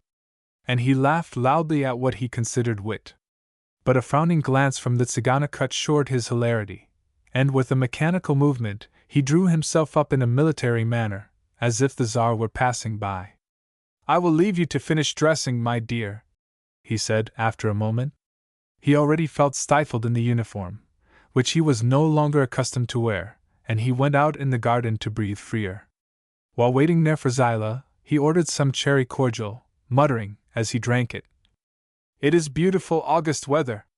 They will have a fine day, but I shall suffocate. The avenue was already filled with people. The marriage had been much discussed, both in the fashionable colony which inhabited the park and in the village forming the democratic part of the place. Even from Sartreville and Mesnil, people had come to see the Tzigana pass in her bridal robes. What is all that noise? Demanded Vogelzin of the liveried footman. That noise, General? The inhabitants of Maisons who have come to see the wedding procession. Really? Really? Well, they haven't bad taste. They will see a pretty woman in a handsome uniform. And the general swelled out his breast as he used to do in the great parades of the time of Nicholas, and the reviews in the camp of Tsarskoe Selo. Outside the garden, behind the chestnut trees which hid the avenue, there was a sudden sound of the rolling of wheels, and the gay cracking of whips. Ah! Cried the general. It is Zilah! And rapidly swallowing a last glass of the cordial, he wiped his mustache, and advanced to meet Prince Andras, who was descending from his carriage. Accompanying the prince were Jensky Varhli, and an Italian friend of Zilah's, Angelo Valla, a former minister of the Republic of Venice, in the time of Menon. Andras Zilah, proud and happy, appeared to have hardly passed his 30th year. A ray of youth animated his clear eyes. He leaped lightly out upon the gravel, which cracked joyously beneath his feet, and, as he advanced through the aromatic garden, to the villa where Marsa awaited him, he said to himself that no man in the world was happier than he. Vogelzin met him, and after shaking his hand, asked him why on earth he had not put on his national Magyar costume, which the Hungarians wore with such graceful carelessness. Look at me, my dear prince! I am in full battle array. Andras was in haste to see Marsa. He smiled politely at the general's remark, and asked him where his niece was. She is putting on her uniform, replied Vogelzin, with a loud laugh which made his saber rattle. Most of the invited guests were to go directly to the church of Masons. Only the intimate friends came first to the house, Baroness Dinati, first of all, accompanied by Paul Jacomin, who took his eternal notes, complimenting both Andras and the general, the latter especially eager to detain as many as possible to the lunch after the ceremony. Vogelzin, doubtless, wished to show himself in all the eclat of his majestic appetite. Very pretty, in her Louis Seize gown of pink brocade, and a Rembrandt hat with a long white feather, Jacomin, who remained below, had already written down the description in his notebook. The little Baroness entered Marsa's room like a whirlwind, embracing the young girl, and going into ecstasy over her beauty. Ah! How charming you are, my dear child! You are the ideal of a bride! You ought to be painted as you are! And what good taste to wear roses, and not orange flowers, which are so common, and only good for shopgirls. Turn around! You are simply exquisite! Marsa, paler than her garments, looked at herself in the glass, happy in the knowledge of her beauty, since she was about to be his, and yet contemplating the tall, white figure as if it were not her own image. She had often felt this impression of a twofold being, in those dreams where one seems to be viewing the life of another, or to be the disinterested spectator of one's own existence. It seemed to her that it was not she who was to be married, or that suddenly the awakening would come. The prince is below, said the Baroness Dinati. Ah, said Marsa. She started with a sort of involuntary terror, as this very name of prince was at once that of a husband and that of a judge. But when, superb in the white draperies, which surrounded her like a cloud of purity, her long train trailing behind her, she descended the stairs, her little feet peeping in and out like two white doves, and appeared at the door of the little salon where Andres was waiting. She felt herself enveloped in an atmosphere of love. The prince advanced to meet her, his face luminous with happiness, and taking the young girl's hands, he kissed the long lashes which rested upon her cheek, saying, as he contemplated the white vision of beauty before him, "How lovely you are, my Marsa! And how I love you!" The prince spoke these words in a tone, and with a look, which touched the deepest depths of Marsa's heart. Then they exchanged those words, full of emotion, which, in their eternal triteness, are like music in the ears of those who love.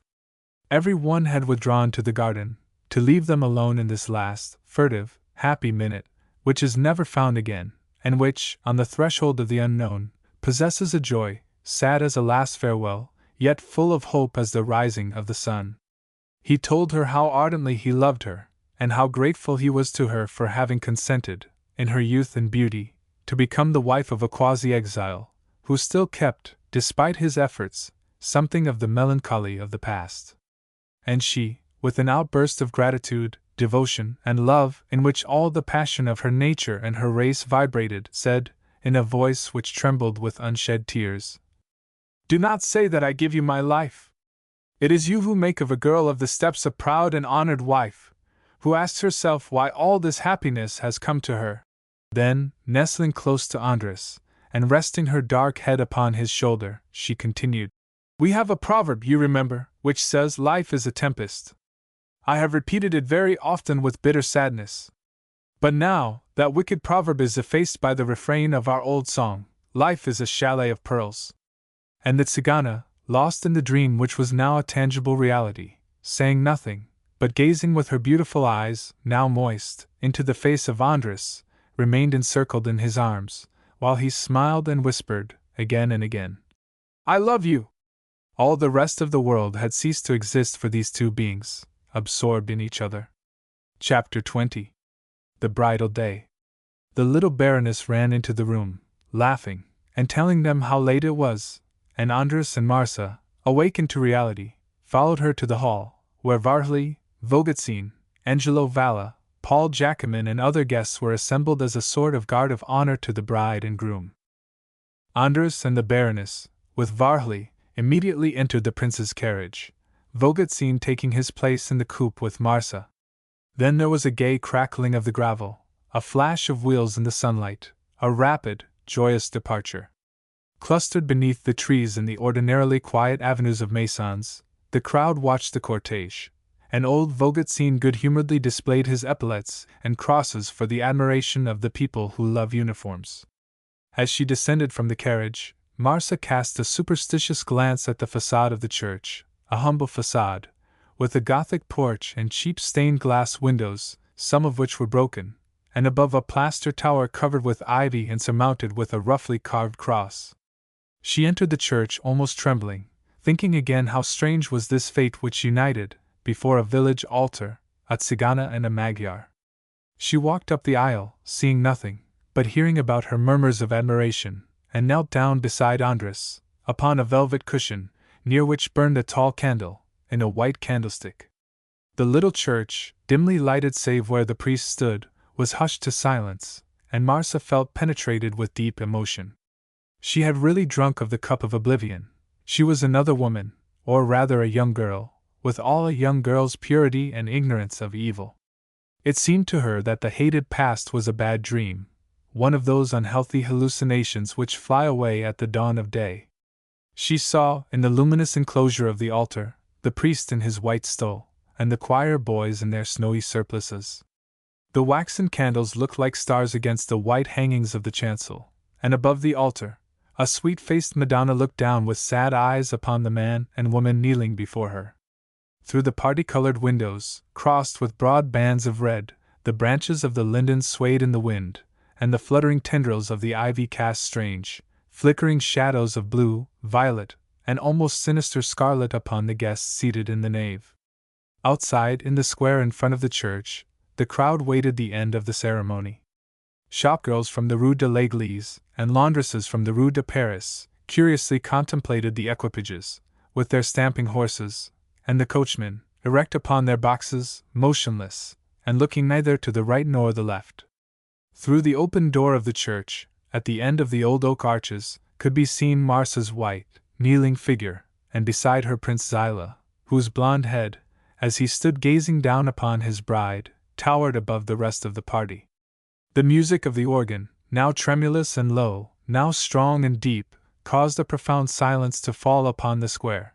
But, as the last note died away, there was a great scrambling for places to see the procession come out. Above the mass of heads, the leaves of the old lindens rustled with a murmur which recalled that of the sea, and now and then a blossom of a yellowish-white would flutter down, which the girls disputed, holding up their hands and saying, "The one who catches it will have a husband before the year is out." A poor old blind man, cowering upon the steps of the sanctuary, was murmuring a monotonous prayer, like the plaint of a night bird. Yenski Varhli regarded the scene with curiosity, as he waited for the end of the ceremony. Somewhat oppressed by the heavy atmosphere of the little church, and being a Huguenot besides, the old soldier had come out into the open air, and bared his head to the fresh breeze under the lindens. His rugged figure had at first a little awed the crowd, but they soon began to rattle on again like a brook over the stones. Varhli cast, from time to time, a glance into the interior of the church. Baroness Dinati was now taking up the collection for the poor, holding the long pole of the alms-box in her little, dimpled hands, and bowing with a pretty smile as the coins rattled into the receptacle. Varhli, after a casual examination of the ruins of an old castle which formed one side of the square, was about to return to the church, when a domestic in livery pushed his way through the crowd, and raising himself upon his toes, peered into the church as if seeking someone. After a moment the man approached Yenski, and taking off his hat, asked, respectfully, "Is it to Monsieur Varhli that I have the honor to speak?" "Yes," replied Yenski, a little surprised. "I have a package for Prince Andras Zilah. Would Monsieur have the kindness to take charge of it, and give it to the prince?" "I beg Monsieur's pardon, but it is very important, and I am obliged to go away at once. I should have brought it to Maisons yesterday." As he spoke, the servant drew from an inside pocket a little package carefully wrapped, and sealed with red sealing wax. "Monsieur will excuse me," he said again, "but it is very important." "What is it?" asked Varhli, rather brusquely. "Who sent it?" "Count Michel Menko." Varhli knew very well, as also did Andras, that Michel had been seriously ill. Otherwise, he would have been astonished at the young man's absence from the wedding of the prince. He thought Michel had probably sent a wedding present, and he took the little package, twisting it mechanically in his hands. As he did so, he gave a slight start of surprise. It seemed as if the package contained letters. He looked at the superscription. The name of Prince Andras Zilah was traced in clear, firm handwriting, and in the left-hand corner, Michel Menko had written, in Hungarian characters, "Very important! With the expression of my excuses and my sorrow," and below, the signature, "Menko Mihai." The domestic was still standing there, hat in hand. "Monsieur will be good enough to pardon me," he said, "but in the midst of this crowd, I could not perhaps reach His Excellency, and the Count's commands were so imperative that—" "Very well," interrupted Varhli. "I will myself give this to the prince immediately." The domestic bowed, uttered his thanks, and left Varhli vaguely uneasy at this mysterious package which had been brought there, and which Menko had addressed to the prince, with the expression of his excuses and his sorrow. Michel doubtless meant that he was sorry not to be able to join Andras's friends, he who was one of the most intimate of them, and whom the prince called "my child." Yes, it was evidently that. But why this sealed package? And what did it contain? Yenski turned it over and over between his fingers, which itched to break the wrapper, and find out what was within. He wondered if there were really any necessity to give it to the prince. But why should he not? What folly to think that any disagreeable news could come from Michel Menko. The young man, unable to come himself to Maisons, had sent his congratulations to the prince, and Zilah would be glad to receive them from his friend. That was all. There was no possible trouble in all this. but only one pleasure the more to Andres. And Varley could not help smiling at the nervous feeling a letter received under odd circumstances or an unexpected dispatch sometimes causes. The envelope alone, of some letters, sends a magnetic thrill through one and makes one tremble. The rough soldier was not accustomed to such weaknesses, and he blamed himself as being childish, for having felt that instinctive fear which was now dissipated. He shrugged his shoulders, and turned toward the church. From the interior came the sound of the organ, mingled with the murmur of the guests as they rose, ready to depart. The wedding march from the Midsummer Night's Dream pealed forth majestically as the newly married pair walked slowly down the aisle. Marcia smiled happily at this music of Mendelssohn, which she had played so often, and which was now singing for her the chant of happy love. She saw the sunshine streaming through the open doorway, and dazzled by this light from without, her eyes fixed upon the luminous portal, she no longer perceived the dim shadows of the church. Murmurs of admiration greeted her as she appeared upon the threshold, beaming with happiness. The crowd, which made way for her, gazed upon her with fascinated eyes. The door of Andres's carriage was open. Marcia entered it, and Andres, with a smile of deep, profound content, seated himself beside her, whispering tenderly in the Tzigana's ear as the carriage drove off. "Ah! How I love you! My beloved, my adored Marcia! How I love you, and how happy I am!" Chapter 21. The Tzigana is the most loved of all. The chimes rang forth a merry peal, and Mendelssohn's music still thundered its triumphal accents, as the marriage guests left the church. It is a beautiful wedding, really a great success. The bride, the decorations, the good peasants, and the pretty girls, everything is simply perfect. If I ever marry again, laughed the Baroness, I shall be married in the country. You have only to name the day, Baroness, said old Vogetzin, inspired to a little gallantry. And Jacquemin, with a smile, exclaimed in Russian, "What a charming speech, General, and so original! I will make a note of it." The carriages rolled away toward Marcia's house through the broad avenues, turning rapidly around the fountains of the park, whose jets of water laughed as they fell and threw showers of spray over the masses of flowers. Before the church, the children disputed for the money and bonbons Prince Andres had ordered to be distributed. In Marcia's large drawing rooms, where glass and silver sparkled upon the snowy cloth, servants in livery awaited the return of the wedding party. In a moment there was an assault, General Vogetzin leading the column. All appetites were excited by the drive in the fresh air, and the guests did honor to the pates, salads, and cold chicken, accompanied by Leoville, which Jacquemin tasted and pronounced drinkable. The little Baroness was ubiquitous, laughing, chattering, enjoying herself to her heart's content, and telling every one that she was to leave that very evening for Trouville, with trunks, and trunks, and trunks, a host of them. But then, it was race week, you know. With her eyeglasses perched upon her little nose, she stopped before a statuette, a picture, no matter what, exclaiming merrily, "Oh, how pretty that is! How pretty it is! It is a Tanagra! How queer those Tanagras are! They prove that love existed in antiquity, don't they, Varley? Oh, I forgot, what do you know about love?" At last, with a glass of champagne in her hand, she paused before a portrait of Marcia, a strange, powerful picture, the work of an artist who knew how to put soul into his painting. "Ah, this is superb! Who painted it, Marcia?" "Sitchi," replied Marcia. "Ah, yes, Sitchi! I am no longer astonished. By the way, there is another Hungarian artist who paints very well. I have heard of him. He is an old man. I don't exactly remember his name, something like Barabbas." "Nicholas de Baratres," said Varley. "Yes, that's it. It seems he is a master. But your Zichy pleases me infinitely. He has caught your eyes and expression wonderfully. It is exactly like you, Princess. I should like to have my portrait painted by him. His first name is Michel, is it not?" She examined the signature, peering through her eyeglass, close to the canvas. "Yes, I knew it was. Michel Zichy." This name of Michel, suddenly pronounced, sped like an arrow through Marcia's heart. She closed her eyes as if to shut out some hateful vision, and abruptly quitted the Baroness, who proceeded to analyze Zichy's portrait as she did the pictures in the salon on varnishing day. Marcia went toward other friends, answering their flatteries with smiles, and forcing herself to talk and forget.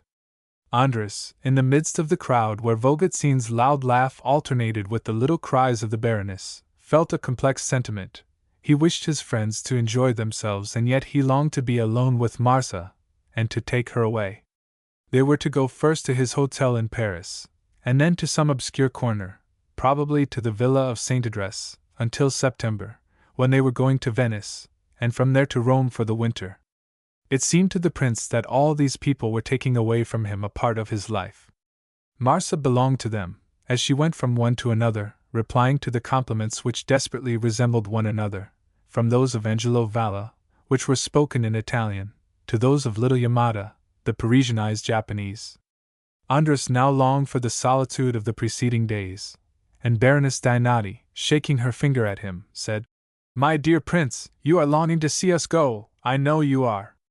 "Oh, don't say you are not! I am sure of it, and I can understand it. We had no lunch at my marriage. The Baron simply carried me off at the door of the church." "Carried me off! How romantic that sounds! It suggests an elopement with a coach and four. Have no fear, though, leave it to me, I will disperse your guests." She flew away before Zilah could answer, and murmuring a word in the ears of her friends, tapping with her little hand upon the shoulders of the obstinate, she gradually cleared the rooms, and the sound of the departing carriages was soon heard, as they rolled down the avenue. Andres and Marcia were left almost alone, Varhely still remaining, and the little Baroness, who ran up, all rosy and out of breath, to the prince, and said gaily in her laughing voice, "Well, what do you say to that? All vanished like smoke, even Jacquemin, who has gone back by train. The game of Descampetivos, which Marie Antoinette loved to play at Trianon, must have been a little like this.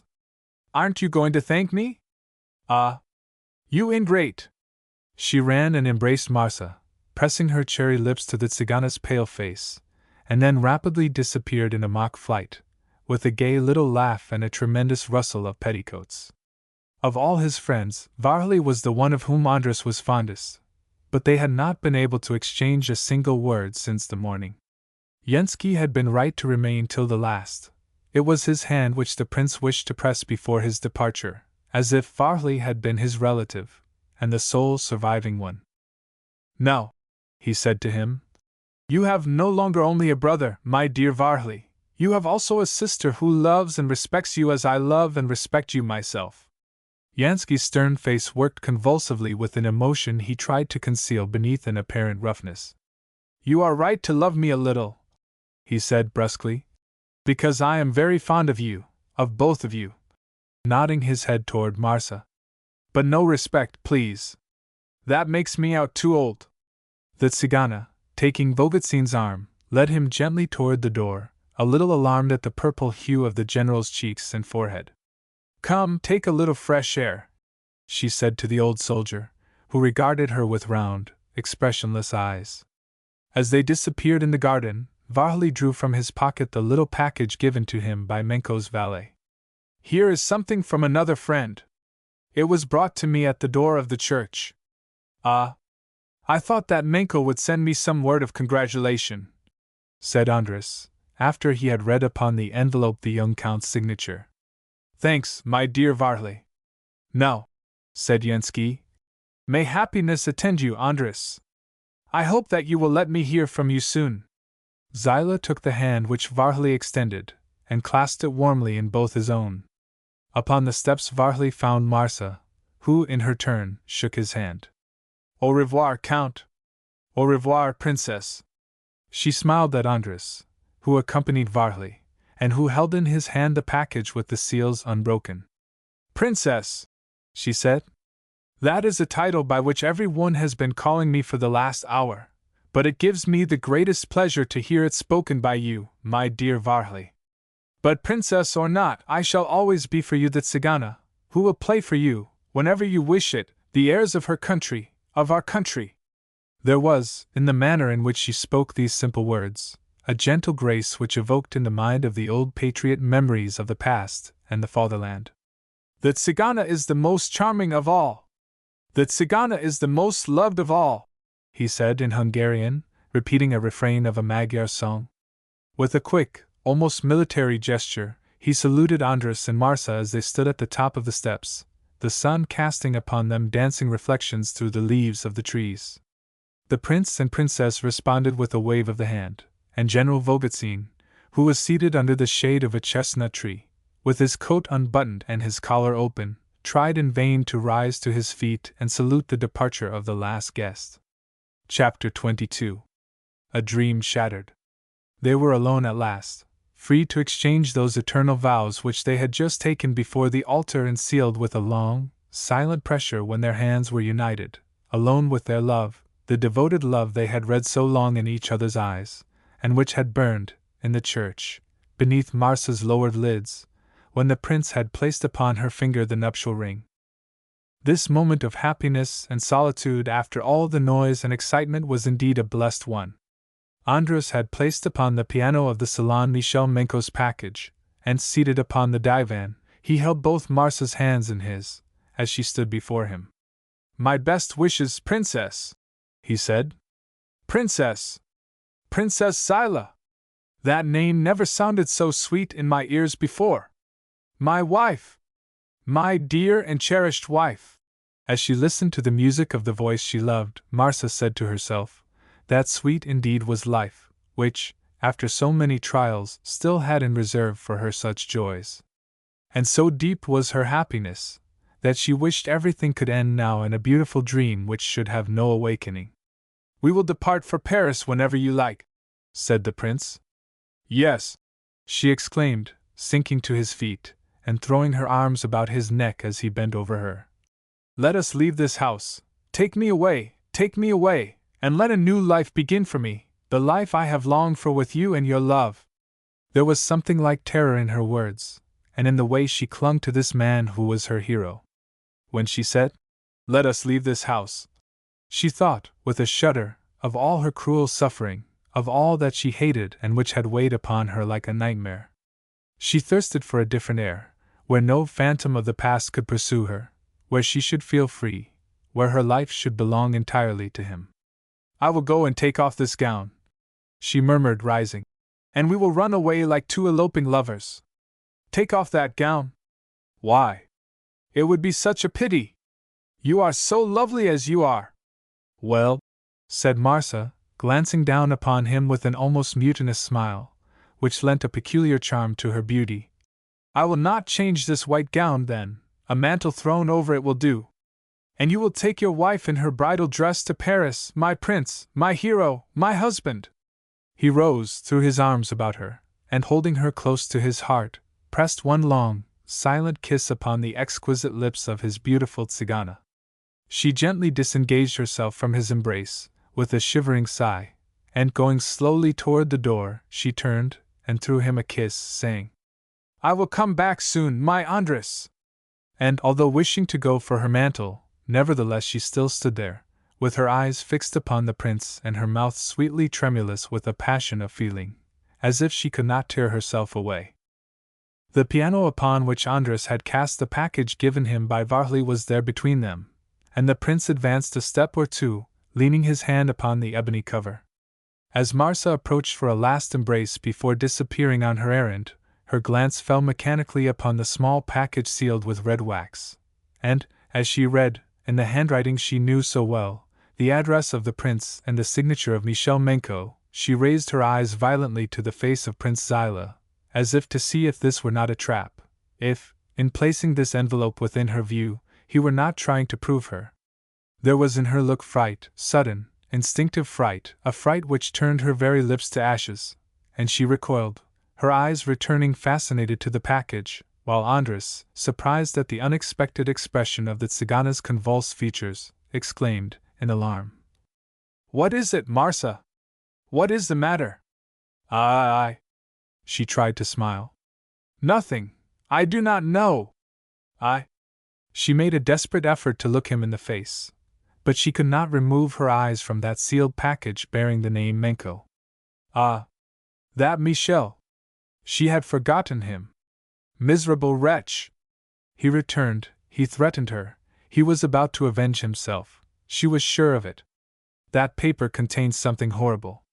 What could Michel Menko have to say to Prince Andres, writing him at such an hour, except to tell him that the wretched woman he had married was branded with infamy? She shuddered from head to foot, steadying herself against the piano, her lips trembling nervously. I assure you, Marsa, began the prince, taking her hands. Your hands are cold. Are you ill?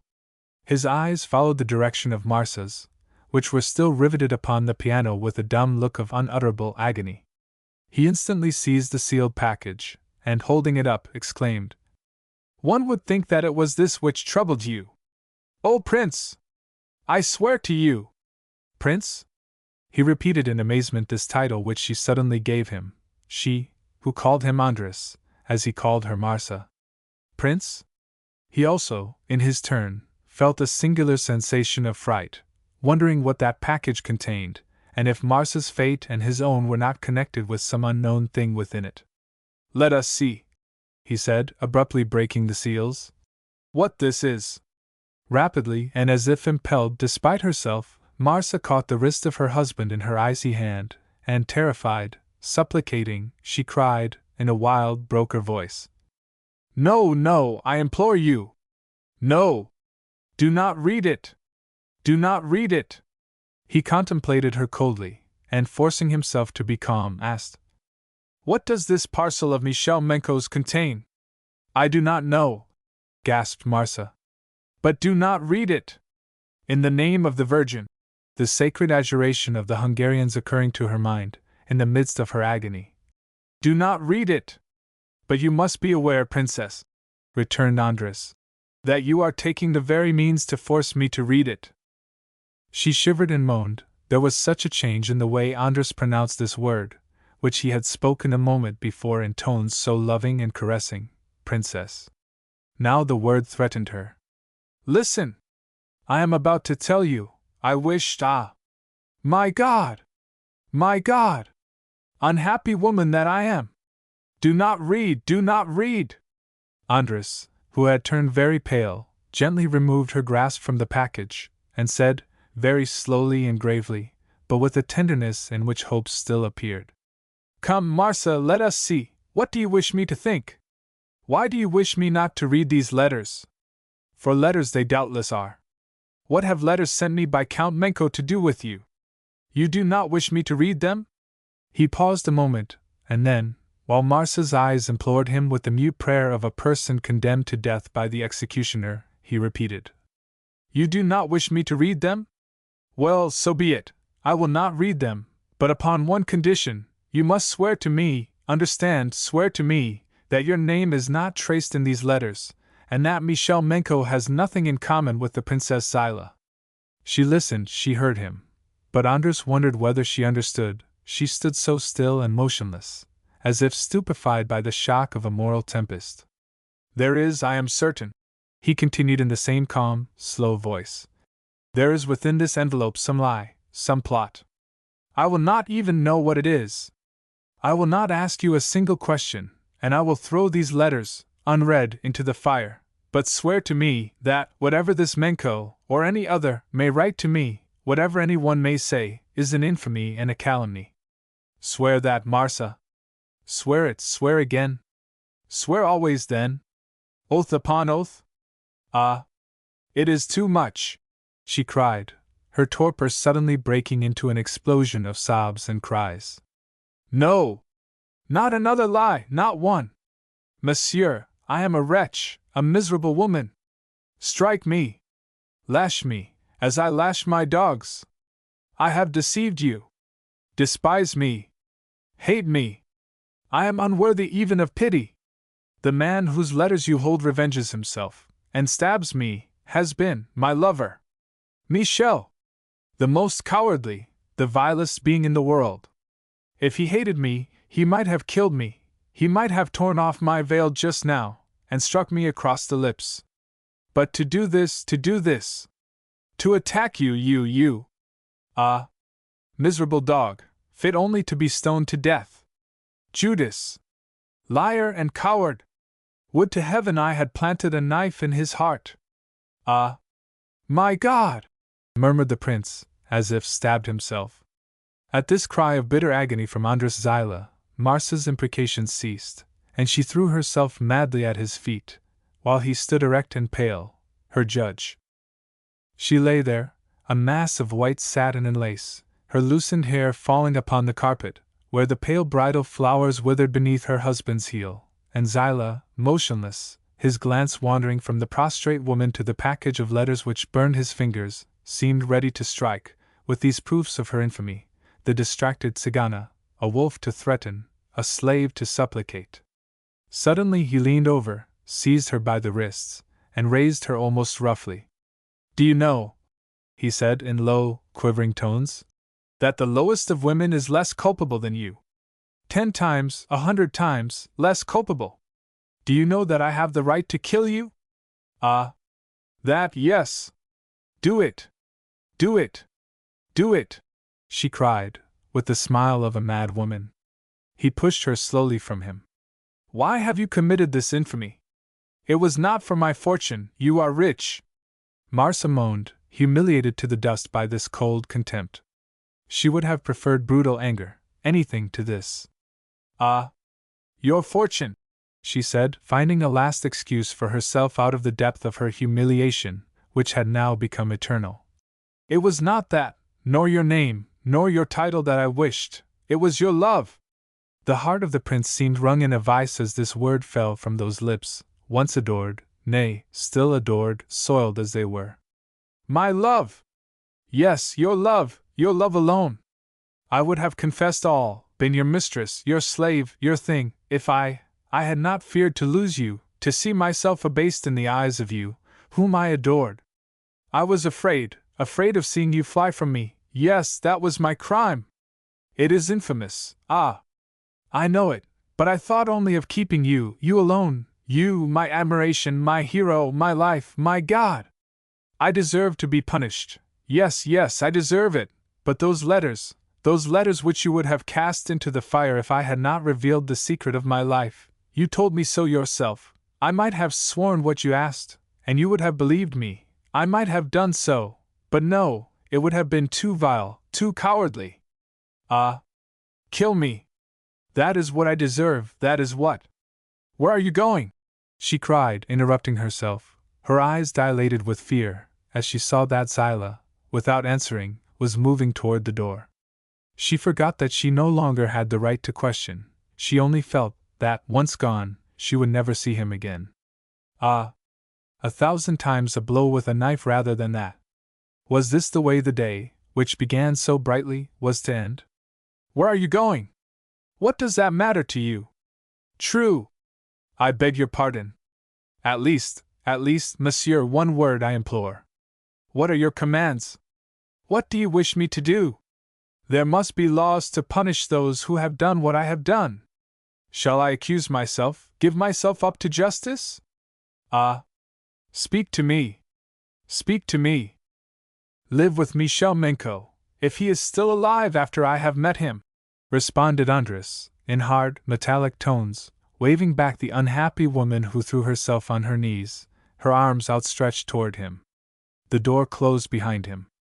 For a moment she gazed after him with haggard eyes, and then, dragging herself, her bridal robes trailing behind her, to the door, she tried to call after him, to detain the man whom she adored, and who was flying from her. But her voice failed her, and with one wild, inarticulate cry, she fell forward on her face, with a horrible realization of the immense void which filled the house, this morning gay and joyous, now silent as a tomb. And while the prince, in the carriage which bore him away, read the letters in which Marsa spoke of her love for another, and that other the man whom he called my child, while he paused in this agonizing reading to ask himself if it were true, if such a sudden annihilation of his happiness were possible, if so many misfortunes could happen in such a few hours, while he watched the houses and trees revolve slowly by him, and feared that he was going mad, Marsa's servants ate the remnants of the lunch, and drank what was left of the champagne to the health of the Prince and Princess Zilah. Chapter 23. The world holds but one fair maiden. Paris, whose everyday gossip has usually the keenness and eagerness of the tattle of small villages, preserves at times, upon certain serious subjects, a silence which might be believed to be generous. Whether it is from ignorance or from respect, at all events it has little to say. There are vague suspicions of the truth, surmises are made, but nothing is affirmed, and this sort of abdication of public malignity is the most complete homage that can be rendered either to character or talent. The circle of foreigners in Paris, that contrasted society which circled and chattered in the salon of the Baroness Dinati, could not, of necessity, be ignorant that the Princess Zilah, since the wedding which had attracted to Maisons Laffitte a large part of the fashionable world, had not left her house, while Prince Andres had returned to Paris alone. There were low-spoken rumors of all sorts. It was said that Marsa had been attacked by an hereditary nervous malady, and in proof of this were cited the visits made at Maisons Laffitte by Dr. Fargies, the famous physician of Salpêtrière, who had been summoned in consultation with Dr. Villandry. These two men, both celebrated in their profession, had been called in by Vogelsine, upon the advice of Jensky Varhely, who was more Parisian and better informed than the general. Vogelsine was dreadfully uneasy, and his brain seemed ready to burst with the responsibility thrust upon him. Since the terrible day of the marriage, Vogelsine shrugged his shoulders in anger and amazement when he uttered this word marriage. Marsa had not recovered from a sort of frightened stupor, and the general, terrified at his niece's condition, was really afraid of going insane himself. "Oh dear! Oh dear!" he said. "All this is deplorably sad." After the terrible overthrow of all her hopes, Marsa was seized with a fever, and she lay upon her bed in a frightful delirium, which entirely took away the little sense poor old Vogelsine had left. Understanding nothing of the reason of Zilah's disappearance, the general listened in childish alarm to Marsa, wildly imploring mercy and pity of some invisible person.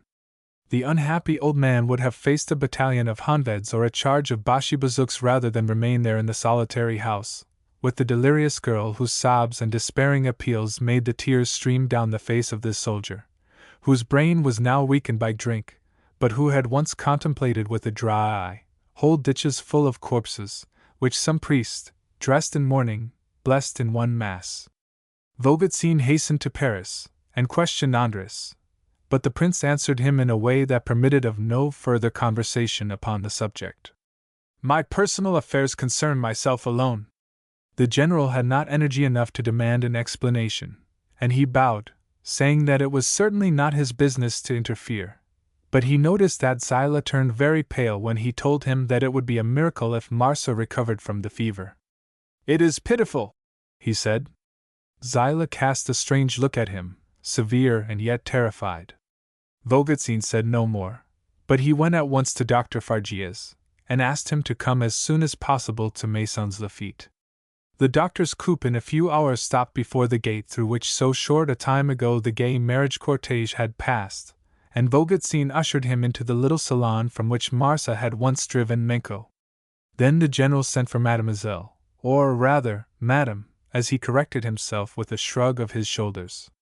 But suddenly he became very serious as he saw upon the threshold Marsa, whose fever had temporarily left her, and who could now manage to drag herself along, pale and wan, leaning upon the arm of her maid. Dr. Fargies cast a keen glance at the girl, whose eyes, burning with inward fire, alone seemed to be living.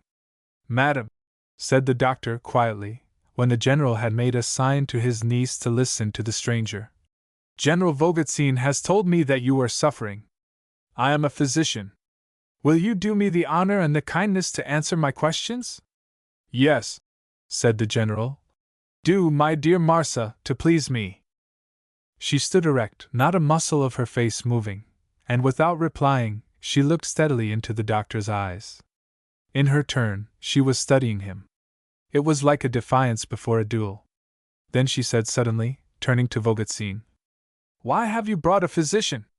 I am not ill." Her voice was clear, but low and sad, and it was an evident effort for her to speak. "No, you are not ill, my dear child, but I don't know, I don't understand. You make me a little uneasy, a very little.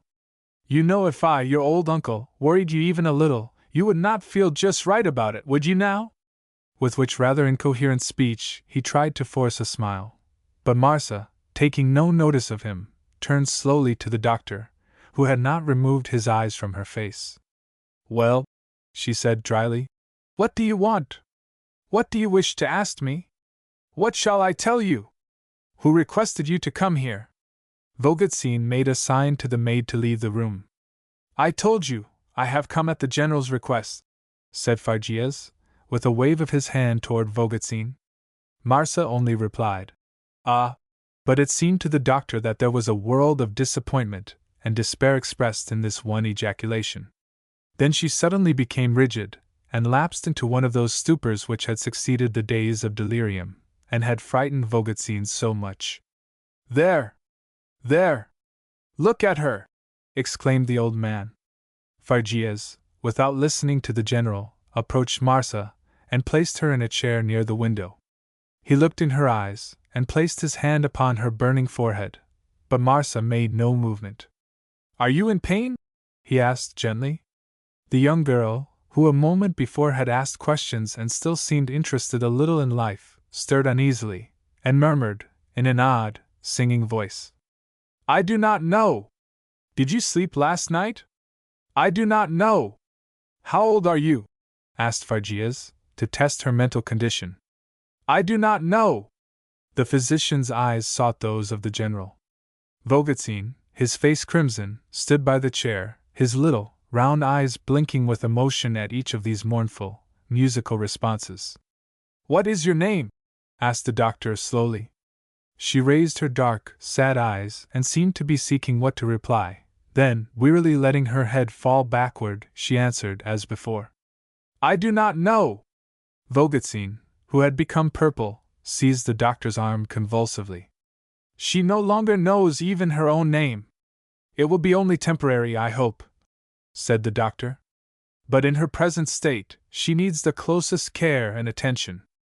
I have never seen her like this before, never since the first day, exclaimed the general, in alarm and excitement. She tried to kill herself then, but afterward she seemed more reasonable, as you saw just now. When she asked you who sent you, I thought, at last she is interested in something. But now it is worse than ever. Oh! This is lively for me, devilish lively!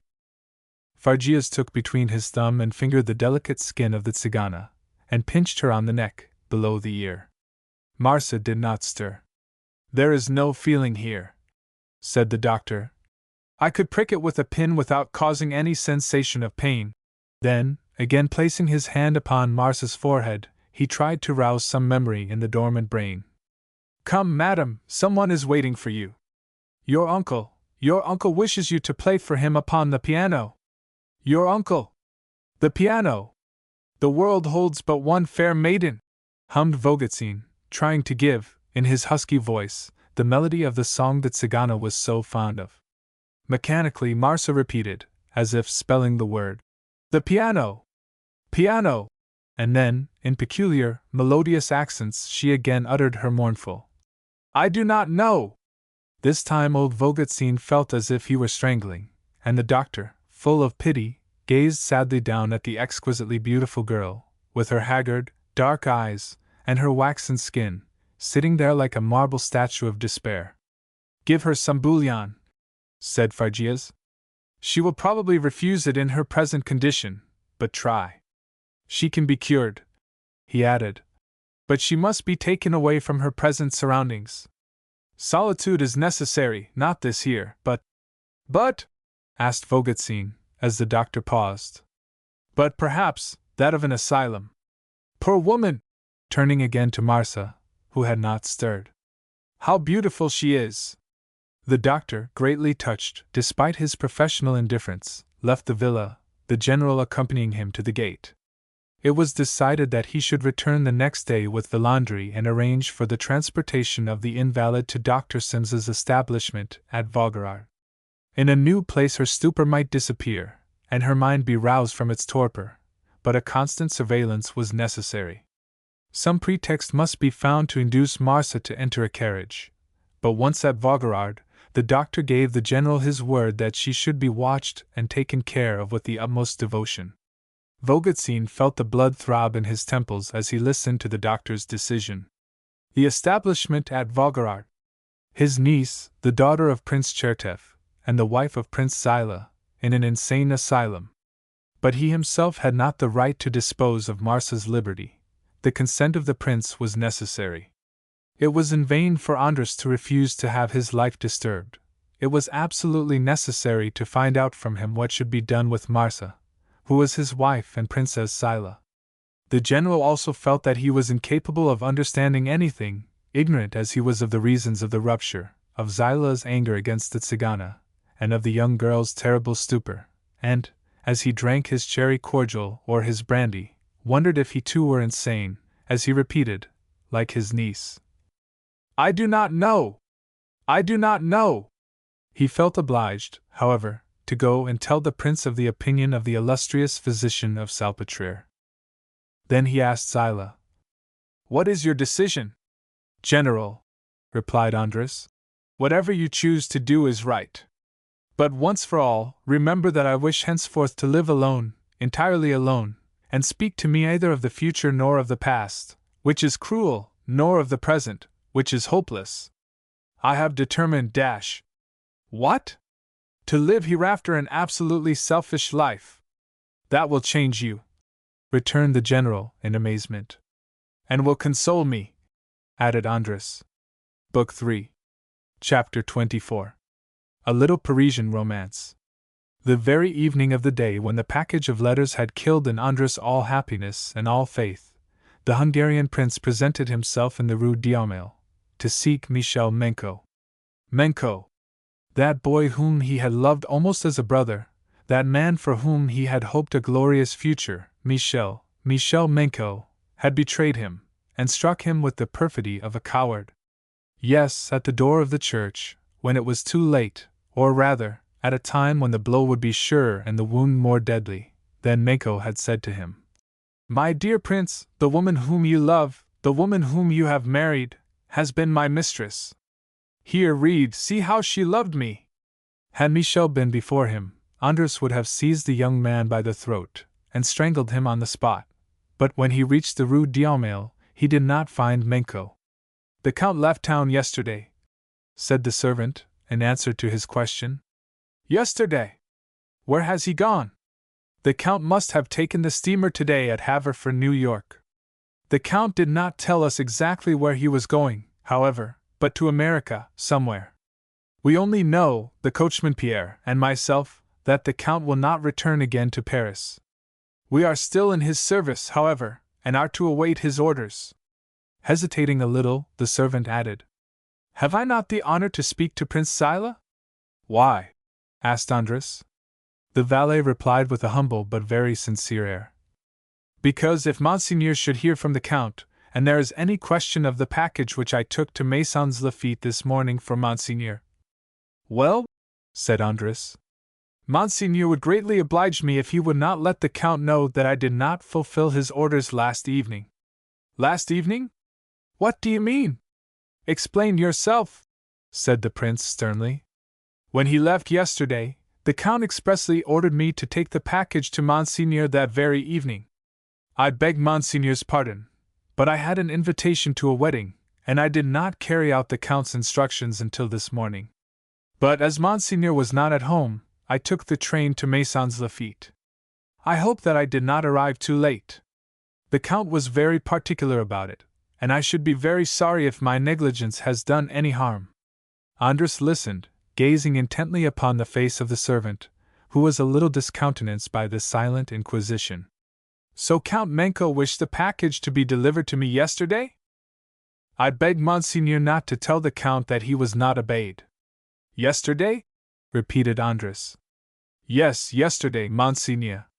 The Count departed, thinking it would be done, and, indeed, he had a right to think so. I am very careful, Monseigneur, very careful, and if Monseigneur should some day have need of a—" The prince stopped the valet with a gesture. It was repugnant to Andras to have this man mixed up in a secret of his life, and such a secret. But the domestic was evidently ignorant what a commission Menko had confided to him. In his eyes, the package, containing such letters, was like any other package. Andras was persuaded of this by the attitude of the man, humiliated at having failed in his duty. A word more exchanged with the valet, and Andras would have felt humiliated himself. But he had gained from the conversation the idea that Menko had not wished to insult him in his happiness, but to reveal all to him before the ceremony had yet been celebrated. It was as atrocious, but not so cowardly. Menko had wished to attack Marsa, rather than Andras. This was visible in the express commands given to his valet. And upon what a trifle had it depended, whether the name of Zilah should be borne by this woman. Upon what? Upon a servant's feast. Life is full of strange chances. The hands of that low-born valet had held for hours his happiness and his honor, Andras Zilah's, the honor of all his race. The prince returned to his hotel, which he had left that morning thinking that he would soon bring there the woman he then adored, but whom he now despised and hated. Oh! He would know where Menko had gone. Him he could punish. As for Marsa, she was now dead to him. But where, in the whirlpool of the new world, would this Michel Menko disappear? And how could he find him? The days passed, and Zilah had acquired almost the certainty that Menko had not embarked at Havre. Perhaps he had not quitted Europe. He might, some day or another, in spite of what the valet had said, reappear in Paris, and then.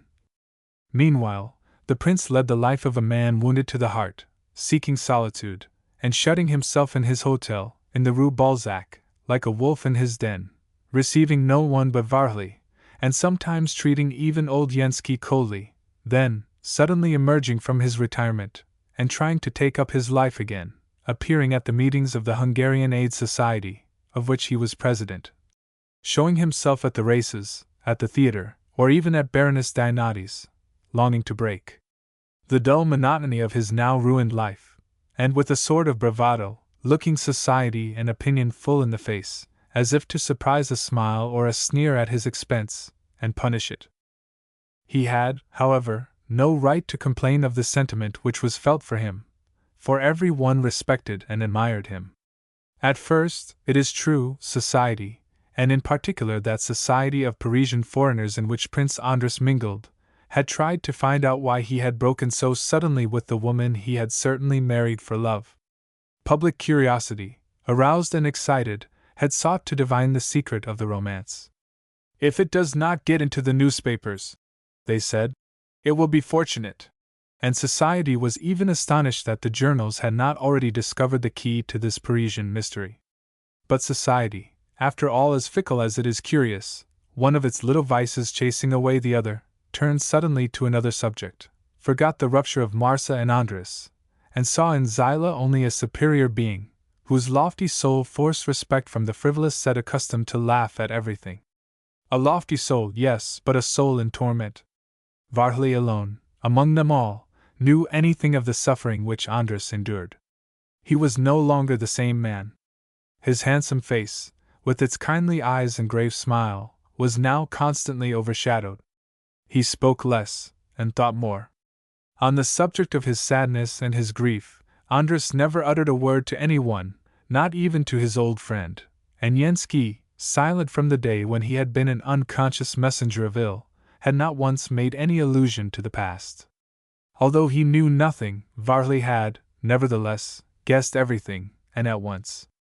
The blow was too direct and too cruelly simple for the old Hungarian not to have immediately exclaimed, with rage, "Those were love letters, and I gave them to him! Idiot that I was! I held those letters in my hand. I might have destroyed them, or crammed them one by one down Menko's throat. But who could have suspected such an infamy? Menko! A man of honor! Ah, yes, what does honor amount to when there is a woman in question? Imbecile! And it is irreparable now, irreparable!" Varley also was anxious to know where Menko had gone. They did not know at the Austro-Hungarian embassy. It was a complete disappearance, perhaps a suicide. If the old Hungarian had met the young man, he would at least have gotten rid of part of his bile. But the angry thought that he, Varhely, had been associated in a vile revenge which had touched Andras, was, for the old soldier, a constant cause for ill humor with himself, and a thing which, in a measure, poisoned his life. Varhely had long been a misanthrope himself, but he tried to struggle against his own temperament when he saw Andras wrapping himself up in bitterness and gloomy thoughts. Little by little, Zilah allowed himself to sink into that state where not only everything becomes indifferent to us, but where we long for another suffering, further pain, that we may utter more bitter cries, more irritated complaints against fate. It seems then that everything is dark about us, and our endless night is traversed by morbid visions, and peopled with phantoms. The sick man, for the one who suffers such torture is sick, would willingly seek a new sorrow, like those wounded men who, seized with frenzy, open their wounds themselves, and irritate them with the point of a knife. Then, misanthropy and disgust of life assume a phase in which pain is not without a certain charm. There is a species of voluptuousness in this appetite for suffering, and the sufferer becomes, as it were, enamored of his own agony. With Zilah, this sad state was due to a sort of insurrection of his loyalty against the many infamies to be met with in this world, which he had believed to be only too full of virtues. He now considered himself an idiot, a fool, for having all his life adored chimeras, and followed, as children do passing music, the fanfares of poetic chivalry.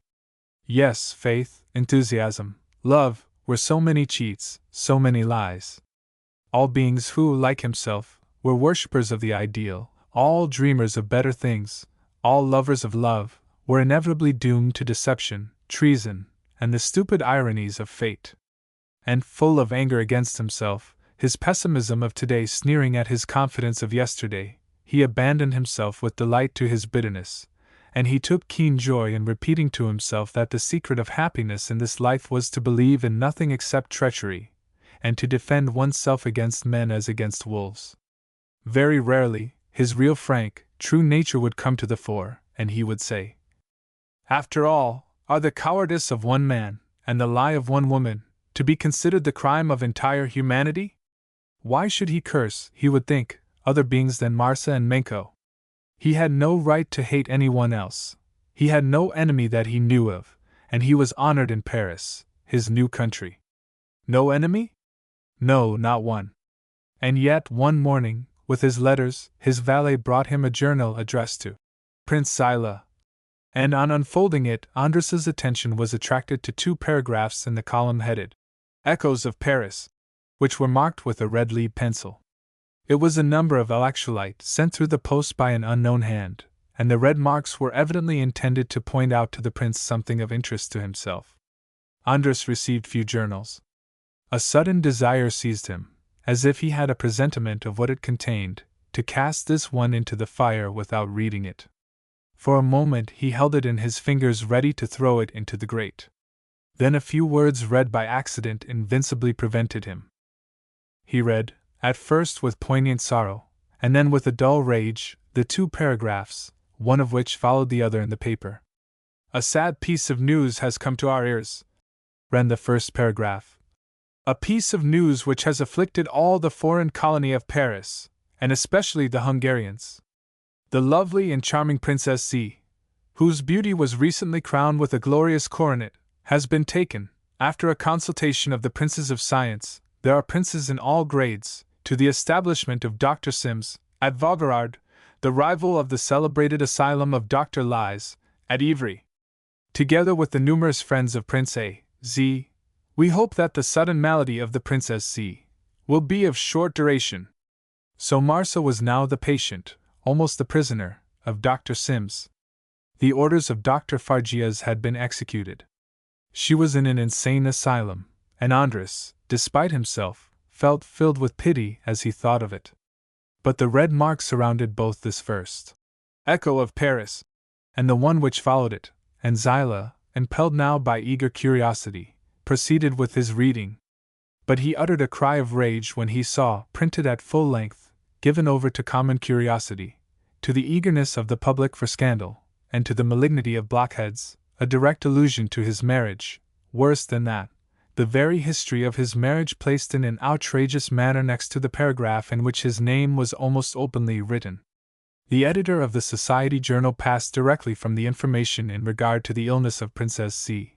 to an allegorical tale in which Andras saw the secret of his life and the wounds of his heart laid bare.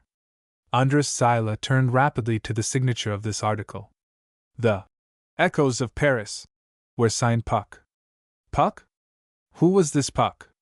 How could an unknown, an anonymous writer, a retailer of scandals, be possessed of his secret?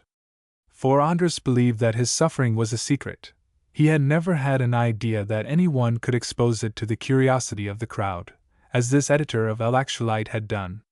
He felt an increased rage against the invisible Michel Menko, who had disappeared after his infamy, and it seemed to him that this Puck, this unknown journalist, was an accomplice or a friend of Michel Menko, and that, behind the pseudonym of the writer, he perceived the handsome face, twisted mustache and haughty smile of the young count.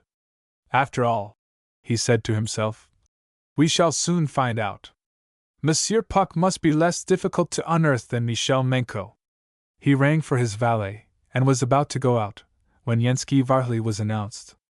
The old Hungarian looked troubled, and his brows were contracted in a frown. He could not repress a movement of anger when he perceived, upon the prince's table, the marked number of El Actualite. Varhely, when he had an afternoon to get rid of, usually went to the Palais Royal. He had lived for 20 years not far from there, in a little apartment near St. Roch. Drinking in the fresh air, under the striped awning of the Café de la Rotonde, he read the journals, one after the other, or watched the sparrows fly about and peck up the grains in the sand. Children ran here and there, playing at ball, and, above the noise of the promenaders, arose the music of the brass band. It was chiefly the political news he sought for in the French or foreign journals. He ran through them all with his nose in the sheets, which he held straight out by the wooden file, like a flag. With a rapid glance, he fell straight upon the Hungarian names which interested him, Dieck sometimes Andrassy, and from a German paper he passed to an English, Spanish, or Italian one, making, as he said, a tour of Europe, acquainted as he was with almost all European languages. An hour before he appeared at the prince's house, he was seated in the shade of the trees, scanning El Actualite, when he suddenly uttered an oath of anger, an Hungarian terem tit, as he came across the 2 paragraphs alluding to Prince Andras. Varhely read the lines over twice, to convince himself that he was not mistaken, and that it was Prince Zilah who was designated with the skillfully veiled innuendo of an expert journalist.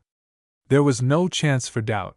The indistinct nationality of the great lord spoken of thinly veiled the Magyar characteristics of Andras, and the paragraph which preceded the little Parisian romance was very skillfully arranged to let the public guess the name of the hero of the adventure, while giving to the anecdote related the piquancy of the anonymous, that velvet mask of scandalmongers. Then Varhely had only one idea. Andras must not know of this article. He scarcely ever reads the journals, but someone may have sent this paper to him. And the old misanthrope hurried to the prince's hotel, thinking this, that there always exist people ready to forward paragraphs of this kind. When he perceived El Actualite upon the prince's table, he saw that his surmise was only too correct, and he was furious with himself for arriving too late. "Where are you going?" he asked Andras, who was putting on his gloves. The prince took up the marked paper, folded it slowly, and replied, "I am going out." "Have you read that paper?" "The marked part of it, yes." "You know that sheet is never read, it has no circulation whatever, it lives from its advertisements. There is no use in taking any notice of it. If there were question only of myself, I should not take any notice of it. But they have mixed up in this scandal the name of the woman to whom I have given my name. I wish to know who did it, and why he did it. Oh! For nothing, for fun! Because this monsieur, how does he sign himself? Puck had nothing else to write about." "It is certainly absurd," remarked Zilah, "to imagine that a man can live in the ideal. At every step the reality splashes you with mud." As he spoke, he moved toward the door. "Where are you going?" asked Varhely again. "To the office of this journal." "Do not commit such an imprudence.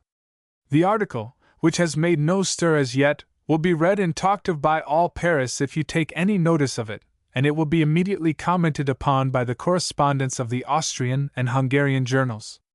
That matters little to me, said the prince, resolutely. Those people will only do what their trade obliges them to.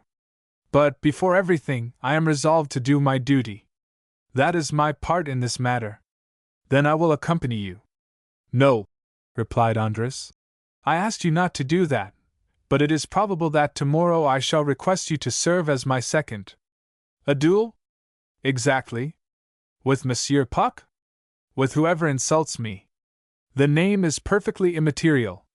But since he escapes me and she is irresponsible, and punished, I regard as an accomplice of their infamy any man who makes allusion to it with either tongue or pen. And, my dear Varley, I wish to act alone. Don't be angry. I know that in your hands my honor would be as faithfully guarded as in my own.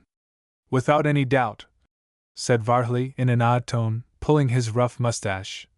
And I hope to prove it to you some day. Chapter 25. The Home of Puck. Prince Zilah did not observe at all the marked significance old Yenski gave to this last speech. He shook Varley's hand, entered a cab, and, casting a glance at the journal in his hands, he ordered the coachman to drive to the office of Electrolyte, Rue Halevi, near the Opera. The Society Journal, whose aim was represented by its title, had its quarters on the third floor in that semi-English section where bars, excursion agencies, steamboat offices, and manufacturers of traveling bags give to the streets a sort of Britannic aspect. The office of Electrolyte had only recently been established there. Prince Zilch read the number of the room upon a brass sign and went up. In the outer office there were only 2 or 3 clerks at work behind the grating. None of these had the right to reveal the names hidden under pseudonyms. They did not even know them. Zilch perceived, through an open door, the reporter's room, furnished with a long table covered with pens, ink, and pads of white paper. This room was empty. The journal was made up in the evening, and the reporters were absent. Is there any one who can answer me? Asked the prince. Probably the secretary can, replied a clerk. Have you a card, monsieur? Or, if you will write your name upon a bit of paper, it will do. Andras did so. The clerk opened a door in the corridor and disappeared. After a minute or 2 he reappeared, and said to the prince, If you will follow me, Monsieur Fremen will see you. Andras found himself in the presence of a pleasant-looking middle-aged man, who was writing at a modest desk when the Hungarian entered, and who bowed politely, motioning him to be seated.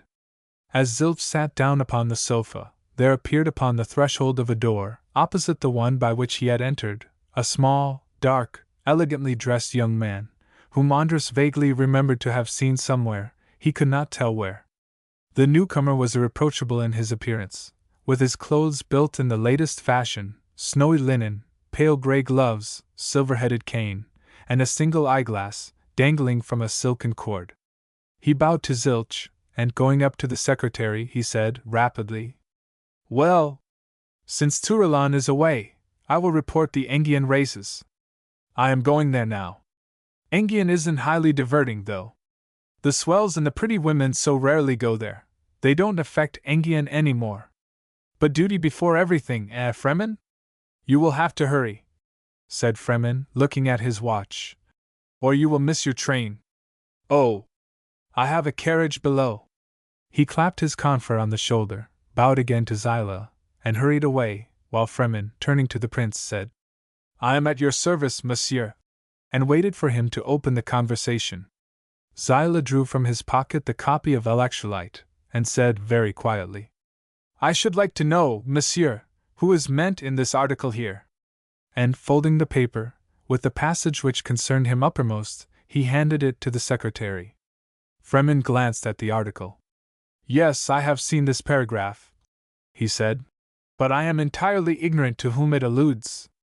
I am not even certain that it is not a fabrication, invented out of whole cloth. Ah, said Zilah. The author of the article would know, I suppose? It is highly probable, replied Fremen, with a smile. Will you tell me, then, the name of the person who wrote this? Isn't the article signed?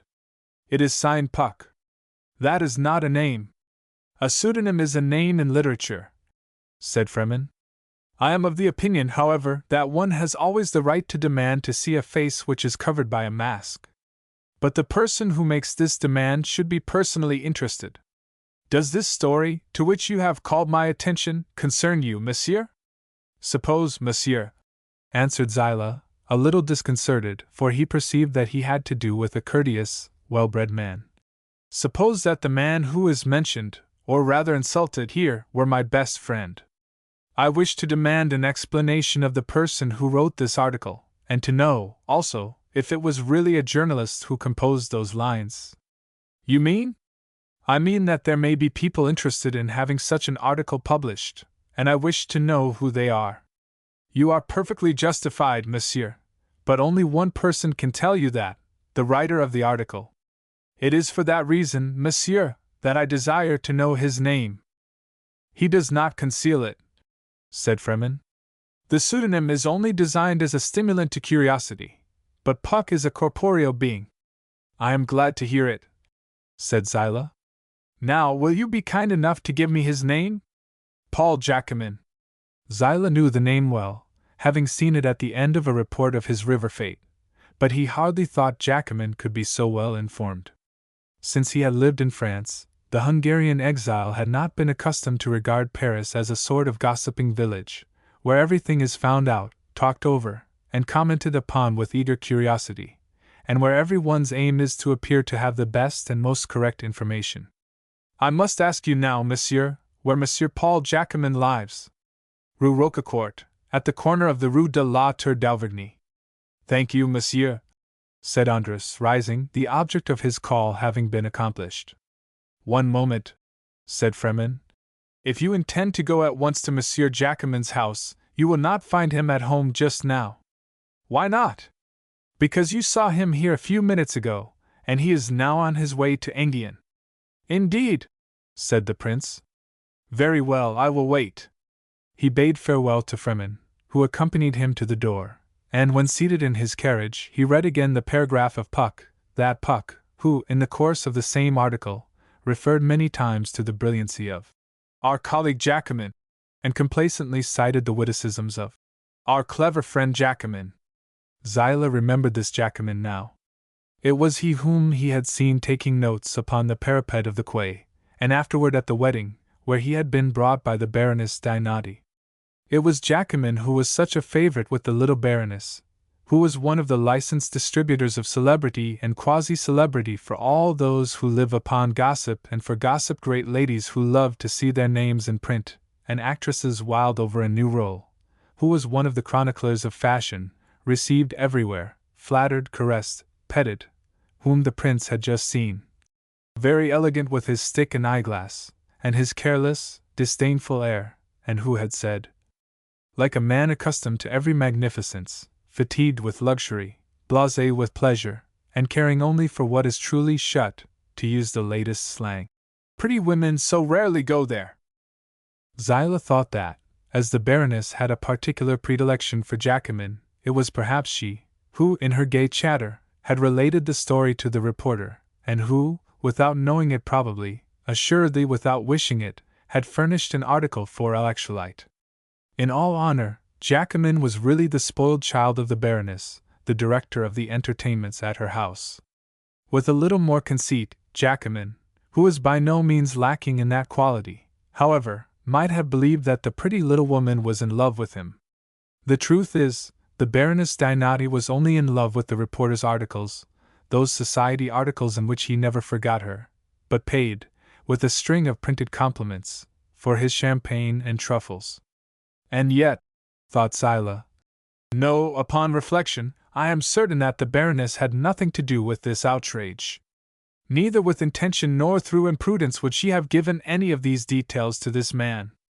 Now that the prince knew his real name, he might have sent to Monsieur Puck, Varley, and another of his friends.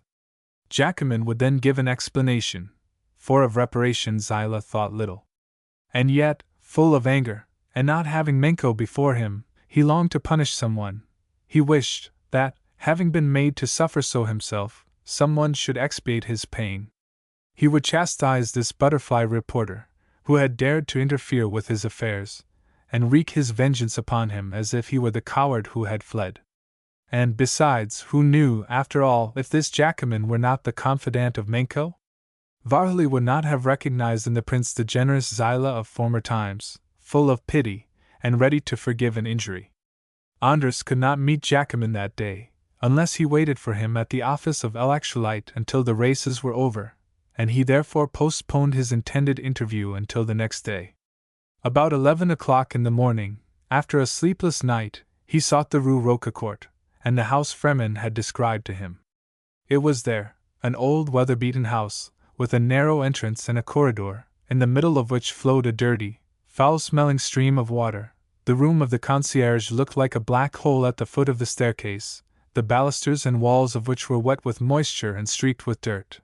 A house of poor working people, many stories high, and built in the time when this quarter of Paris was almost a suburb.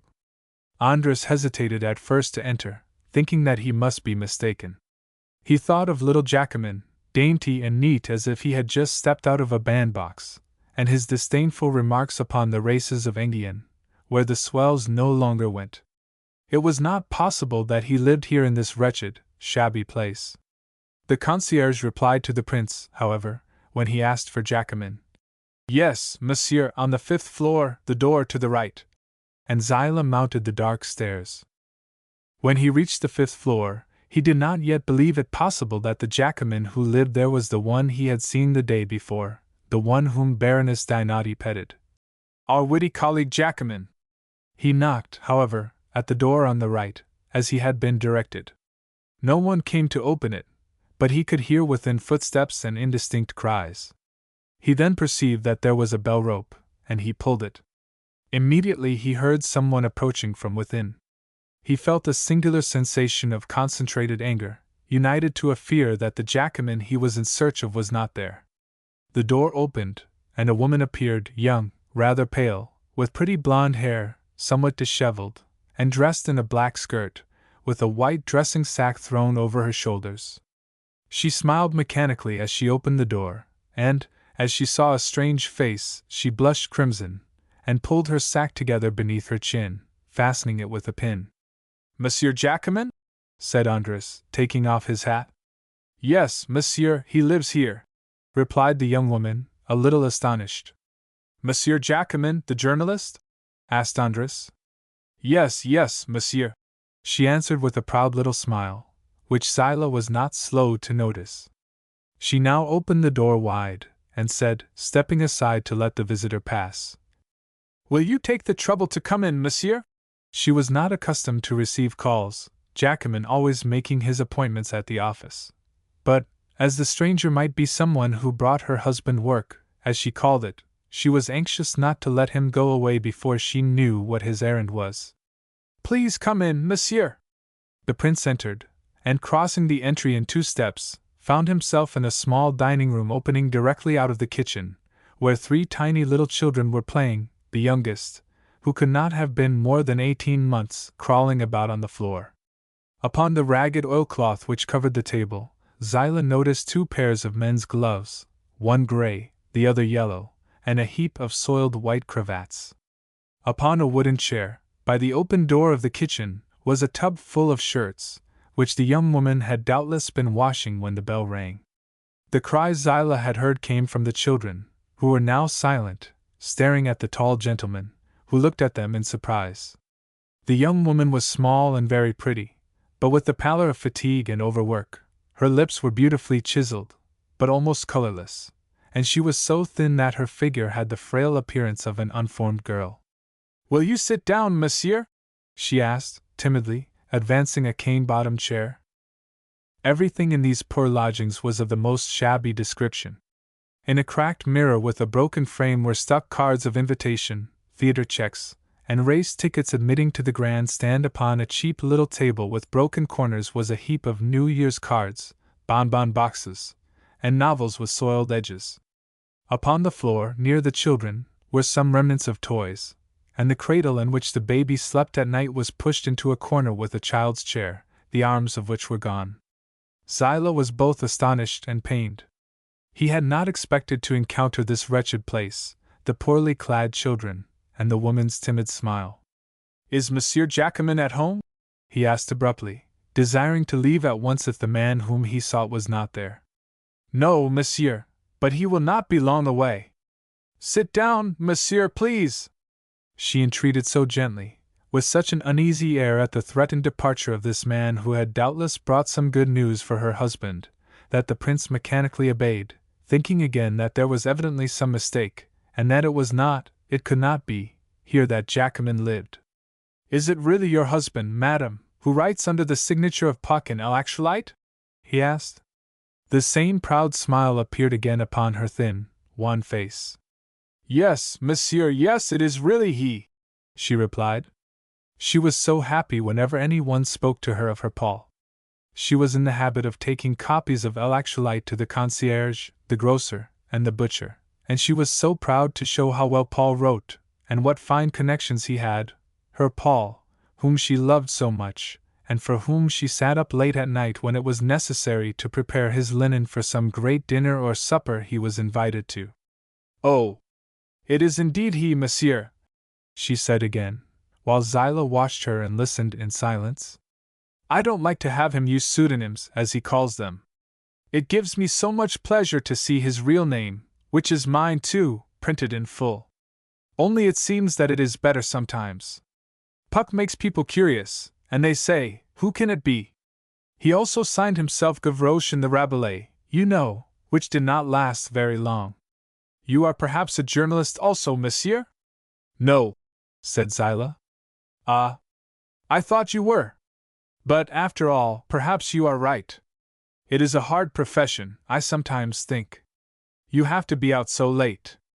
If you only knew, monsieur, how poor Paul is forced to work even at night. It tires him so, and then it costs so much. I beg your pardon for leaving those gloves like that before you. I was cleaning them. He does not like cleaned gloves, though. He says it always shows. Well, I am a woman, and I don't notice it. And then I take so much care of all that. It is necessary, and everything costs so dear. You see, Gustave, don't slap your little sister. You naughty boy! And going to the children, her sweet, frank eyes becoming sad at a quarrel between her little ones, she gently took the baby away from the oldest child, who cried, and went into a corner to pout, regarding his mother with the same impudent air which Zilah had perceived in the curl of Jaquemin's lips when the reporter complained of the dearth of pretty women.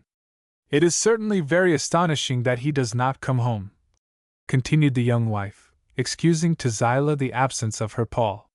He often breakfasts, however, in the city at Brabant's. It seems that it is necessary for him to do so. You see, at the restaurant he talks and hears news. He couldn't learn all that he knows here very well, could he? I don't know much of things that must be put in a newspaper. And she smiled a little sad smile, making even of her humility a pedestal for the husband so deeply loved and admired. Zilah was beginning to feel ill at ease. He had come with anger, expecting to encounter the little fop whom he had seen, and he found this humble and devoted woman, who spoke of her Paul as if she were speaking of her religion, and who, knowing nothing of the life of her husband, only loving him, sacrificed herself to him in this almost cruel poverty, a strange contrast to the life of luxury Jaquemin led elsewhere, with the holy trust of her unselfish love. Do you never accompany your husband anywhere? Asked Andres. Oh, never, she replied, with a sort of fright. He does not wish it, and he is right. You see, monsieur, when he married me, 5 years ago, he was not what he is now. He was a railway clerk. I was a working girl. Yes, I was a seamstress. Then it was all right. We used to walk together, and we went to the theater. He did not know anyone. It is different now.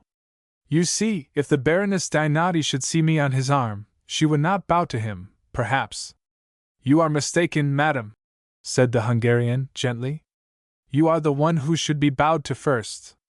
She did not understand, but she felt that a compliment was intended, and she blushed very red, not daring to say any more, and wondering if she had not chatted too much, as Jaquemin reproached her with doing almost every day. Does Monsieur Jaquemin go often to the theater?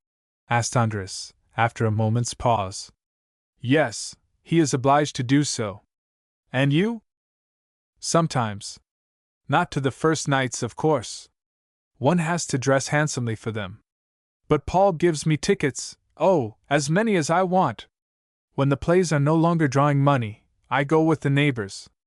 But I prefer to stay at home and see to my babies, when I am sitting in the theater, and they are left in charge of the concierge. I think, suppose anything should happen to them.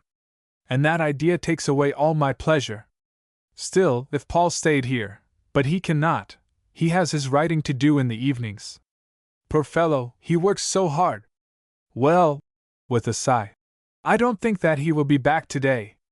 The children will eat his beefsteak, that's all. It won't do them any harm. As she spoke, she took some pieces of meat from an almost empty cupboard, and placed them on the table, excusing herself for doing so before Zilah.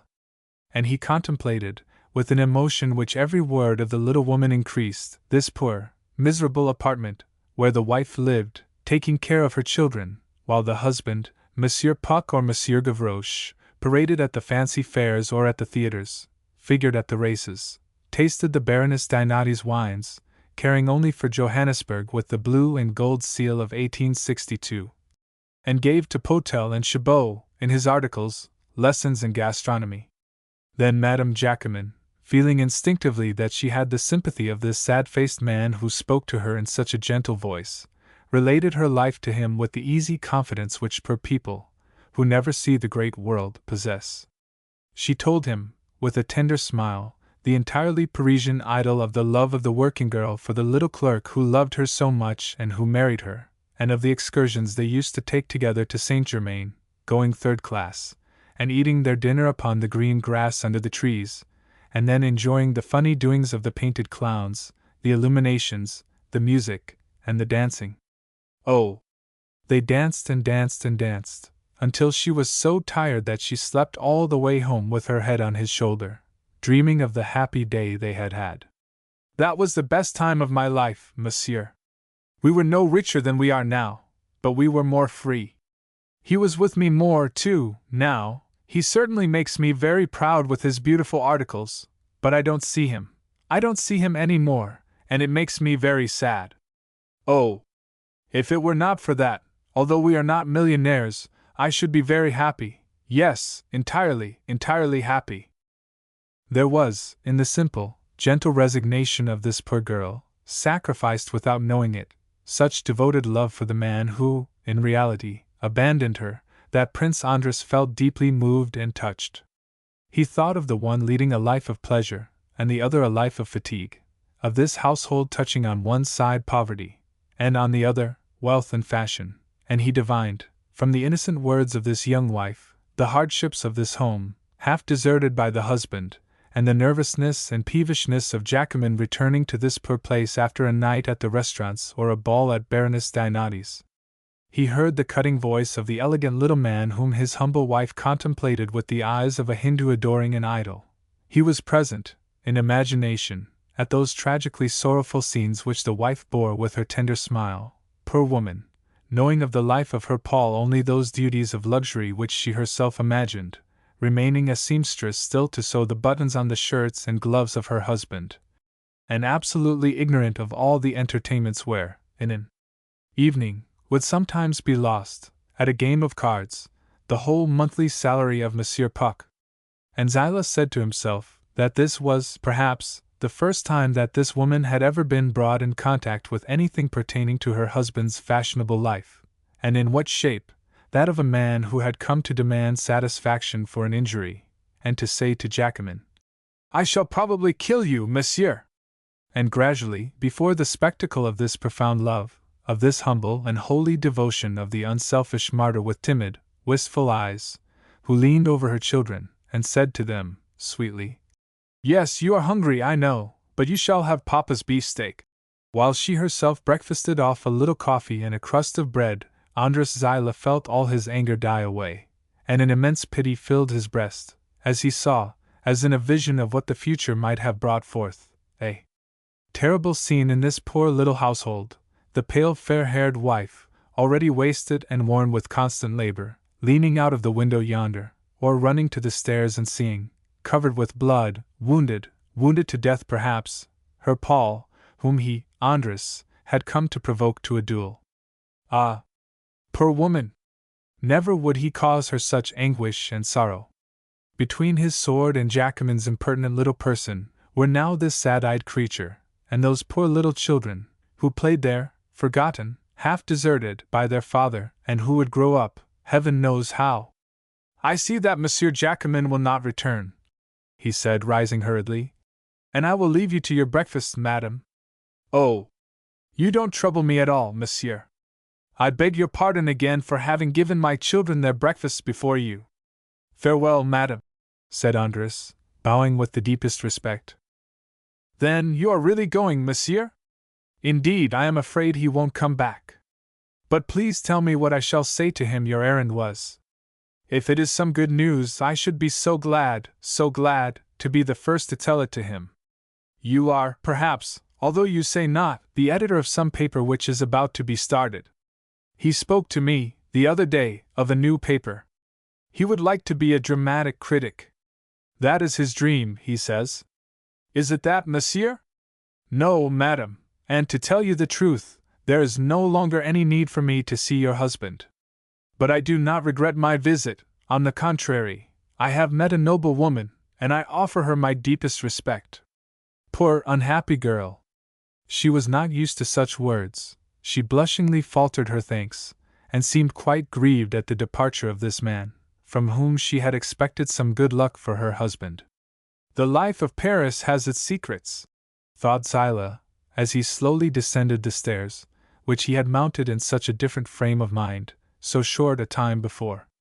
When he reached the lower landing, he looked up, and saw the blonde head of the young woman, leaning over above, and the little hands of the children clutching the damp railing. Then Prince Andres Zilah took off his hat, and again bowed low.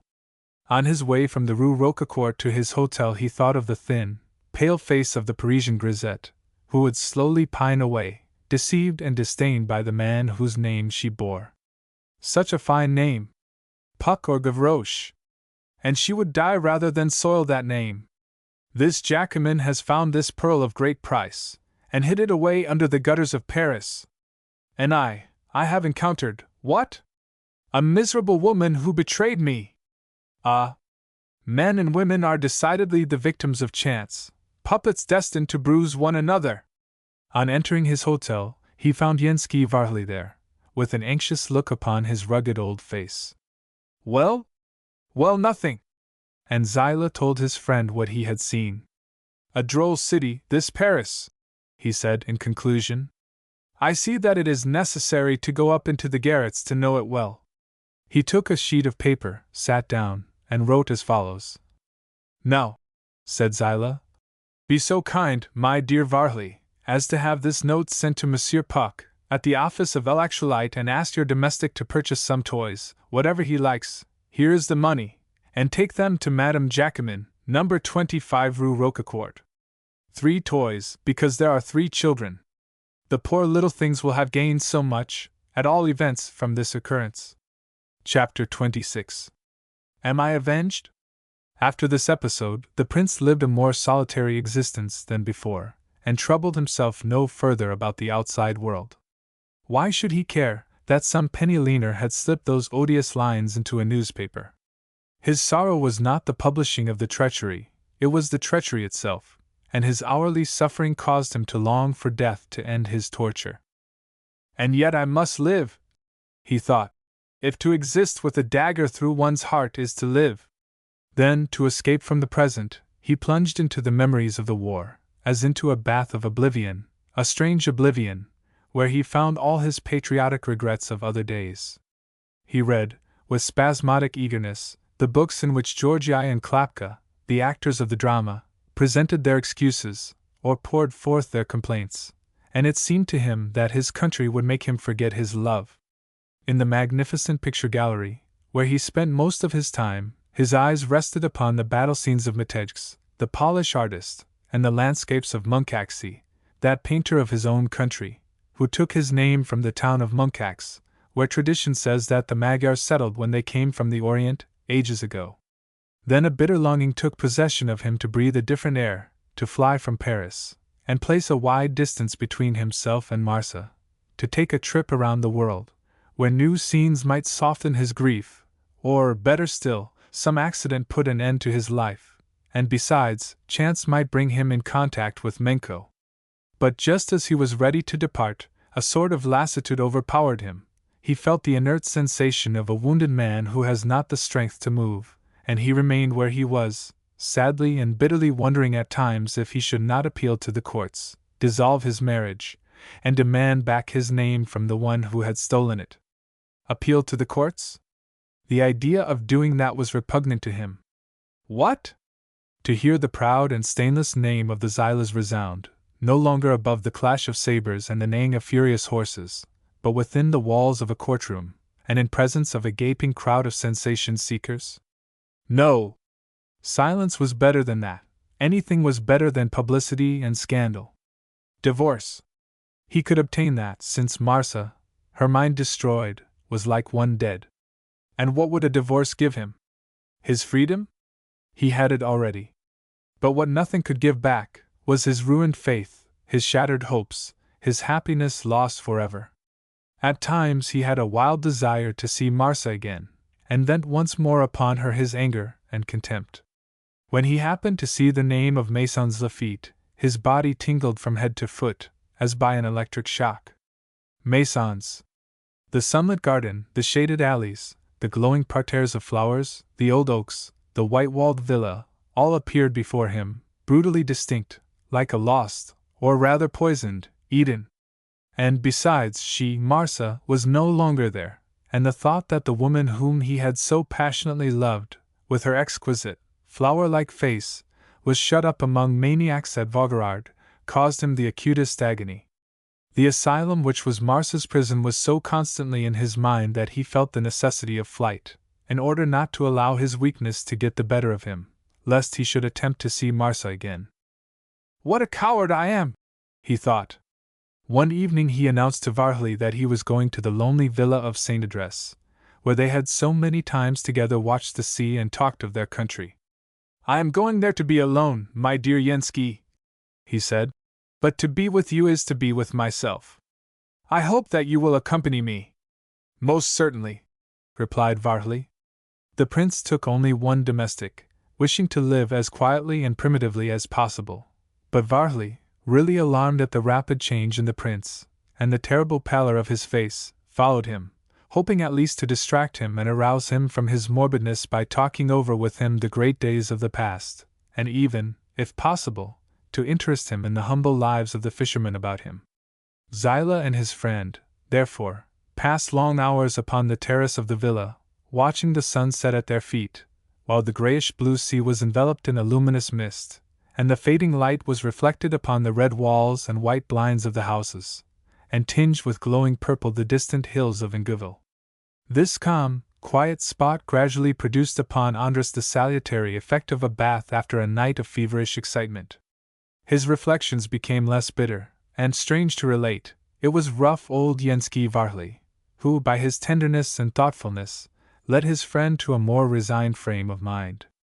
Very often, after nightfall, would Zilah descend with him to the shore below. The sea lay at their feet a plain of silver, and the moonbeams danced over the waves in broken lines of luminous atoms. Boats passed to and fro, their red lights flashing like glowworms, and it seemed to Andras and Varley, as they approached the sea, receding over the wet, gleaming sands, that they were walking upon quicksilver.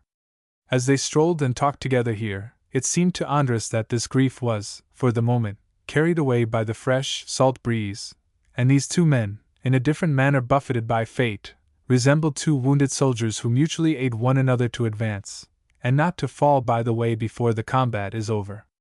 Yenski made special efforts to rouse in Andras the old memories of his fatherland, and to inspire in him again his love for Hungary.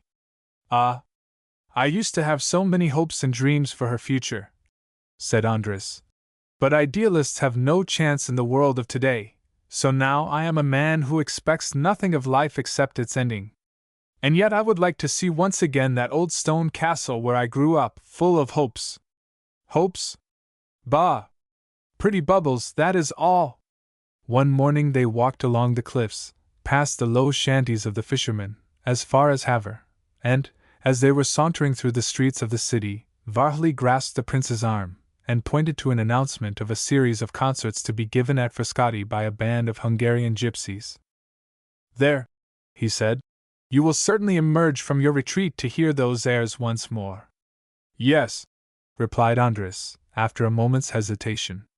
That evening found him at the casino, but his wound seemed to open again, and his heart to be grasped as in an iron hand, as he listened to the plaintive cries and moans of the Tsigani music. Had the strings of the bows played these chardash upon his own sinews laid bare, he would not have trembled more violently. Every note of the well-known airs fell upon his heart like a corrosive tear, and Marsa, in all her dark, tawny beauty, rose before him. The Tsigani played now the waltzes which Marsa used to play, then the slow, sorrowful plaint of the Song of Plevna, and then the air of Janos Nemeth's, the heartbreaking melody, to the prince like the lament of his life. The world holds but one fair maiden. And at every note he saw again Marsa, the one love of his existence. "Let us go," he said suddenly to Yensky. But as they were about to leave the building, they almost ran into a laughing, merry group, led by the little Baroness Dianati, who uttered a cry of delight as she perceived Andres. "What, you, my dear prince! Oh, how glad I am to see you!" And she took his arm, all the clan which accompanied her stopping to greet Prince Zilah. "We have come from Etretat, and we are going back there immediately. There was a fair at Havre in the Quartier Saint-François, and we have eaten up all we could lay our hands on, broken all Aunt Sally's pipes, and purchased all the china horrors and hideous pincushions we could find. They are all over there in the break. We are going to raffle them at Etretat for the poor." The prince tried to excuse himself and move on, but the little Baroness held him tight. "Why don't you come to Etretat? It is charming there. We don't do anything but eat and drink and talk scandal. Oh, yes! Yamada sometimes gives us some music. Come here, Yamada!" The Japanese approached, in obedience to her call, with his eternal grin upon his queer little face. "My dear prince," rattled on the Baroness, "you don't know, perhaps, that Yamada is the most Parisian of Parisians? Upon my word, these Japanese are the Parisians of Asia. Just fancy what he has been doing at Etretat. He has been writing a French operetta." "Japanese," corrected Yamada, with an apologetic bow. "Oh, Japanese. Parisian Japanese, then. At all events, it is very funny, and the title is Little Moo Moo. There is a scene on board a flower-decked boat. Oh, it is so amusing, so original, so natural. And a delightful song for little Moo Moo." Then, as Zilah glanced at Varhli, uneasy and anxious to get away, the Baroness puckered up her rosy lips and sang the stanzas of the Japanese maestro. Why, sung by Judic or Theo, it would create a furore. All Paris would be singing. "Oh, by the way," she cried, suddenly interrupting herself, "what have you done to Jacquemin?" "Yes, my friend Jacquemin?" "Jacquemin?" repeated Zilah, and he thought of the garret in the Rue Roquecourt, and the gentle, fair-haired woman, who was probably at this very moment leaning over the cribs of her little children, the children of Monsieur Puck, society reporter of El Actualite. "Yes. Why, Jacquemin has become a savage. Oh, indeed. A regular savage. I wanted to bring him to Etretat, but no, he wouldn't come. It seems that he is married. Jacquemin married. Isn't it funny? He didn't seem like a married man. Poor fellow. Well, when I invited him, he refused, and the other day, when I wanted to know the reason, he answered me, 'That is why I speak to you about it, ask Prince Zilah.' So tell me now, what have you done to poor Jacquemin?" "Nothing," said the prince. "Oh, yes, you have changed him. He, who used to go everywhere and be so jolly, now hides himself in his den, and is never seen at all. Just see how disagreeable it is. If he had come with us, he would have written an account in El Actualite of Little Moo Moo, and Yamada's operetta would already be celebrated. So," continued the Baroness, "when I return to Paris, I am going to hunt him up. A reporter has no right to make a bear of himself. Don't disturb him, if he cares for his home now," said Zilah gravely. Nothing can compensate for one's own fireside, if one loves and is loved. At the first words of the prince, the Baroness suddenly became serious. I beg your pardon, she said, dropping his arm and holding out her tiny hand. Please forgive me for having annoyed you. Oh, yes, I see it. I have annoyed you. But be consoled, we are going at once, and then you know that if there is a creature who loves you, respects you, and is devoted to you, it is this little idiot of a Baroness. Good night. Good night. Said Andres, bowing to the Baroness's friends, Yamada and the other Parisian exotics. Glad to escape, Varley and the prince returned home along the seashore. Fragments of the Chardash from the illuminated casino reached their ears above the swish of the waves. Andres felt irritated and nervous. Everything recalled to him Marsa, and she seemed to be once more taking possession of his heart, as a vine puts forth fresh tendrils and clings again to the oak after it has been torn away. She also suffers, he said aloud, after they had walked some distance in silence. Fortunately, growled Varley, and then, as if he wished to efface his harshness, he added, in a voice which trembled a little, and for that reason she is, perhaps, not unworthy of pardon. Pardon! This cry escaped from Zilah in accents of pain which struck Varley like a knife. Pardon before punishing, the other! Exclaimed the prince, angrily. The other! Yensky Varley instinctively clenched his fist, thinking, with rage, of that package of letters which he had held in his hands, and which he might have destroyed if he had known. It was true. How was pardon possible while Menko lived? No word more was spoken by either until they reached the villa. Then Prince Zilah shook Yansky's hand and retired to his chamber. Lighting his lamp, he took out and read and reread, for the 100th time perhaps, certain letters not addressed to him, those letters which Varley had handed him, and with which Michel Menko had practically struck him the day of his marriage. Andres had kept them, reading them over at times with an eager desire for further suffering, drinking in this species of poison to irritate his mental pain as he would have injected morphine to soothe a physical one. These letters caused him a sensation analogous to that which gives repose to opium eaters, a cruel shock at first, sharp as the prick of a knife, then, the pain slowly dying away, a heavy stupor. The whole story was revived in these letters of Marsa to Menko, all the ignorant, credulous love of the young girl for Michel, then her enthusiasm for love itself, rather than for the object of her love, and then, again, for Menko had reserved nothing, but sent all together, the bitter contempt of Marsa, deceived, for the man who had lied to her. There were, in these notes, a freshness of sentiment and a youthful credulity which produced the impression of a clear morning in early spring, all the frankness and faith of a mind ignorant of evil and destitute of guile. Then, in the later ones, the spontaneous outburst of a heart which believes it has given itself forever, because it thinks it has encountered incorruptible loyalty and undying devotion. As he read them over, Andres shook with anger against the two who had deceived him, and also, and involuntarily, he felt an indefined, timid pity for the woman who had trusted and been deceived, a pity he immediately drove away, as if he were afraid of himself, afraid of forgiving. What did Varley mean by speaking to me of pardon? He thought. Am I yet avenged? It was this constant hope that the day would come when justice would be meted out to Menko's treachery. The letters proved conclusively that Menko had been Marsa's lover, but they proved, at the same time, that Michel had taken advantage of her innocence and ignorance, and lied outrageously in representing himself as free, when he was already bound to another woman. All night long Andres Zilah sat there, inflicting torture upon himself, and taking a bitter delight in his own suffering, engraving upon his memory every word of love written by Marsa to Michel, as if he felt the need of fresh pain to give new strength to his hatred. The next morning at breakfast, Varley astonished him by announcing that he was going away. To Paris? No, to Vienna, replied Yensky, who looked somewhat paler than usual. What an idea! What are you going to do there, Varley? Angelo Valla arrived yesterday at Havre. He sent for me to come to his hotel this morning. I have just been there. Valla has given me some information in regard to a matter of interest to myself, which will require my presence at Vienna. So I am going there. Prince Zilah was intimately acquainted with the Vala of whom Varley spoke. He had been one of the witnesses of his marriage.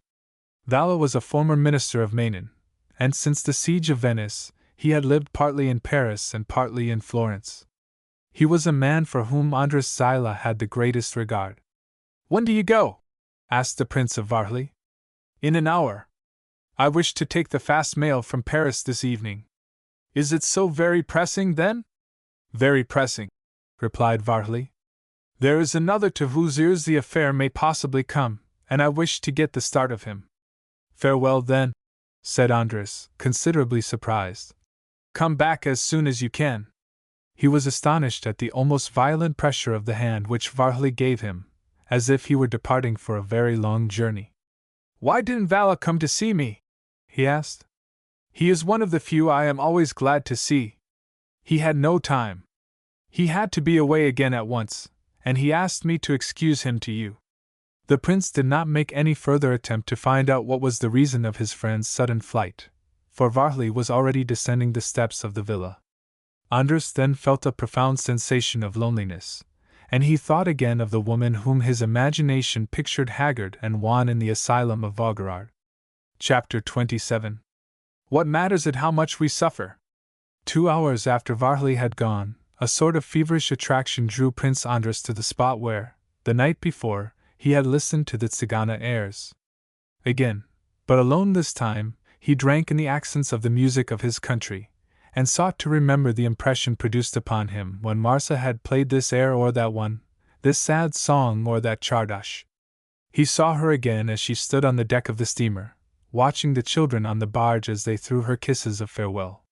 More troubled than ever, nervous and suffering, Zilah returned home late in the afternoon, opened the desk where he kept Marsa's letters, and one by one, impelled by some inexplicable sentiment, he burned them, the flame of the candle devouring the paper, whose subtle perfume mounted to his nostrils for the last time like a dying sigh, while the wind carried off, through the window into the infinite, the black dust of those fateful letters, those remnants of dead passion and of love betrayed. And the past was swept away. The sun was slowly descending in an atmosphere of fire, while toward Havre a silvery mist over the hills and shore heralded the approach of chaste Diane's reign. The reflections of the sunset tinged with red and orange the fishing boats, floating over the calm sea, while a long fiery streak marked the water on the horizon, growing narrower and narrower, and changing to orange and then to pale yellow as the disk of the sun gradually disappeared, and the night came on, enveloping the now inactive city, and the man who watched the disappearance of the last fragments of a detested love. Of the love of another, of a love which had torn and bruised his heart. And strange to say, for some inexplicable reason, Prince Andres Zilah now regretted the destruction of those odious letters. It seemed to him, with a singular displacement of his personality, that it was something of himself, since it was something of her, that he had destroyed. He had hushed that voice which said to another, "I love you," but which caused him the same thrill as if she had murmured the words for him. They were letters received by his rival which the wind carried out, an impalpable dust, over the sea, and he felt, such folly is the human heart capable of, the bitter regret of a man who has destroyed a little of his past. The shadows crept over him at the same time that they crept over the sea. "What matters it how much we suffer, or how much suffering we cause?" he murmured, "when, of all our loves, our hearts, ourselves, there remains, after a short lapse of time, what? That!" And he watched the last atom of burned paper float away in the deepening twilight. Chapter 28. The Stricken Soul. His loneliness now weighed heavily upon Andres. His nerves were shaken by the memories which the chardash of the Tzigani musicians had evoked, and it seemed to him that the place was deserted now that they had departed, and Varley had gone with them. In the eternal symphony of the sea, the lapping of the waves upon the shingle at the foot of the terrace, one note was now lacking, the resonant note of the cimbalum yonder in the gardens of Frascati. The vibration of the cimbalum was like a call summoning up the image of Marsa, and this image took invincible possession of the prince, who, with a sort of sorrowful anger which he regarded as hatred, tried in vain to drive it away. What was the use of remaining at Saint Adresse, when the memories he sought to flee came to find him there, and since Marsa's presence haunted it as if she had lived there by his side. He quitted Havre, and returned to Paris. But the very evening of his return, in the bustle and movement of the Champs-Élysées, the long avenue dotted with lights, the flaming gas jets of the café concerts, the bursts of music, he found again, as if the Tzigana were continually pursuing him, the same phantom. Despite the noise of people and carriages upon the asphalt, the echoes of the Song of Plevna, played quite near him by some Hungarian orchestra, reached him as upon the seashore at Havre. And he hastened back to his hotel, to shut himself up, to hear nothing, see nothing, and escape from the fantastic, haunting pursuit of this inevitable vision. He could not sleep. Fever burned in his blood. He rose, and tried to read, but before the printed page he saw continually Marsa Laszlo, like the spectre of his happiness. "How cowardly human nature is!" he exclaimed, hurling away the book. "Is it possible that I love her still? Shall I love her forever?" And he felt intense self-contempt at the temptation which took possession of him to see once more Maisons Laffitte, where he had experienced the most terrible grief of his life. What was the use of struggling? He had not forgotten, and he never could forget. If he had been sincere with himself, he would have confessed that he was impelled by his ever-living, ever-present love toward everything which would recall Marsa to him, and that a violent, almost superhuman effort was necessary not to yield to the temptation. About a week after the prince's return to Paris, his valet appeared one day with the card of General Volgatsine. It was on Andrés's lips to refuse to see him, but in reality, the general's visit caused him a delight which he would not acknowledge to himself. He was about to hear of Hay. He told the valet to admit Volgatsine, hypocritically saying to himself that it was impossible, discourteous, not to receive him. The old Russian entered, timid and embarrassed, and was not much reassured by Zilah's polite but cold greeting. The general, who for some extraordinary reason had not had recourse to alcohol to give him courage, took the chair offered him by the prince. He was a little flushed, not knowing exactly how to begin what he had to say, and being sober, he was terribly afraid of appearing like an idiot. "This is what is the matter," he said, plunging at once in medias res. "Dr. Fargies, who sent me, might have come himself, but he thought that I, being her uncle, should. You have come to consult me about Marsa," said Andrés, unconsciously glad to pronounce her name. "Yes," began the general, becoming suddenly intimidated. Of Marsa. She is very ill. Marsa is very ill. Stupor, Fargies says. She does not say a word, nothing. A regular automaton. It is terrible to see her, terrible, terrible." He raised his round, uneasy eyes to Andrés, who was striving to appear calm, but whose lips twitched nervously. "It is impossible to rouse her," continued Volgatsine. "The doctors can do nothing. There is no hope except in an experiment." "An experiment?" "Yes, exactly, an experiment. You see, he wanted to know if, you must pardon me for what I am about to propose, it is Dr. Fargies's idea, you see, if she should see, I suppose, these are not my words, if she should see you again at Dr. Sims's establishment, the emotion, well, I don't know exactly what Dr. Fargies does hope, but I have repeated to you his words, I am simply, quite simply, his messenger." "The doctor," said Andrés calmly, "would like your niece to see me again?" Yes, and speak to you. You see, you are the only one for whom." The prince interrupted the general, who instantly became as mute as if he were in the presence of the Tsar. "It is well. But what Dr. Fargies asks of me will cause me intense suffering." Volgatsine did not open his lips. "See her again? He wishes to revive all my sorrow then." Volgatsine waited, motionless as if on parade. After a moment or two, Andrés saying no more, the general thought that he might speak. "I understand. I knew very well what your answer would be. I told the doctor so, but he replied, it is a question of humanity. The prince will not refuse." Fargies must have known Prince Zilah's character well when he used the word humanity. The prince would not have refused his pity to the lowest of human beings, and so, never mind what his sufferings might be, If his presence could do any good, he must obey the doctor. When does Dr. Fargias wish me to go? Whenever you choose. The doctor is just now at Vaugirard, on a visit to his colleague, and do not let us keep him waiting. Vogelsin's eyes brightened. Then you consent? You will go? He tried to utter some word of thanks, but Andras cut him short, saying, I will order the carriage. I have a carriage, said Vogelsin joyously. We can go at once. Zilah was silent during the drive, and Vogelsin gazed steadily out of the window, without saying a word, as the prince showed no desire to converse. They stopped before a high house, evidently built in the last century, and which was probably formerly a convent. The general descended heavily from the coupe, rang the bell, and stood aside to let Zilah pass before him. The prince's emotion was betrayed in a certain stiffness of demeanor, and in his slow walk, as if every movement cost him an effort. He stroked his mustache mechanically, and glanced about the garden they were crossing, as if he expected to see Marsa at once. Dr. Fargias appeared very much pleased to see the prince, and he thanked him warmly for having come. A thin, light-haired man, with a pensive look and superb eyes, accompanied Fargias, and the physician introduced him to the prince as Dr. Sims. Dr. Sims shared the opinion of his colleague.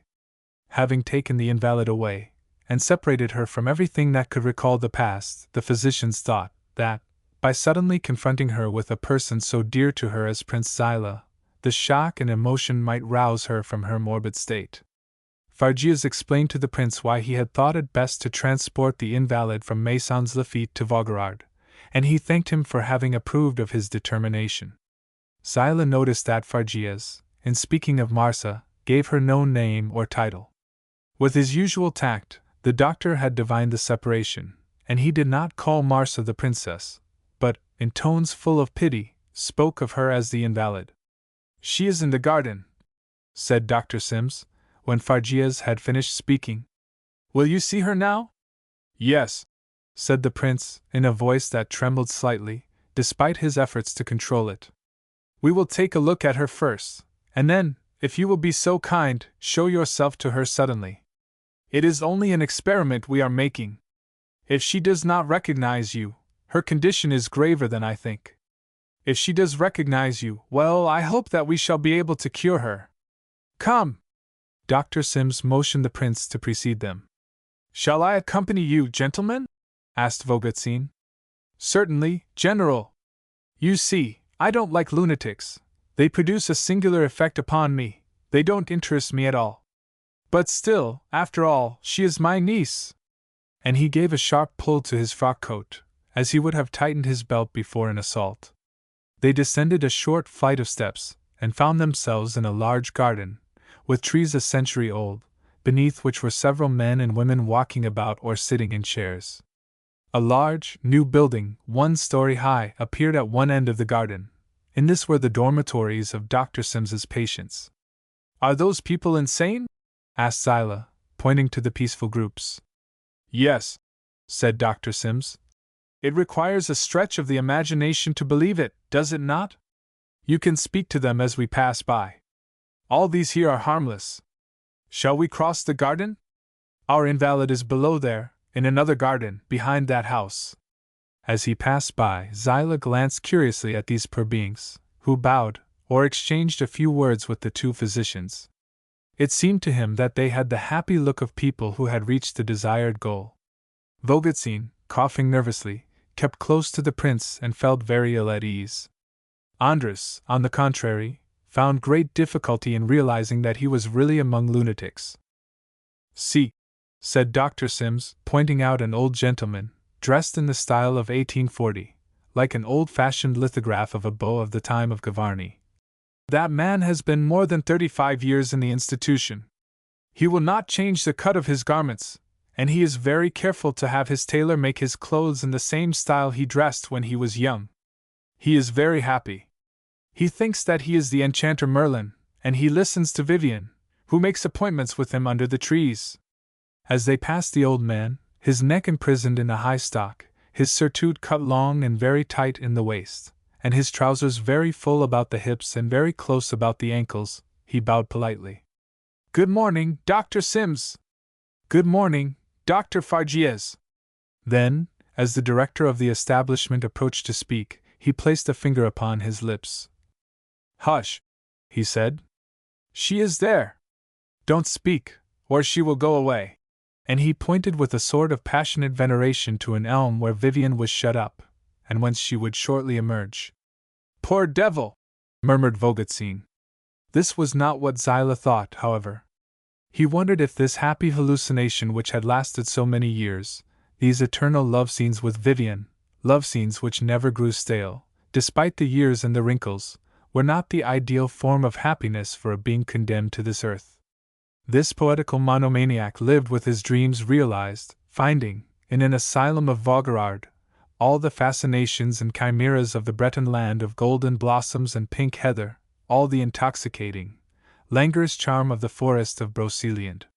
He has within his grasp what Shakespeare was content only to dream of. Insanity is, perhaps, simply the ideal realized. Ah, replied Dr. Fargies, but the real never loses its grip. Why does this monomaniac preserve both the garments of his youth, which prevent him from feeling his age, and the dream of his life, which consoles him for his lost reason? Because he is rich. He can pay the tailor who dresses him, the rent of the pavilion he inhabits by himself, and the special servants who serve him. If he were poor, he would suffer. Then, said Zilah, the question of bread comes up everywhere, even in insanity. And money is perhaps happiness, since it allows of the purchase of happiness. Oh, said the prince. For me, happiness would be. What? Forgetfulness. And he followed with his eyes Vivian's lover, who now had his ear glued to the trunk of the tree, and was listening to the voice which spoke only to him. That man yonder, said Dr. Sims, indicating a man, still young, who was coming toward them, is a talented writer whose novels you have doubtless read, and who has lost all idea of his own personality. Once a great reader, he now holds all literature in intense disgust. From having written so much, he has grown to have a perfect horror of words and letters, and he never opens either a book or a newspaper. He drinks in the fresh air, cultivates flowers, and watches the trains pass at the foot of the garden. Is he happy? Asked Andres. Very happy. Yes, he has drunk of the waters of Lethe, rejoined the prince. I will not tell you his name, whispered Dr. Sims as the man, a thin, dark-haired, delicate-featured fellow, approached them. But if you should speak to him and chance to mention his name, he would respond, Ah! Yes, I knew him. He was a man of talent, much talent. There is nothing left to him of his former life. And Zilah thought again that it was a fortunate lot to be attacked by one of these cerebral maladies where the entire being, with its burden of sorrows, is plunged into the deep, dark gulf of oblivion. The novelist stopped before the two physicians. The midday train was 3 minutes and a half late, he said quietly. I mention the fact to you, doctor, that you may have it attended to. It is a very serious thing, for I am in the habit of setting my watch by that train. I will see to it, replied Dr. Sims. By the way, do you want any books? In the same quiet tone the other responded. What for? To read. What is the use of that? Or any newspapers? To know. To know what? He interrupted, speaking with extreme volubility. No, indeed. It is so good to know nothing, nothing, nothing. Do the newspapers announce that there are no more wars, no more poverty, illness, murders, envy, hatred, or jealousy? No. The newspapers do not announce that. Then, why should I read the newspapers? Good day, gentlemen. The prince shuddered at the bitter logic of this madman, speaking with the shrill distinctness of the insane. But Vogelstein smiled. Why, these idiots have rather good sense, after all, he remarked. When they reached the end of the garden, Dr. Sims opened a gate which separated the male from the female patients, and Andres perceived several women walking about in the alleys, some of them alone, and some accompanied by attendants. In the distance, separated from the garden by a ditch and a high wall, was the railway. Zilah caught his breath as he entered the enclosure, where doubtless among the female forms before him was that of the one he had loved. He turned to Dr. Sims with anxious eyes and asked, "Is she here?" "She is here," replied the doctor. The prince hesitated to advance. He had not seen her since the day he had felt tempted to kill her as she lay in her white robes at his feet. He wondered if it were not better to retrace his steps and depart hastily without seeing her. "This way," said Phargeas. "We can see through the bushes without being seen, can we not, Sims?" "Yes, doctor." Zilah resigned himself to his fate, and followed the physicians without saying a word.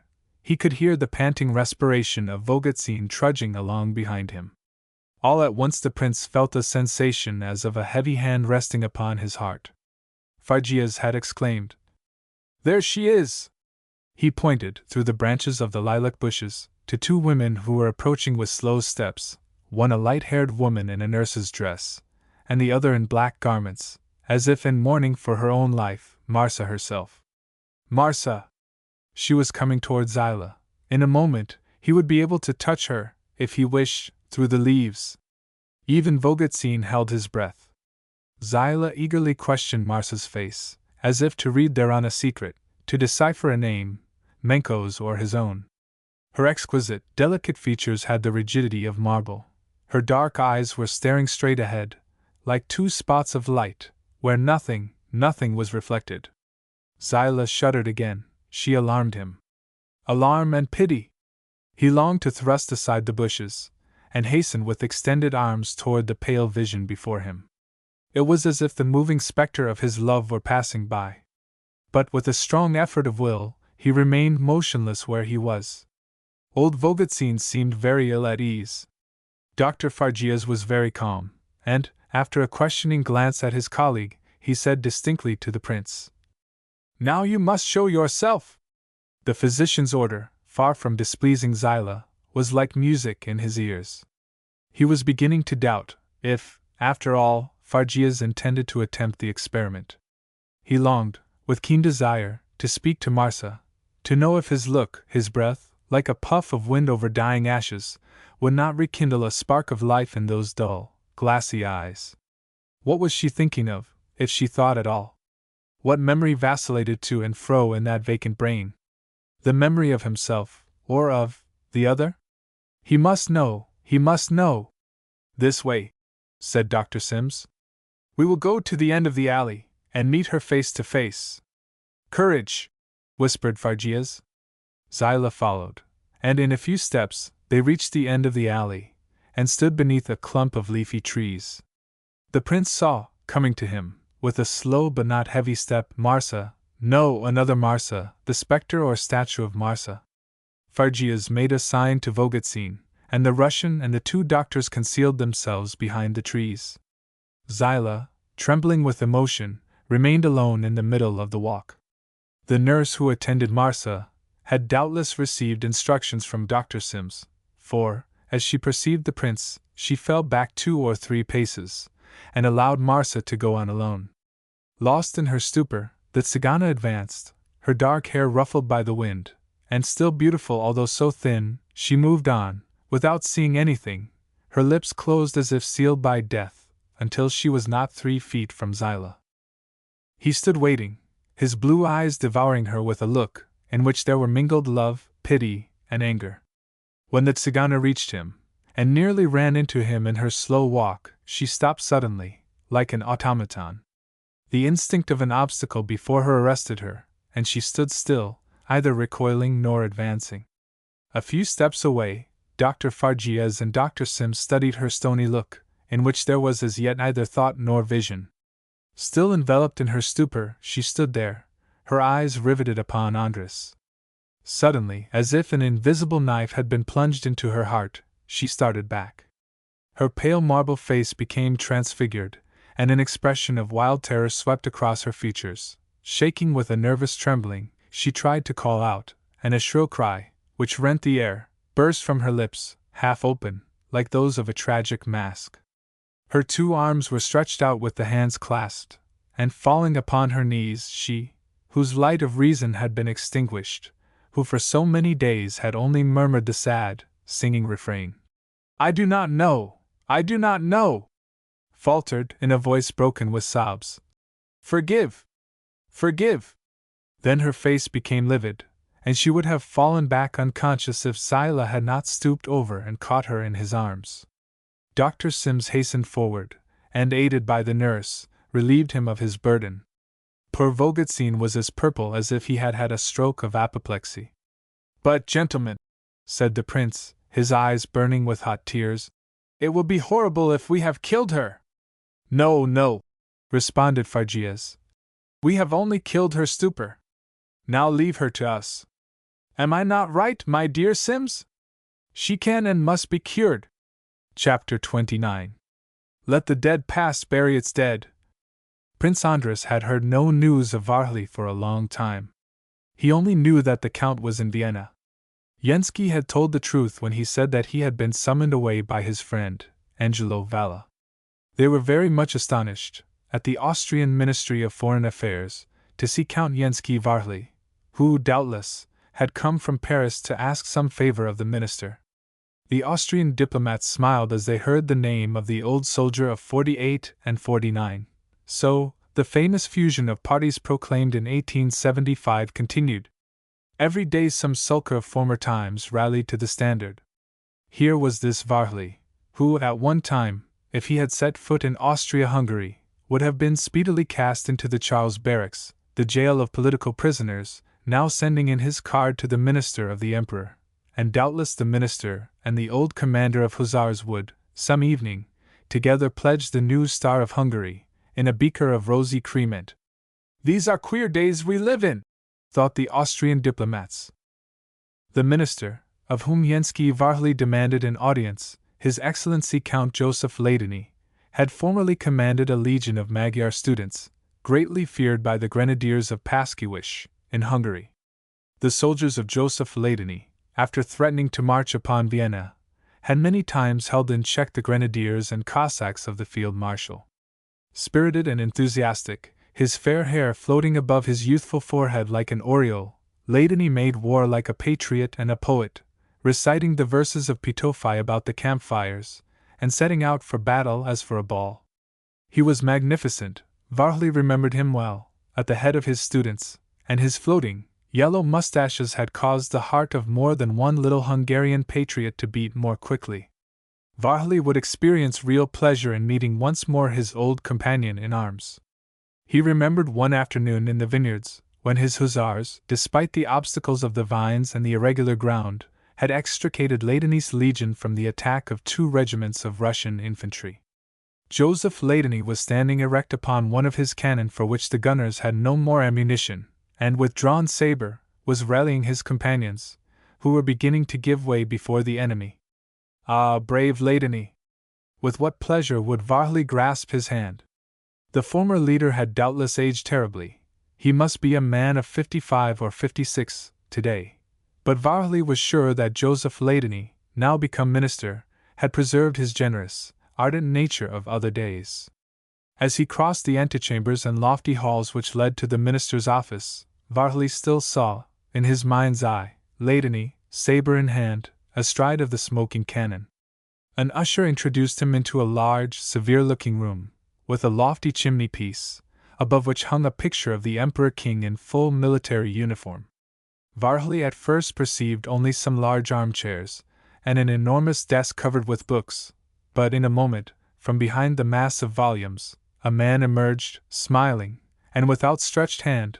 The old hussar was amazed to find himself in the presence of a species of English diplomat, bald, with long, grey side whiskers and shaven lip and chin, and scrupulously well dressed. Jensky's astonishment was so evident that Joseph Ladany said, still smiling, "Well, don't you recognize me, my dear Count?"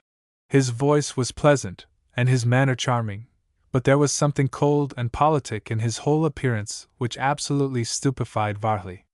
If he had seen him pass in the street, he would never have recognized, in this elegant personage, the young man, with yellow hair and long mustaches, who sang war songs as he sabered the enemy. And yet it was indeed Ladany. It was the same clear eye which had once commanded his legion with a single look, but the eye was often veiled now beneath a lowered eyelid, and only now and then did a glance shoot forth which seemed to penetrate a man's most secret thoughts. The soldier had become the diplomat. I had forgotten that 30 years have passed, thought Varley, a little saddened. Count Ladeney made his old comrade sit down in one of the armchairs, and questioned him smilingly as to his life, his friendships, Paris, Prince Zilah, and led him gradually and gracefully to confide what he, Varley, had come to ask of the minister of the Emperor of Austria. Varley felt more reassured. Joseph Ladeney seemed to him to have remained morally the same. The mustache had been cut off, the yellow hair had fallen, but the heart was still young and without doubt Hungarian. You can't, he said abruptly, render me a service, a great service. I have never before asked anything of anybody, but I have taken this journey expressly to see you, and to ask you, to beg you rather, to go on, my dear Count. What you desire will be realized, I hope. But his tone had already become colder, or perhaps simply more official. Well, continued Varley, what I have come to ask of you is, in memory of the time when we were brothers in arms. The minister started slightly, and stroked his whiskers a little nervously. The liberty of a certain man, of a man whom you know. Ah, indeed, said Count Joseph. He leaned back in his chair, crossed one leg over the other, and through his half-opened eyelids, examined Varley, who looked him boldly in the face. The contrast between these two men was striking, the soldier with his hair and mustache whitened in the harness, and the elegant government official with his polished manners, two old-time companions who had heard the whistling of the same balls. This is my errand, said Varley. I have the greatest desire that one of our compatriots, now a prisoner in Warsaw, I think, at all events, arrested at Warsaw a short time ago, should be set at liberty. It is of the utmost importance to me, he added, his lips turning almost as white as his mustache.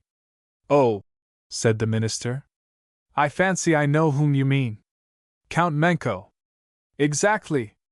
Menko was arrested by the Russian police on his arrival at the house of a certain Labanov, or Ladanov, almost my name in Russian. This Labanov, who had lately arrived from Paris, is suspected of a plot against the Tsar. He is not a nihilist, but simply a malcontent, and besides that, his brain is not altogether right. In short, Count Menko is connected in some way, I don't know how, with this Labanov. He went to Poland to join him, and the Russian police seized him. I think myself that they were quite right in their action. Possibly, said Varley, but I do not care to discuss the right of the Russian police to defend themselves or the Tsar. What I have come for is to ask you to use your influence with the Russian government to obtain Menko's release.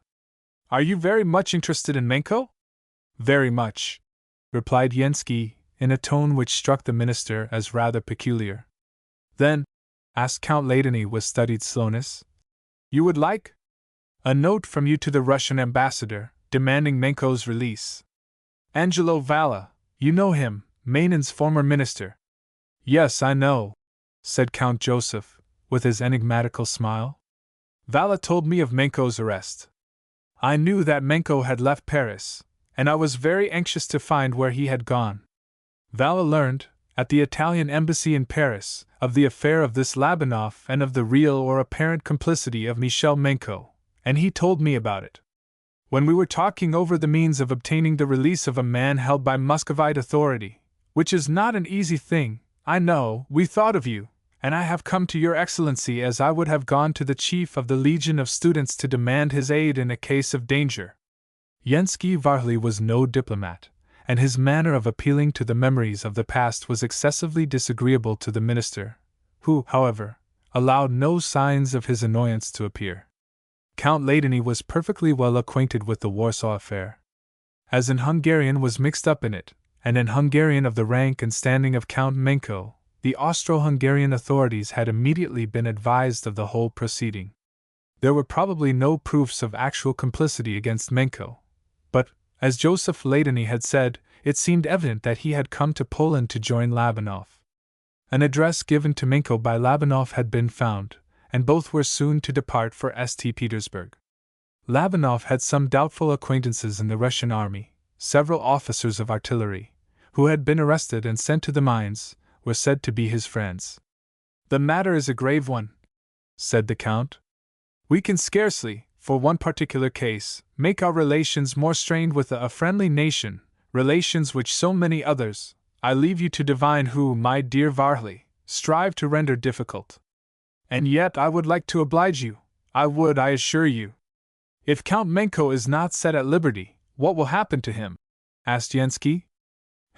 He might, although a foreigner, be forced to take a journey to Siberia." "Siberia? That is a long distance off, and few return from that journey," said Varley, his voice becoming almost hoarse. "I would give anything in the world if Menko were free. It would have been so easy for him not to have been seized by the Russian police." "Yes, but he is. And I repeat, I have come to you to demand his release." "Damn it! Such a demand is either a threat nor a casus belli." The minister calmed the old hussar with a gesture. "No," he replied, clicking his tongue against the roof of his mouth. "But it is embarrassing, embarrassing! Confound Menko! He always was a feather brain. The idea of his leaving diplomacy to seek adventures! He must know, however, that his case is, what shall I say, embarrassing, very embarrassing.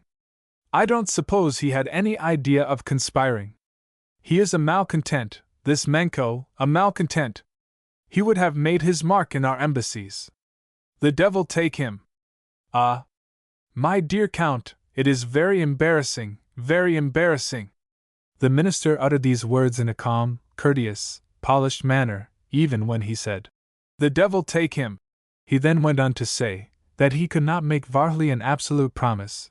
He would look over the papers in the affair, telegraph to Warsaw and St. Petersburg, make a rapid study of what he called again the very embarrassing case of Michel Menko, and give Varley an answer within 24 hours. "That will give you a chance to take a look at our city, my dear Count. Vienna has changed very much. Have you seen the Opera House? It is superb. Hans Mack-Art is just exhibiting a new picture. Be sure to see it, and visit his studio, too, it is well worth examining. I have no need to tell you that I am at your service to act as your cicerone, and show you all the sights." "Are any of our old friends settled here?" asked Varley. "Yes, yes," said the minister softly. "But they are deputies, university professors, or counselors of the administration. All changed. All changed." Then Varley wished to know if certain among them whom he had not forgotten had changed, as the minister said. "Where is Armand Bitto?" "Dead. He died very poor." "And Arpad Ovidi, Georgi's lieutenant, who was so brave at the assault of Buda? I thought that he was killed with that bullet through his cheek." "Ovidi? He is at the head of the Magyar Bank, and is charged by the ministry with the conversion of the 6% Hungarian loan. He is intimately connected with the Rothschild group. He has I don't know how many thousand florins a year, and a castle in the neighborhood of Presburg. A great collector of pictures, and a very amiable man. And Hieronymus Janos, who wrote such eloquent proclamations and calls to arms. Kossuth was very fond of him. He is busy, with Maurice Jokai, preparing a great book upon the Austro-Hungarian monarchy, a book patronized by the Archduke Rudolph. He will doubtless edit the part relative to the kingdom of Saint Stephen. Ha! Ha! He will have a difficult task when he comes to the recital of the battle at Robb against Francis Joseph in person. He commanded at Robb himself, as you must remember well." "Yes, he did, I remember," said the minister. Then, with a smile, he added, "Bah! History is written, not made.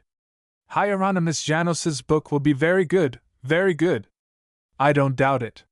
What about Ferenc Szilagyi? Is he also writing books under the direction of the Archduke Rudolph?" "No! No!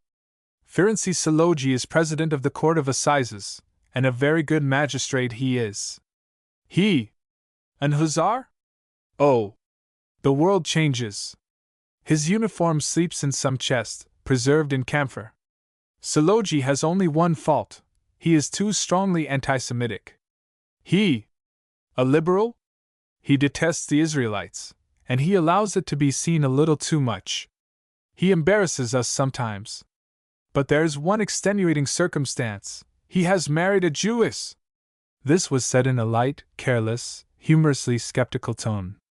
"On the whole," concluded the minister, "Armand Bitto, who is no longer in this world, is perhaps the most fortunate of all." Then, turning to Yensky with his pleasant smile, and holding out his delicate, well-kept hand, which had once brandished the saber, he said, "My dear Varley, you will dine with me tomorrow, will you not? It is a great pleasure to see you again. Tomorrow I shall most probably give you an answer to your request, a request which I am happy, very happy, to take into consideration. I wish also to present you to the Countess. But no allusions to the past before her. She is a Spaniard, and she would not understand the old ideas very well. Kossuth, Bame, and Georgia would astonish her. I trust to your tact, Varley. And then it is so long ago, so very long ago, all that. Let the dead past bury its dead. Is it understood?" Yensky Varley departed, a little stunned by this interview. He had never felt so old, so out of the fashion, before. Prince Zilah and he now seemed to him like two ancestors of the present generation, Don Quixotes, romanticists, imbeciles. The minister was, as Jacomin would have said, a sly dog, who took the times as he found them, and left spectres in peace. Well, perhaps he was right. Ah, well, thought the old hussar, with an odd smile. There is the age of mustaches and the age of whiskers, that is all. Ladany has even found a way to become bald. He was born to be a minister. It little mattered to him, however, this souvenir of his youth found with new characteristics. If Count Joseph Ladany rescued Menko from the police of the Tsar, and by setting him free, delivered him to him, Varley, all was well. By entering the ministry, Ladany would thus be at least useful for something. Chapter 30. To seek forgetfulness. The negotiations with Warsaw, however, detained Yensky Varley at Vienna longer than he wished. Count Joseph evidently went zealously to work to obtain from the Russian government Menko's release. He had promised Varley, the evening he received his old comrade at dinner, that he would put all the machinery at work to obtain the fulfillment of his request. "I only ask you, if I attain the desired result, that you will do something to cool off that hot-headed Menko. A second time he would not escape Siberia." Varley had made no reply, but the very idea that Michel Menko might be free made his head swim. There was, in the Count's eagerness to obtain Menko's liberty, something of the excitement of a hunter tracking his prey. He awaited Michel's departure from the fortress as if he were a rabbit in its burrow. "If he is set at liberty, I suppose that we shall know where he goes," he said to the minister. "It is more than probable that the government of the Tsar will trace his journey for him. You shall be informed." Count Ladany did not seek to know for what purpose Varley demanded, with such evident eagerness, this release. It was enough for him that his old brother-in-arms desired it, and that it was possible. "You see how everything is for the best, Varley," he said to him one morning. "Perhaps you blamed me when you learned that I had accepted a post from Austria. Well, you see, if I did not serve the Emperor, I could not serve you." During his sojourn at Vienna, Varley kept himself informed, day by day, as to what was passing in Paris. He did not write to Prince Zilah, wishing, above everything, to keep his errand concealed from him, but Angelo Valla, who had remained in France, wrote or telegraphed whatever happened to the prince. Marsa Laszlo was cured. She had left Dr. Sims's institution, and returned to the villa of Maisons Lafitte. The poor girl came out of her terrible stupor with the distaste to take up the thread of life which sometimes comes after a night of forgetfulness in sleep. This stupor, which might have destroyed her, and the fever which had shaken her, seemed to her sweet and enviable now compared to this punishment. To live and think. And yet, yes, she wished to live to once more see Andres, whose look, fixed upon her, had rekindled the extinct intellectual flame of her being. She wished to live, now that her reason had returned to her, to live to wrest from the prince a word of pardon. It could not be possible that her existence was to end with the malediction of this man. It seemed to her that, if she should ever see him face to face, she would find words of desperate supplication which would obtain her absolution. Certainly, she repented it bitterly every hour, now that the punishment of thinking and feeling had been inflicted upon her. She had acted infamously, been almost as criminal as Minko, by her silence and deceit, her deceit. She, who hated a lie. But she longed to make the prince understand that the motive of her conduct was the love which she had for him. Yes, her love alone. There was no other reason, no other, for her unpardonable treachery. He did not think it now, without any doubt. He must accuse her of some base calculation or vile intrigue. But she was certain that, if she could see him again, she would prove to him that the only cause of her conduct was her unquenchable love for him. Let him only believe that, and then let him fly me forever, if he likes. Forever! But I cannot endure to have him despise me, as he must. It was this hope which now attached her to life. After her return to Maisons Laffitte from Vaugirard, she would have killed herself if she had not so desired another interview where she could lay bare her heart. Not daring to appear before Andres, not even thinking of such a thing as seeking him, she resolved to wait some opportunity, some chance, she knew not what. Suddenly, she thought of Yenski Varhli. Through Varhli, she might be able to say to Andres all that she wished her husband. The very word made her shudder with shame, to know of the reason of her crime. She wrote to the old Hungarian, but, as she received no response, she left Maisons Laffitte and went to Varhli's house. They did not know there, where the Count was, but Monsieur Angelo Valla would forward any letters to him. She then begged the Italian to send to Varhli a sort of long confession, in which she asked his aid to obtain from the prince the desired interview. The letter reached Yenski while he was at Vienna. He answered it with a few icy words, but what did that matter to Marsa? It was not Varhli's rancor she cared for, but Zilah's contempt. She implored him again, in a letter in which she poured out her whole soul, to return, to be there when she should tell the prince all her remorse, the remorse which was killing her, and making of her detested beauty a spectre. There was such sincerity in this letter, wherein a conscience sobbed, that, little by little, in spite of his rough exterior, the soldier, more accessible to emotion than he cared to have it appear, was softened, and growled beneath his mustache. So! She suffers. Well, that is something.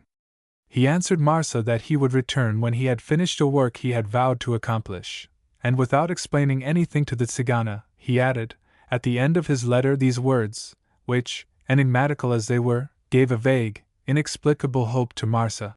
And pray that I may return soon. The day after he had sent this letter to Maisons Laffitte, Varhli received from Ladany a message to come at once to the ministry. On his arrival there, Count Joseph handed him a dispatch. The Russian Minister of Foreign Affairs telegraphed to his colleague at Vienna that His Majesty the Tsar consented to the release of Count Menko, implicated in the Labanov affair. Labanov would probably be sent to Siberia the very day that Count Menko would receive a passport and an escort to the frontier. Count Menko had chosen Italy for his retreat, and he would start for Florence the day His Excellency received this dispatch. Well, my dear minister, exclaimed Varhli, thank you 1,000 times. And with my thanks, my farewell. I am also going to Florence. Immediately? Immediately. You will arrive there before Menko. I am in a hurry, replied Varhli, with a smile. He went to the telegraph office, after leaving the ministry, and sent a dispatch to Angelo Valla, at Paris, in which he asked the Venetian to join him in Florence. Valla had assured him that he could rely on him for any service, and Varhli left Vienna, certain that he should find Menon's old minister at Florence. After all, he has not changed so much, he said to himself, thinking of Joseph Ladany. Without his aid, Menko would certainly have escaped me. Ladany has taken the times as they are, Zilah and I desire to have them as they should be. Which is right? Then, while the train was carrying him to Venice, he thought, bah! It was much better to be a dupe like himself and Zilah, and to die preserving, like an unsurrendered flag, one's dream intact. To die? Yes. After all, Varhli might, at this moment, be close to death. But whatever might be the fate which awaited him at the end of his journey, he found the road very long and the engine very slow. At Venice he took a train which carried him through Lombardy into Tuscany, and at Florence he found Angelo Valla. The Italian already knew, in regard to Michel Menco, all that it was necessary for him to know. Before going to London, Menco, on his return from Pau, after the death of his wife, had retired to a small house he owned in Pistoia, and here he had undoubtedly gone now. It was a house built on the side of a hill, and surrounded with olive trees. Varley and Valla waited at the hotel until one of Valla's friends, who lived at Pistoia, should inform him of the arrival of the Hungarian Count. And Menco did, in fact, come there 3 days after Varley reached Florence. "Tomorrow, my dear Valla," said Yenski, "you will accompany me to see Menco?" "With pleasure," responded the Italian. Menco's house was some distance from the station, at the very end of the little city. The bell at the gate opening into the garden had been removed, as if to show that the master of the house did not wish to be disturbed. Varley was obliged to pound heavily upon the wooden barrier. The servant who appeared in answer to his summons was in Hungarian, and he wore the national cap, edged with fur. "My master does not receive visitors," he answered when Yenski asked him, in Italian, if Count Menco were at home. "Go and say to Menco Mihai," said Varley, this time in Hungarian, "that Count Varley is here as the representative of Prince Zilah." The domestic disappeared, but returned almost immediately and opened the gate. Varley and Valla crossed the garden, entered the house, and found themselves face to face with Menco. Varley would scarcely have recognized him. The former graceful, elegant young man had suddenly aged. His hair was thin and gray upon the temples, and instead of the carefully trained mustache of the embassy attaché, a full beard now covered his emaciated cheeks. Michel regarded the entrance of Varley into the little salon where he awaited him, as if he were some spectre, some vengeance which he had expected, and which did not astonish him. He stood erect, cold and still, as Yenski advanced toward him, while Angelo Valla remained in the doorway, mechanically stroking his smoothly shaven chin. "Monsieur," said Varley, "for months I have looked forward impatiently to this moment. Do not doubt that I have sought you." "I did not hide myself," responded Menco. "Indeed? Then may I ask what was your object in going to Warsaw?" "To seek forgetfulness," said the young man, slowly and sadly. This simple word, so often spoken by Zilah, which had no more effect upon the stern old Hungarian than a tear upon a coat of mail, produced a singular impression upon Valla. It seemed to him to express unconquerable remorse. "What you have done cannot be forgotten," said Varley. "No more than what I have suffered. You made me the accomplice of the most cowardly and infamous act a man could commit. I have come to you to demand an explanation." Michel lowered his eyes at these cutting words, his thin face paling, and his lower lip trembling, but he said nothing. At last, after a pause, he raised his eyes again to the face of the old Hungarian, and, letting the words fall one by one, he replied, "I am at your disposal for whatever you choose to demand, to exact. I only desire to assure you that I had no intention of involving you in an act which I regarded as a cruel necessity. I wished to avenge myself. But I did not wish my vengeance to arrive too late, when what I had assumed the right to prevent had become irreparable." "I do not understand exactly," said Varley. Menco glanced at Valla as if to ask whether he could speak openly before the Italian. "Monsieur Angelo Valla was one of the witnesses of the marriage of Prince Andras Zilah," said Yenski. "I know, monsieur," said Michel, bowing to Valla. "Ah!" he exclaimed abruptly, his whole manner changing. "There was a man whom I respected, admired, and loved. That man, without knowing it, wrested from me the woman who had been the folly, the dream, and the sorrow of my life. I would have done anything to prevent that woman from bearing the name of that man. You sent to the prince letters written to you by that woman, and that, too, after the Tzigana had become Princess Zilah. She had let loose her dogs upon me to tear me to pieces. I was insane with rage. I wished to destroy her hopes also. I gave those letters to my valet with absolute orders to deliver them to the prince the evening before the wedding. At the same hour that I left Paris, the letters should have been in the hands of the man who had the right to see them, and when there was yet time for him to refuse his name to the woman who had written them. My servant did not obey, or did not understand. Upon my honor, this is true. He kept the letters 24 hours longer than I had ordered him to do, and it was not she whom I punished, but I struck the man for whom I would have given my life.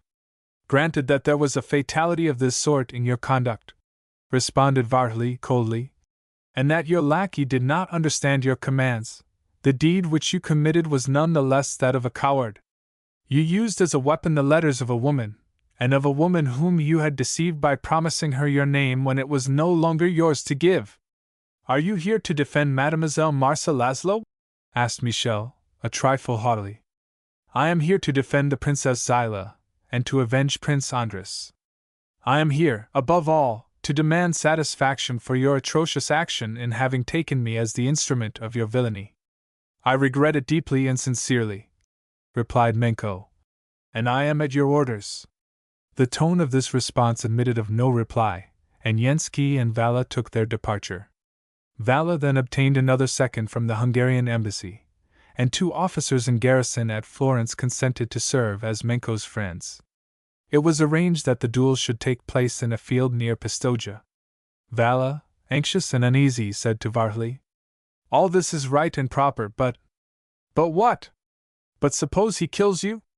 The right is the right, I know, but leaden bullets are not necessarily on the side of the right, and— Well, interrupted Yenski, in case of the worst, you must charge yourself, my dear Vala, with informing the prince how his old friend Yenski Varley defended his honor, and also tell him of the place where Count Menko may be found. I am going to attempt to avenge Zilah. If I do not succeed, terem tit, ripping out the Hungarian oath, he will avenge me, that is all. Let us go to supper. Chapter 31. If Menko were dead! Prince Zilah, wandering solitary in the midst of crowded Paris, was possessed by one thought, one image impossible to drive away, one name which murmured eternally in his ears, Marcia, Marcia, who was constantly before his eyes, sometimes in the silvery shimmer of her bridal robes, and sometimes with the deathly pallor of the promenader in the garden of Vaugirard, Marcia, who had taken possession of his being, filling his whole heart, and despite his revolt, gradually overpowering all other memories, all other passions. Marcia, his last love, since nothing was before him save the years when the hair whitens, and when life weighs heavily upon weary humanity, and not only his last love, but his only love. Oh! Why had he loved her? Or, having loved her, why had she not confessed to him that that coward of a Menko had deceived her? Who knows? He might have pardoned her, perhaps, and accepted the young girl, the widow of that passion. Widow? No, not while Menko lived. Oh! If he were dead! And Zilah repeated, with a fierce longing for vengeance. If he were dead! That is, if there were not between them, Zilah and Marcia, the abhorred memory of the lover. Well, if Menko were dead? When he feverishly asked himself this question, Zilah recalled at the same time Marcia, crouching at his feet, and giving no other excuse than this. I loved you! I wished to belong to you, to be your wife. His wife.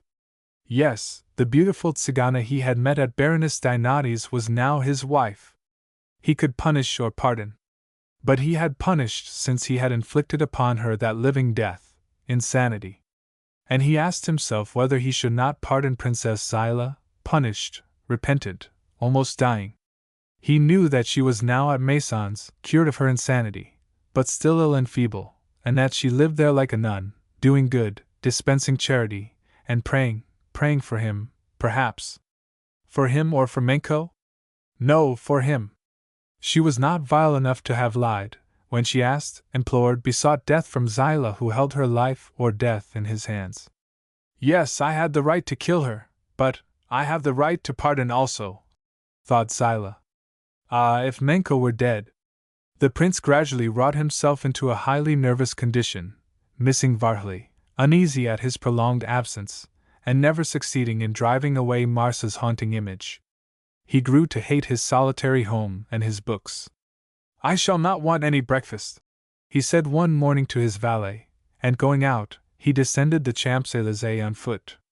At the corner of the Place de la Madeleine, he entered a restaurant, and sat down near a window, gazing mechanically at this lively corner of Paris, at the grey facade of the church, the dusty trees, the asphalt, the promenaders, the yellow omnibuses, the activity of Parisian life. All at once he was startled to hear his name pronounced and to see before him, with his hand outstretched, as if he were asking alms, old General Volgatsine, who said to him, timidly, "Ah, my dear prince, how glad I am to see you! I was breakfasting over there, and my accursed paper must have hidden me. Alf! If you only knew! I am stifling." "Why, what is the matter?" asked Andras. "Matter? Look at me! I must be as red as a beet." Poor Volgatsine had entered the restaurant for breakfast, regretting the cool garden of Maisons Laffitte, which, now that Marsan no longer sat there, he had entirely to himself. After eating his usual copious breakfast, he had imprudently asked the waiter for a Russian paper, and, as he read, and sipped his Kummel, which he found a little insipid and almost made him regret the vodka of his native land, his eyes fell upon a letter from Odessa, in which there was a detailed description of the execution of 3 Nihilists, 2 of them gentlemen. It told how they were dragged, tied to the tails of horses, to the open square, each of them bearing upon his breast a white placard with this inscription, in black letters: "Guilty of high treason." Then the wretched general shivered from head to foot. Every detail of the melodramatic execution seemed burned into his brain as with a red-hot iron. He fancied he could see the procession and the 3 gibbets, painted black. Beside each gibbet was an open ditch and a black coffin covered with a dark grey pall. He saw, in the hollow square formed by a battalion of Cossack infantry, the executioner, Frolov, in his red shirt and his plush trousers tucked into his boots, and beside him, a pale, black-robed priest. "Who the devil is such an idiot as to relate such things in the newspapers?" he growled. And in terror he imagined he could hear the sheriff read the sentence, "See the priest present the cross to the condemned men," and Frolov, before putting on the black caps, degrade the gentlemen by breaking their swords over their heads. Then, half suffocated, Volgatsine flung the paper on the floor, and with eyes distended with horror, drawing the carafe of Kummel toward him, he half emptied it, drinking glass after glass to recover his self-control. It seemed to him that Frolov was there behind him, and that the branches of the candelabra, stretching over his heated head, were the arms of gibbets ready to seize him. To reassure himself, and be certain that he was miles and miles from Russia, he was obliged to make sure of the presence of the waiters and guests in the gay and gilded restaurant. "The devil take the newspapers!" he muttered. "They are cursed stupid! I will never read another! All that stuff is absurd! Absurd! A fine aid to digestion, truly!" And paying his bill, he rose to go, passing his hand over his head as if his sword had been broken upon it and left a contusion, and glancing timidly into the mirrors, as if he feared to discover the image of Frolov there. It was at this moment that he discovered Prince Zilah, and rushed up to him with the joyful cry of a child discovering a protector. The prince noticed that poor Volgatsine, who sat heavily down by his side, was not entirely sober. The enormous quantity of Kummel he had absorbed, together with the terror produced by the article he had read, had proved too much for the good man. His face was fiery, and he constantly moistened his dry lips. "I suppose it astonishes you to see me here?" he said, as if he had forgotten all that had taken place. I am astonished to see myself here. But I am so bored down there at Maisons, and I rust as little, Stephanie said to me once at Odessa. So I came to breathe the air of Paris. A miserable idea! Oh, if you knew! When I think that might happen to me. What? Asked Andras, mechanically. What? Gasped the general, staring at him with dilated eyes. Why, Frolov, of course. Frolov. The sword broken over your head. The gallows. I am not a nihilist, heaven forbid, but I have displeased the Tsar. And to displease the Tsar, BRR! Imagine the open square Odessa. No, don't let us talk of it any more, glancing suddenly about him, as if he feared the platoon of Cossacks were there, in the restaurant, come to drag him away in the name of the Emperor. "Oh! By the way, Prince," he exclaimed abruptly, "why don't you ever come to Maisons Laffitte?" He must, indeed, have been drunk to address such a question to the prince. Zilah looked him full in the face, but Vogelsin's eyes blinked stupidly, and his head fell partially forward on his breast. Satisfied that he was not responsible for what he was saying, Andras rose to leave the restaurant, and the general with difficulty stumbled to his feet, and instinctively grasped Andras's arm, the latter making no resistance, the mention of Maisons Laffitte interesting him, even from the lips of this intoxicated old idiot. "Do you know," stuttered Vogelsin, "I myself should be glad, very glad, if you would come there. I am bored to death. Closed shutters, not the least noise. The creaking of a door, the slightest bit of light makes her ill. The days they drag, yes, they do. No one speaks. Most of the time I dine alone. Shall I tell you? No, yes, I will. Marsa, yes, well. Marsa, she is good, very good, thinks only of the poor, you know. But whatever Dr. Fargias may say about it, she is mad. You can't deceive me. She is insane, still insane." "Insane?" said Andras, striving to control his emotion. The general, who was now staggering violently, clung desperately to the prince. They had reached the boulevard, and Andras, hailing a cab, made Vogelsin get in, and instructed the coachman to drive to the Bois. "I assure you that she is insane," proceeded the general, throwing his head back on the cushions. "Yes, insane. She does not eat anything, she never rests.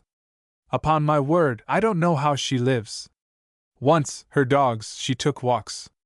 Now I go with them into the park, good beasts, very gentle. Sometimes, all that she says is, 'Listen! Isn't that Duna or Bundas barking? Ah! If I wasn't afraid of Fraulof, how soon I should return to Russia. The life of Paris wearies me. You see, I come here today, I take up a newspaper, and I see what? Fraulof. Besides the life of Paris, at Maisons Laffitte, between four walls, it is absurd. Now, acknowledge, old man, isn't it absurd? Do you know what I should like to do? I should like to send a petition to the Tsar. What did I do, after all, I should like to know? It wasn't anything so horrible. I stayed, against the Emperor's orders, 5 days too long at Odessa, that was all. Yes, you see, a little French actress who was there, who sang operettas. Oh, how she did sing operettas! Offenbach, you know." And the general tried to hum a bar or two of the Dites Louis, with ludicrous effect. "Charming! To leave her, ah! I found that very hard. I remained 5 days, that wasn't much, as Zilah? 5 days? But the devil!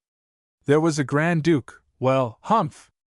Younger than I, of course, and the Grand Duke was jealous. Oh! There was at that time a conspiracy at Odessa. I was accused of spending my time at the theater, instead of watching the conspirators. They even said I was in the conspiracy. Oh Lord! Odessa!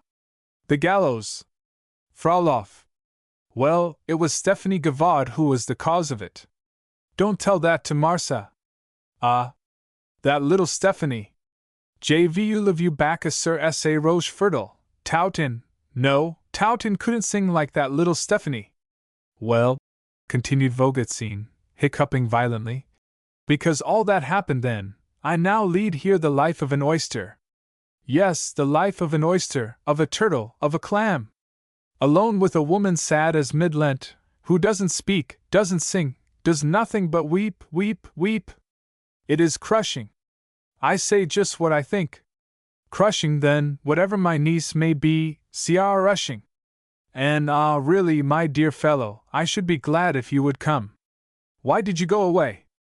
Yes, that is your affair, and I don't ask any questions. Only you would do well to come. Why? Interrupted Andras, turning quickly to Vogelsin. Why? Because, said the general, trying to give to his heavy face an expression of shrewd, dignified gravity. "What has happened?" asked the prince. "Is she suffering again? Ill? Oh, insane, I tell you! Absolutely insane! Mad as a March hare! 2 days ago, you see." "Well, what? 2 days ago? Because 2 days ago." "Well, what? What is it? Speak, Volgotsyn." "The dispatch," stammered the general. "What dispatch?"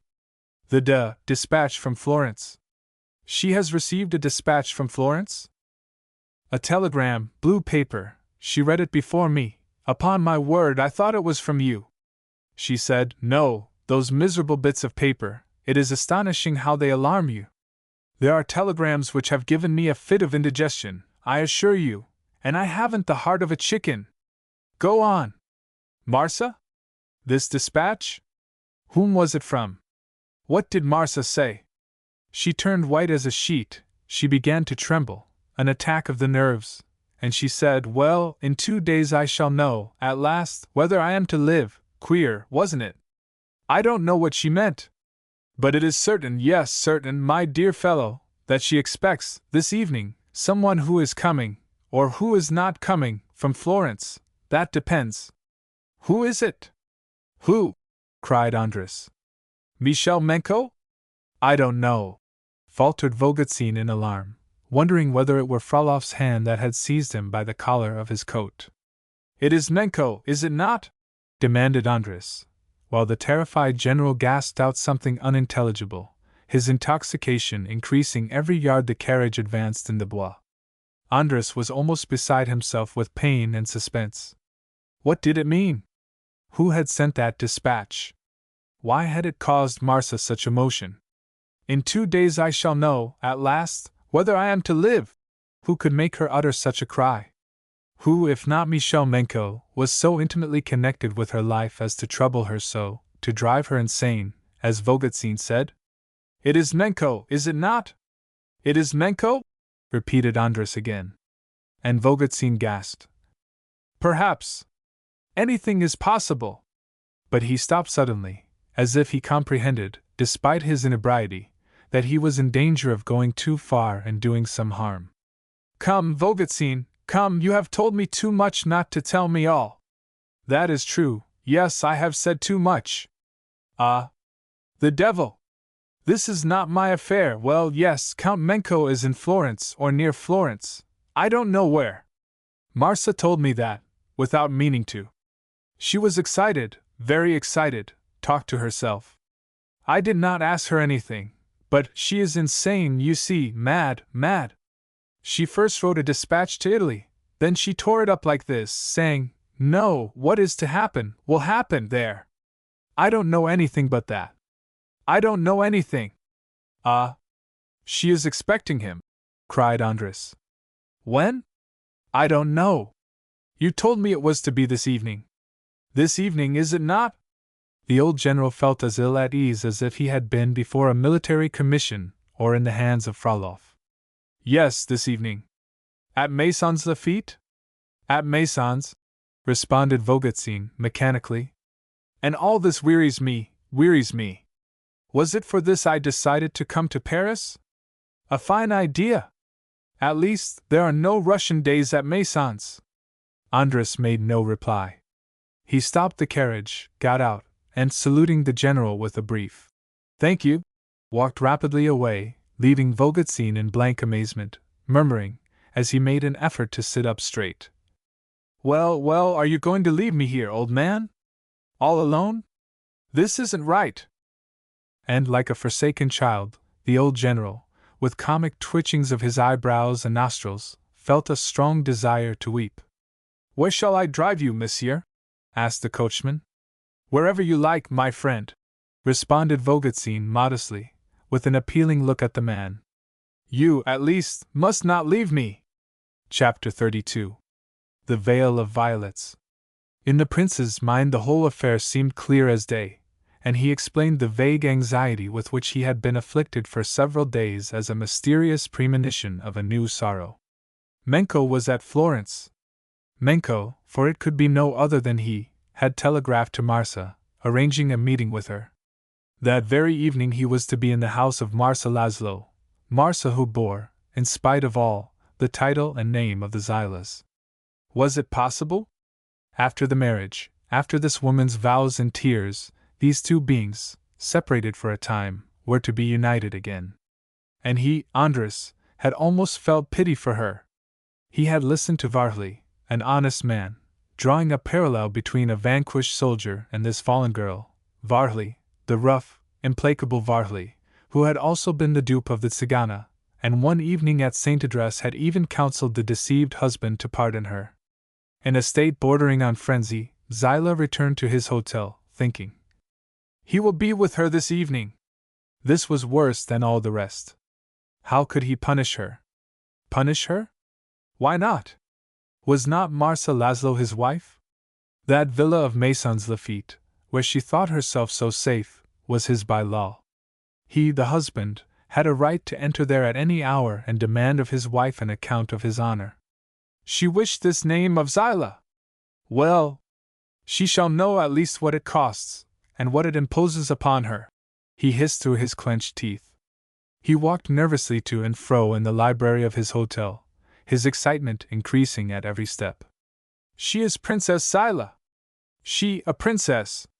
Nothing can wrest from her that title which she has stolen. Princess be it then, but the prince has the right to deal out life or death to his wife and to the lover of his wife. With a spasmodic burst of laughter. Her lover is to be there, Menko is to be there, and I complain. The man whom I have sought in vain will be before me. I shall hold him at my mercy, and I do not thank the kind fate which gives me that joy. This evening. He will be at her house this evening. Good. Justice shall be done. Every moment added to his fever. He would have given 10 years of his life if it were already evening. He waited impatiently for the hour to come when he could go and surprise them. He even thought of meeting Menko at the railway station on his arrival from Italy, but what would be the use? Menko would be at Maisons, and he would kill him before her face, in a duel if Menko would fight, or like a thief caught in the act if he attempted to fly. That would be better. Yes, he would kill him like a dog, if the other, but no.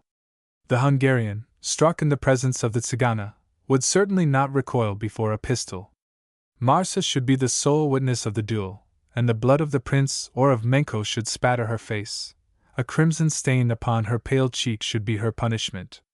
Early in the evening Anders left the hotel, after slipping into the pocket of his overcoat a pair of loaded pistols. One of them he would cast at Menko's feet. It was not assassination he wished, but justice. He took the train to Maisons, and on his arrival there, crossed the railway bridge, and found himself almost alone in the broad avenue which runs through the park. As he walked on through the rapidly darkening shadows, he began to feel a strange sensation, as if nothing had happened, and as if he were shaking off, little by little, a hideous nightmare. In a sort of voluntary hallucination, he imagined that he was going, as in former days, to Marsa's house, and that she was awaiting him in one of those white frocks which became her so well, with her silver belt clasped with the agrafe of opals. As he advanced, a host of memories overwhelmed him. He had walked with Marsa under these great lindens forming an arch overhead like that of a cathedral. He remembered conversations they had had in the evening, when a slight mist silvered the majestic park, and the white villa loomed vaguely before them like some phantom palace of fairyland. With the Tzigana clinging to his arm, he had seen those fountains, with their singing waters, that broad lawn between the two long lines of trees, those winding paths through the shrubbery, and in the emotion aroused by these well-remembered places, there was a sensation of bitter pain at the thought of the happiness that might have been his had fate fulfilled her promises, which increased, rather than appeased, the prince's anger. As his steps led him mechanically nearer and nearer to the house where she lived, all the details of his wedding day rose in his memory, and he turned aside to see again the little church, the threshold of which they had crossed together, she exquisitely lovely in her white draperies, and he overflowing with happiness. The square in front of the sanctuary was now deserted and the leaves were beginning to fall from the trees. A man was lying asleep upon the steps before the bolted door. Zilah stood gazing at the Gothic portal, with a statue of the Virgin Mother above it, and wondered whether it were he who had once led there a lovely girl, about to become his wife, and the sad, closed church produced upon him the effect of a tomb. He dragged himself away from the contemplation of the stone threshold, where slept the tired man, drunk perhaps, at all events happier than the prince, and proceeded on his way through the woods to the abode of Marsa Laszlo. There was, Zilah remembered well, quite near there, a sort of narrow valley, where the mayor of Maisons was said to have royally entertained Louis XIV and his courtiers, as they were returning from Marly, a lovely spot, surrounded by grassy slopes covered with violets, a little shady, Virgilian wood, where he and Marsa had dreamed away many happy hours. They had christened it the Vale of Violets. How many memories were in that sweet name, each one of which stabbed and exasperated Zilah, rising before him like so many specters. He hastened his steps, repeating, "He is there! She is waiting for him! Her lover is there!" At the end of the road, before the villa, closed and silent like the old church, he stopped. He had reached his destination, but what was he about to do, he who up to this time had protected his name from the poisonous breath of scandal? He was about to kill Menko, or to be killed himself. A duel! But what was the need of proposing a duel, when, exercising his rights as a husband, he could punish both the man and the woman? He did not hesitate long, however, but advanced to the gate, saying, aloud, "I have a right to enter my own house." The ringing of the bell was answered by the barking of Duna, Bundas, and Ortag, who tore furiously at their iron chains. A man presently appeared on the other side of the gate. It was a domestic whom Andras did not know and had never seen. "Whom do you wish to see?" asked the man. "The Princess Zilah." "Who are you?" demanded the man, his hand upon the inner bolt of the gate. "Prince Zilah." The other stood stock still in amazement, trying to see, through the darkness, the prince's face. "Do you hear me?" demanded Andras. And, as the domestic opened the gate, as if to observe the appearance of the visitor, the prince gave it a nervous push, which threw the servant backward, and once within the garden, he came close to him, and said, "Look well at me, in order that you may recognize me again. I am master here." Zilah's clear eye and imperious manner awed the man, and he bowed humbly, not daring to speak. Andras turned on his heel, mounted the steps, and entered the house. Then he stopped and listened. She was with him. Yes, a man was there, and the man was speaking to Marsa, speaking doubtless of love. Menko, with his twisted mustache, his pretty smile and his delicate profile, was there, behind that door. A red streak of light from the salon where Marsa was showed beneath the door, which the prince longed to burst open with his foot. With anger and bitterness filling his heart, he felt capable of entering there, and striking savagely, madly, at his rival. How these two beings had played with him, the woman who had lied to him, and the coward who had sent him those letters. Suddenly Marsa's voice fell upon his ear, that rich, contralto voice he knew so well, speaking in accents of love or joy. What was he waiting for? His hot, feverish hand sought the handle of his pistol, and striding forward, he threw open the door of the room. The light from an opal-tinted lamp fell full upon his face. He stood erect upon the threshold, while two other faces were turned toward him, two pale faces, Marsa's and another's. Andras paused in amazement. He had sought Menko. He found Varhli. Chapter 33. The Duel. Yenski! Marsa recoiled in fear at hearing this cry and the sudden appearance of the prince, and trembling like a leaf, with her face still turned toward that threshold where Andras stood, she murmured, in a voice choked with emotion, "Who is there? Who is it?" Yenski Varhli, unable to believe his eyes, advanced, as if to make sure. "Zilah!" he exclaimed in his turn. He could not understand, and Zilah himself wondered whether he were not the victim of some illusion, and where Menko could be, that Menko whom Marsa had expected, and whom he, the husband, had come to chastise. But the most bewildered, in her mute amazement, was Marsa, her lips trembling, her face ashen, her eyes fixed upon the prince, as she leaned against the marble of the mantelpiece to prevent herself from falling, but longing to throw herself on her knees before this man who had suddenly appeared, and who was master of her destiny. "You here?" said Varley at last. "You followed me, then?" "No," said Andras. "The one whom I expected to find here was not you." "Who was it, then?" "Michel Menko." Yensky Varley turned toward Marsa. She did not stir. She was looking at the prince. "Michel Menko is dead," responded Varley shortly. "It was to announce that to the Princess Zilah that I am here." Andras gazed alternately upon the old Hungarian, and upon Marsa, who stood there petrified, her whole soul burning in her eyes. "Dead?" repeated Zilah coldly. "I fought and killed him," returned Varley. Andras struggled against the emotion which seized hold of him. Pale as death, he turned from Varley to the Tzigana, with an instinctive desire to know what her feelings might be. The news of this death, repeated thus before the man whom she regarded as the master of her existence, had, apparently, made no impression upon her, her thoughts being no longer there, but her whole heart being concentrated upon the being who had despised her, hated her, fled from her, and who appeared there before her as in one of her painful dreams in which he returned again to that very house where he had cursed her. "There was," continued Varley slowly, "a martyr who could not raise her head, who could not live, so long as that man breathed.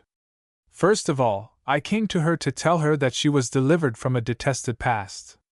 Tomorrow I should have informed a man whose honor is my own, that the one who injured and insulted him has paid his debt." With lips white as his mustache, Varley spoke these words like a judge delivering a solemn sentence. A strange expression passed over Zilah's face. He felt as if some horrible weight had been lifted from his heart. Menko dead. Yet there was a time when he had loved this Michel Menko, and, of the three beings present in the little salon, the man who had been injured by him was perhaps the one who gave a pitying thought to the dead, the old soldier remaining as impassive as an executioner, and the Tzigana remembering only the hatred she had felt for the one who had been her ruin. Menko dead. Varley took from the mantelpiece the dispatch he had sent from Florence, 3 days before, to the Princess Zilah, the one of which Volgotsyn had spoken to Andras. He handed it to the prince, and Andras read as follows: "I am about to risk my life for you. Tuesday evening either I shall be at Maisons Lafitte, or I shall be dead. I fight tomorrow with Count M. If you do not see me again, pray for the soul of Varley." Count Varley had sent this dispatch before going to keep his appointment with Michel Menko. It had been arranged that they were to fight in a field near Pistoja. Some peasant women, who were braiding straw hats, laughed as they saw the men pass by. One of them called out gaily, "Do you wish to find your sweethearts, signori? That isn't the way." A little farther, Varley and his adversary encountered a monk with a cowl drawn over his head so that only his eyes could be seen, who, holding out a zinc money box, demanded elemosina, alms for the sick in hospitals. Menko opened his pocketbook, and dropped in the box a dozen pieces of gold. "Mille grazie, signor! It is of no consequence." They arrived on the ground, and the seconds loaded the pistols. Michel asked permission of Yensky to say 2 words to him. "Speak," said Varley. The old Hungarian stood at his post with folded arms and lowered eyes, while Michel approached him, and said, "Count Varley, I repeat to you that I wish to prevent this marriage, but not to insult the prince. I give you my word of honor that this is true. If you survive me, will you promise to repeat this to him?" "I promise." "I thank you." They took their positions. Angelo Valla was to give the signal to fire. He stood holding a white handkerchief in his outstretched hand, and with his eyes fixed upon the 2 adversaries, who were placed opposite each other, with their coats buttoned up to the chin, and their pistols held rigidly by their side. Varley was as motionless as if made of granite. Menko smiled. 1, 2, counted Valla. He paused as if to take breath, then 3, he exclaimed, in the tone of a man pronouncing a death sentence, and the handkerchief fell. There were 2 reports in quick succession. Varley stood erect in his position. Menko's ball had cut a branch above his head, and the green leaves fell fluttering to the ground. Michel staggered back, his hand pressed to his left side. His seconds hastened toward him, seized him under the arms, and tried to raise him. "It is useless," he said. "It was well aimed." And turning to Varley, he cried, in a voice which he strove to render firm, "Remember your promise!" They opened his coat. The ball had entered his breast just above the heart. They seated him upon the grass, with his back against a tree. He remained there, with fixed eyes, gazing, perhaps, into the infinite, which was now close at hand. His lips murmured inarticulate names, confused words. Pardon, punishment, Marsa. As Yensky Varley, with his 2 seconds, again passed the straw workers, the girls saluted them with, "Well, where are your other friends? Have they found their sweethearts?" And while their laughter rang out upon the air, the gay, foolish laughter of youth and health, over yonder they were bearing away the dead body of Michel Menko. Andras Zilah, with a supreme effort at self-control, listened to his old friend relate this tale, and while Varley spoke, he was thinking. It was not a lover, it was not Menko, whom Marsa expected. Between the Tzigana and himself there was now nothing but a phantom. The other had paid his debt with his life. The prince's anger disappeared as suddenly in proportion as his exasperation had been violent. He contemplated Marsa, thin and pale, but beautiful still. The very fixedness of her great eyes gave her a strange and powerful attraction, and in the manner in which Andras regarded her, Count Varley, with his rough insight, saw that there were pity, astonishment, and almost fear. He pulled his mustache a moment in reflection, and then made a step toward the door. Marsa saw that he was about to leave the room, and moving away from the marble against which she had been leaning, with a smile radiant with the joy of a recovered pride, she held out her hand to Yensky, and in a voice in which there was an accent of almost terrible gratitude for the act of justice which had been accomplished, she said firmly, "I thank you, Varley." Varley made no reply, but passed out of the room, closing the door behind him. The husband and wife, after months of torture, anguish, and despair, were alone, face to face with each other. Andras's first movement was one of flight. He was afraid of himself. Of his own anger? Perhaps. Perhaps of his own pity. He did not look at Marsa, and in 2 steps he was at the door. Then, with a start, as one drowning catches at a straw, as one condemned to death makes a last appeal for mercy, with a feeble, despairing cry like that of a child, a strange contrast to the almost savage thanks given to Varley, she exclaimed, "Ah! I implore you, listen to me!" Andras stopped. "What have you to say to me?" he asked. Nothing but this, forgive." "Ah, forgive! I have seen you once more, forgive me, and let me disappear, but, at least, carrying away with me a word from you which is not a condemnation." "I might forgive," said Andras, "but I could not forget." "I do not ask you to forget, I do not ask you that. Does one ever forget? And yet, yes, one does forget, I know it. You are the only thing in all my existence, I know only you, I think only of you. I have loved only you." Andras shivered, no longer able to fly, moved to the depths of his being by the tones of this adored voice, so long unheard. "There was no need of bloodshed to destroy that odious past," continued Marsa. "Ah! I have atoned for it. There is no one on earth who has suffered as I have. I, who came across your path only to ruin your life. Your life, my God, yours!"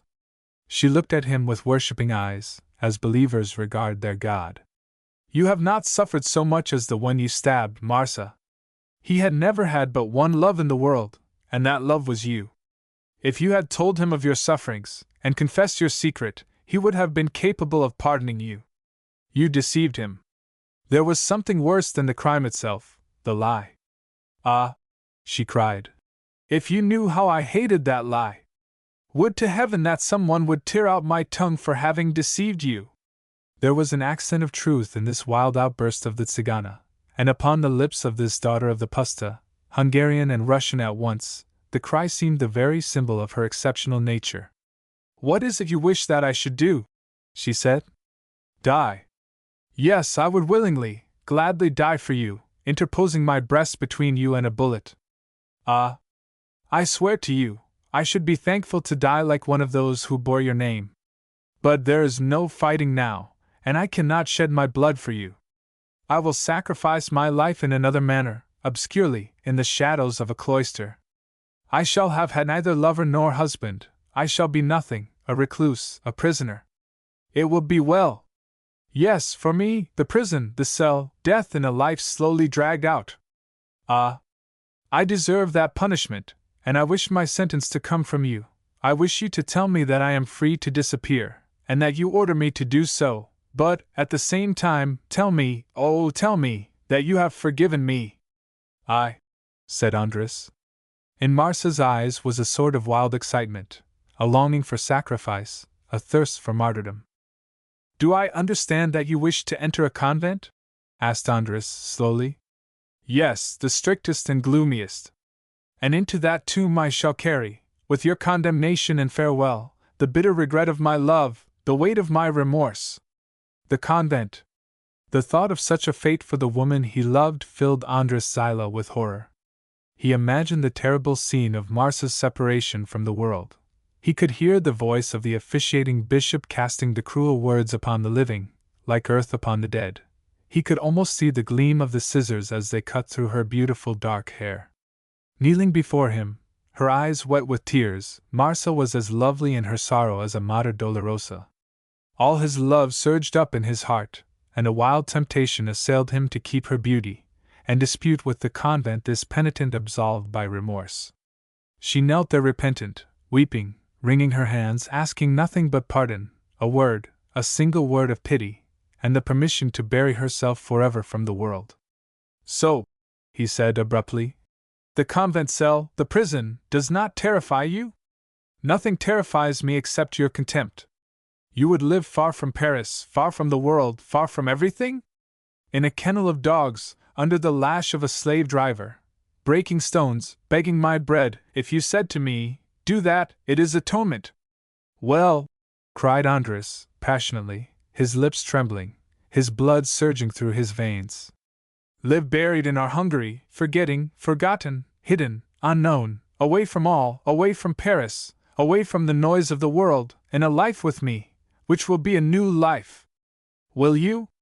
She looked at him with staring, terrified eyes, believing his words to be some cruel jest. Will you? He said again, raising her from the floor, and straining her to his breast, his burning lips seeking the icy ones of the Tzigana. Answer me, Marsa. Will you? Like a sigh, the word fell on the air. Yes. Chapter 34. A New Life. The following day, with tender ardor, he took her away to his old Hungarian castle, with its red towers still bearing marks of the ravages of the cannon, the castle which he never had beheld since Austria had confiscated it, and then, after long years, restored it to its rightful owner. He fled from Paris, seeking a pure existence, and returned to his Hungary, to the country of his youth, the land of the vast plains. He saw again the Danube and the golden Tisza. In the Magyar costume, his heart beating more proudly under the national Attila, he passed before the eyes of the peasants who had known him when a child, and had fought under his orders, and he spoke to them by name, recognizing many of his old companions in these poor people with cheeks tanned by the sun, and heads whitened by age. He led Marsa, trembling and happy, to the door of the castle, where they offered him the wine of honor, drank from the Tskoutera, the Hungarian drinking vessel, the nadas and cakes made of maize cooked in cream. Upon the lawns about the castle, the Tskiko shepherds, who had come on horseback to greet the prince, drank plum brandy, and drank with their red wine the kadastas and the bacon of Temesvar. They had come from their farms, from their distant pustas, peasant horsemen, like soldiers, with their national caps, and they joyously celebrated the return of Zilah Andres, the son of those Zilahs whose glorious history they all knew. The dances began, the bright copper heels clinked together, the blue jackets, embroidered with yellow, red, or gold, swung in the wind, and it seemed that the land of Hungary blossomed with flowers and rang with songs to do honor to the coming of Prince Andres and his princess. Then Andres entered with Marsa the abode of his ancestors. and in the great halls hung with tapestry and filled with pictures which the conquerors had respected, before those portraits of magnates superb in their robes of red or green velvet edged with fur, curved sabers by their sides and aigrettes upon their heads, all reproducing a common trait of rough frankness, with their long mustaches, their armor and their hussar uniforms, Marsa Laszlo, who knew them well, these heroes of her country, these Zilah princes who had fallen upon the field of battle, said to the last of them all, to Andras Zilah, before Ferenczi Zilah, before Sandor, before the princesses Zilah who had long slept in dull, cold marble, and who had been no prouder than she of the great name they bore. Do you know the reason why, equal to these in devotion and courage, you are superior to them all? It is because you are good as they were brave. To their virtues you, who forgive, add this virtue, which is your own, pity. She looked at him humbly, raising to his face her beautiful dark eyes, as if to let him read her heart, in which was only his image and his name.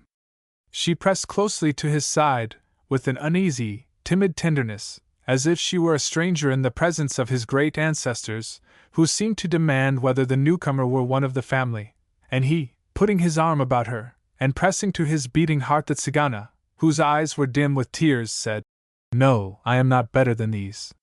It is not pity which is my virtue, Marsa, it is my love.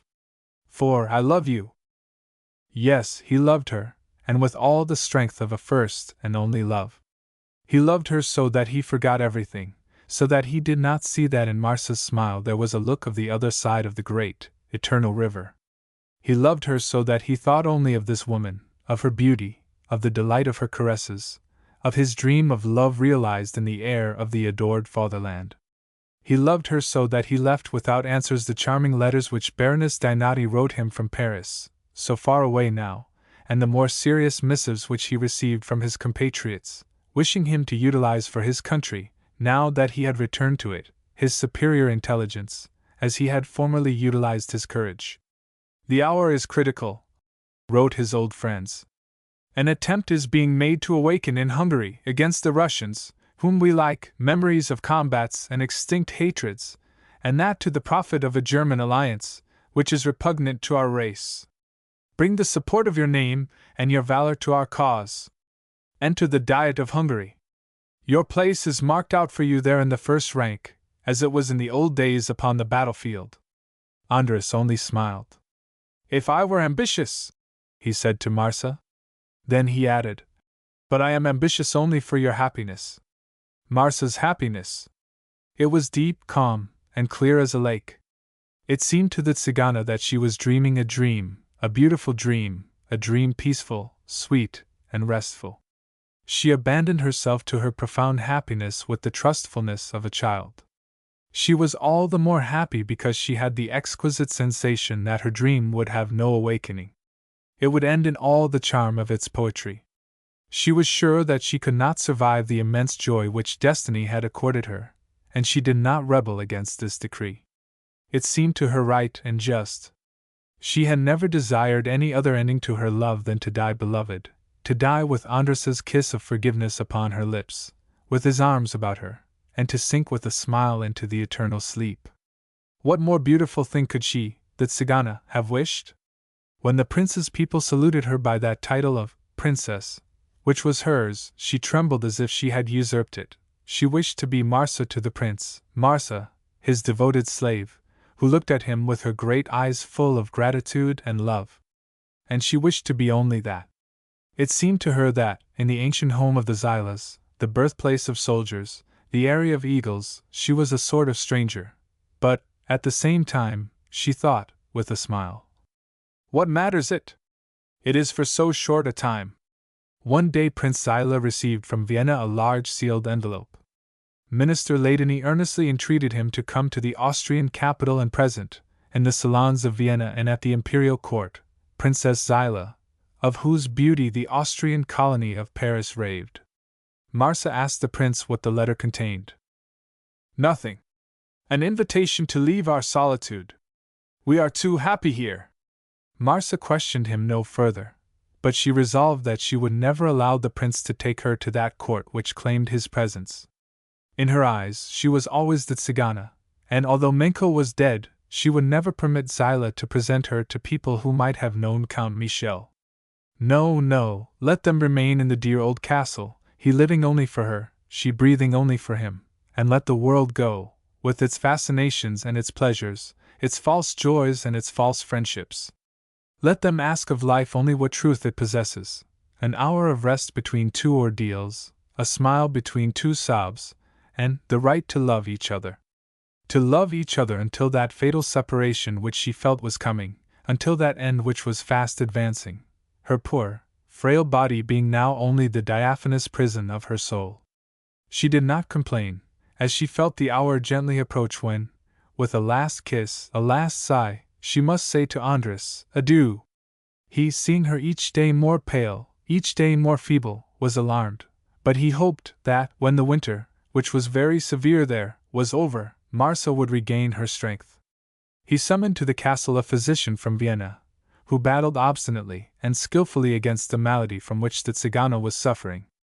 Her weakness and languor kept Marcia, during the cold months, for whole days before the lofty, sculptured chimney-piece, in which burned enormous logs of oak. As the flames gave a rosy tinge to her cheeks and made her beautiful eyes sparkle, Andres said to herself, as he watched her, that she would live and be happy with him. The spring came, with the green leaflets and the white blossoms at the ends of the branches. The buds opened and the odors of the rejuvenated earth mounted subtly into the soft air. At her window, regarding the young grass and the masses of tender verdure in which clusters of pale gold or silvery white gleamed like aigrettes, Marcia said to Andres, "It must be lovely at Maisons, in the Vale of Violets." But she added quickly, "We are better here, much better. And it even seems to me that I have always lived here in this beautiful castle, where you have sheltered me, like a swallow beaten by the wind." There was, beneath the window, stretching out like a ribbon of silver, a road, which the mica dust caused, at times, in the sunlight to resemble a river. Marcia often looked out on this road, imagining that she saw again the massive dam upon the Seine, or wondering whether a band of Tzigani would not appear there with the April days. "I should like," she said one day to Andres, "to hear again the airs my people used to play." She found that, with the returning spring, she was more feeble than she had ever been. The first warmth in the air entered her veins like a sweet intoxication. Her head felt heavy, and in her whole body she felt a pleasant languor. She had wished to sink thus to rest, as nature was awakening. The doctor seemed very uneasy at this languidness, of which Marcia said, "It is delicious." He whispered one evening to Andres, "It is grave." Another sorrow was to come into the life of the prince, who had known so many. A few days after, with a sort of presentiment, he wrote to Yenski Varhli to come and spend a few months with him. He felt the need of his old friend, and the Count hastened to obey the summons. Varhli was astonished to see the change which so short a time had produced in Marcia. In 7 months her face, although still beautiful, had become emaciated, and had a transparent look. The little hand, white as snow, which she gave to Varhli, burned him. The skin was dry and hot. "Well, my dear Count," said Marcia, as she lay extended in a reclining chair, "what news of General Volgotsin?" "The general is well. He hopes to return to Russia. The Tsar has been appealed to, and he does not say no." "Ah, that is good news," she said. "He must be greatly bored at Maisons, poor Volgotsin. He smokes, drinks, takes the dogs out." "The dogs?" Marcia started. Those hounds would survive Minko, herself, the love which she now tasted as the one joy of her life. Mechanically her lips murmured, too low to be heard, "Ortag! Bundes!" Then she said aloud, "I shall be very glad if the poor general can return to St. Petersburg or Odessa. One is best off at home, in one's own country. If you only knew, Varhli, how happy I am, happy to be in Hungary. At home!" She was very weak. The doctor made a sign to Andres to leave her for a moment. "Well?" asked the prince anxiously of Varhli. "How do you think she is?" "What does the doctor say?" replied Yenski. "Does he hope to save her?" Zilah made no response. Varley's question was the most terrible of answers. Ensconced in an armchair, the prince then laid bare his heart to old Varley, sitting near him. She was about to die, then. Solitude. Was that to be the end of his life? After so many trials, it was all to end in this, an open grave, in which his hopes were to be buried. What remained to him now? At the age when one has no recourse against fate, love, the one love of his life, was to be taken away from him. Varley had administered justice, and Zilah had pardoned, for what? To watch together a silent tomb. Yes, yes, what remained to him now? What remains to you if she dies? Said Oldyansky slowly. There remains to you what you had at 20 years, that which never dies. There remains to you what was the love and the passion of all the Zilah princes who lie yonder, and who experienced the same suffering, the same torture, the same despair, as you. There remains to you our first love, my dear Andres, the fatherland.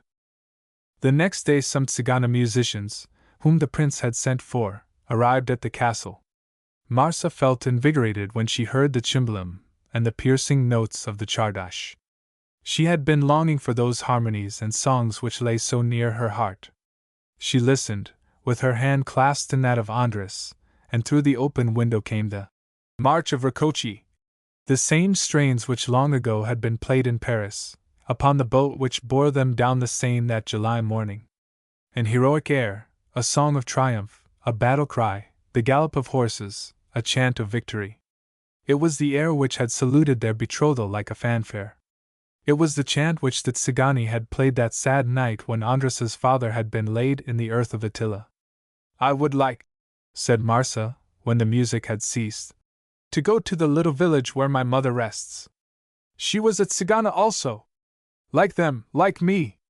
Can I do so, doctor? The doctor shook his head. Oh, princess, not yet. Later, when the warm sun comes. Is not that the sun? Said Marsa, pointing to the April rays entering the old feudal hall and making the bits of dust dance like sparks of gold. It is the April sun, and it is sometimes dangerous for. The doctor paused, and, as he did not finish, Marsa said gently, with a smile which had something more than resignation in it, happiness. For the dying? Andres shuddered, but Marsa's hand, which held his, did not even tremble.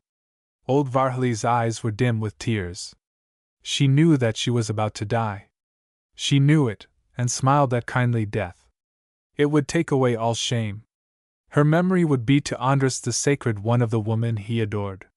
She would die without being held to keep that oath she had made not to survive her dreamed of happiness, the union she had desired and accepted. Yes, it was sweet and welcome, this death, which taking her from Andres's love, washed away all stain. She whispered in his ear the oft-repeated avowal. I love you! I love you! I love you!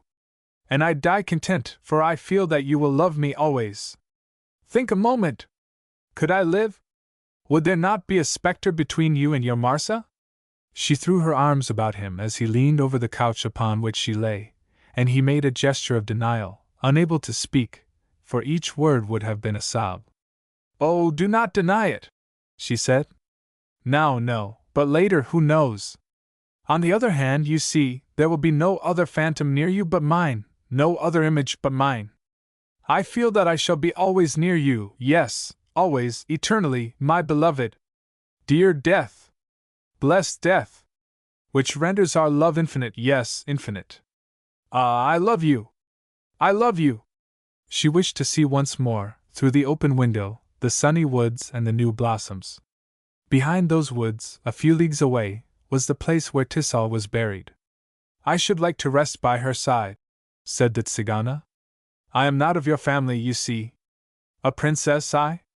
Your wife? I have been only your sweetheart, my Andres. Andres, whiter than the dying girl, seemed petrified by the approach of the inevitable grief. Now, as they went slowly down the white road, the Tzigani played the plaintive melancholy air of Janos Nemeth, that air impregnated with tears, that air which she used so often to play herself. The world holds but one fair maiden! And this time, bursting into tears, he said to her, with his heart breaking in his breast, Yes, there is but thee, Marsa. But thee, my beloved, thee alone. Do not leave me. Stay with me. Stay with me, Marsa, my only love. Then, as she listened, over the lovely face of the Tzigana passed an expression of absolute, perfect happiness, as if, in Zilah's tears, she read all his forgiveness, all his love, all his devotion. She raised herself, her little hands resting upon the windowsill, her head heavy with sleep, the deep, dreamless sleep, and held up her sweet lips to him. When she felt Andrés's kiss, she whispered, so that he barely heard it, "Do not forget me! Never forget me, my darling!" Then her head drooped slowly, and fell upon the prince's shoulder, like that of a tired child, with a calm, sweet smile upon her flower-like face. Like the salute they had once given to Prince Sandor, the Tsigani began proudly the heroic march of free Hungary, their music sending a fast farewell to the dead as the sun gave her its last kiss. Then, as the hymn died slowly away in the distance, soft as a sigh, with one last, low, heartbreaking note, Andrés Zilah laid the light form of the Tzigana upon the couch, and winding his arms about her, with his head pillowed upon her breast, he murmured, in a voice broken with sobs, "I will love only, now, what you loved so much, my poor Tzigana. I will love only the land where you lie asleep,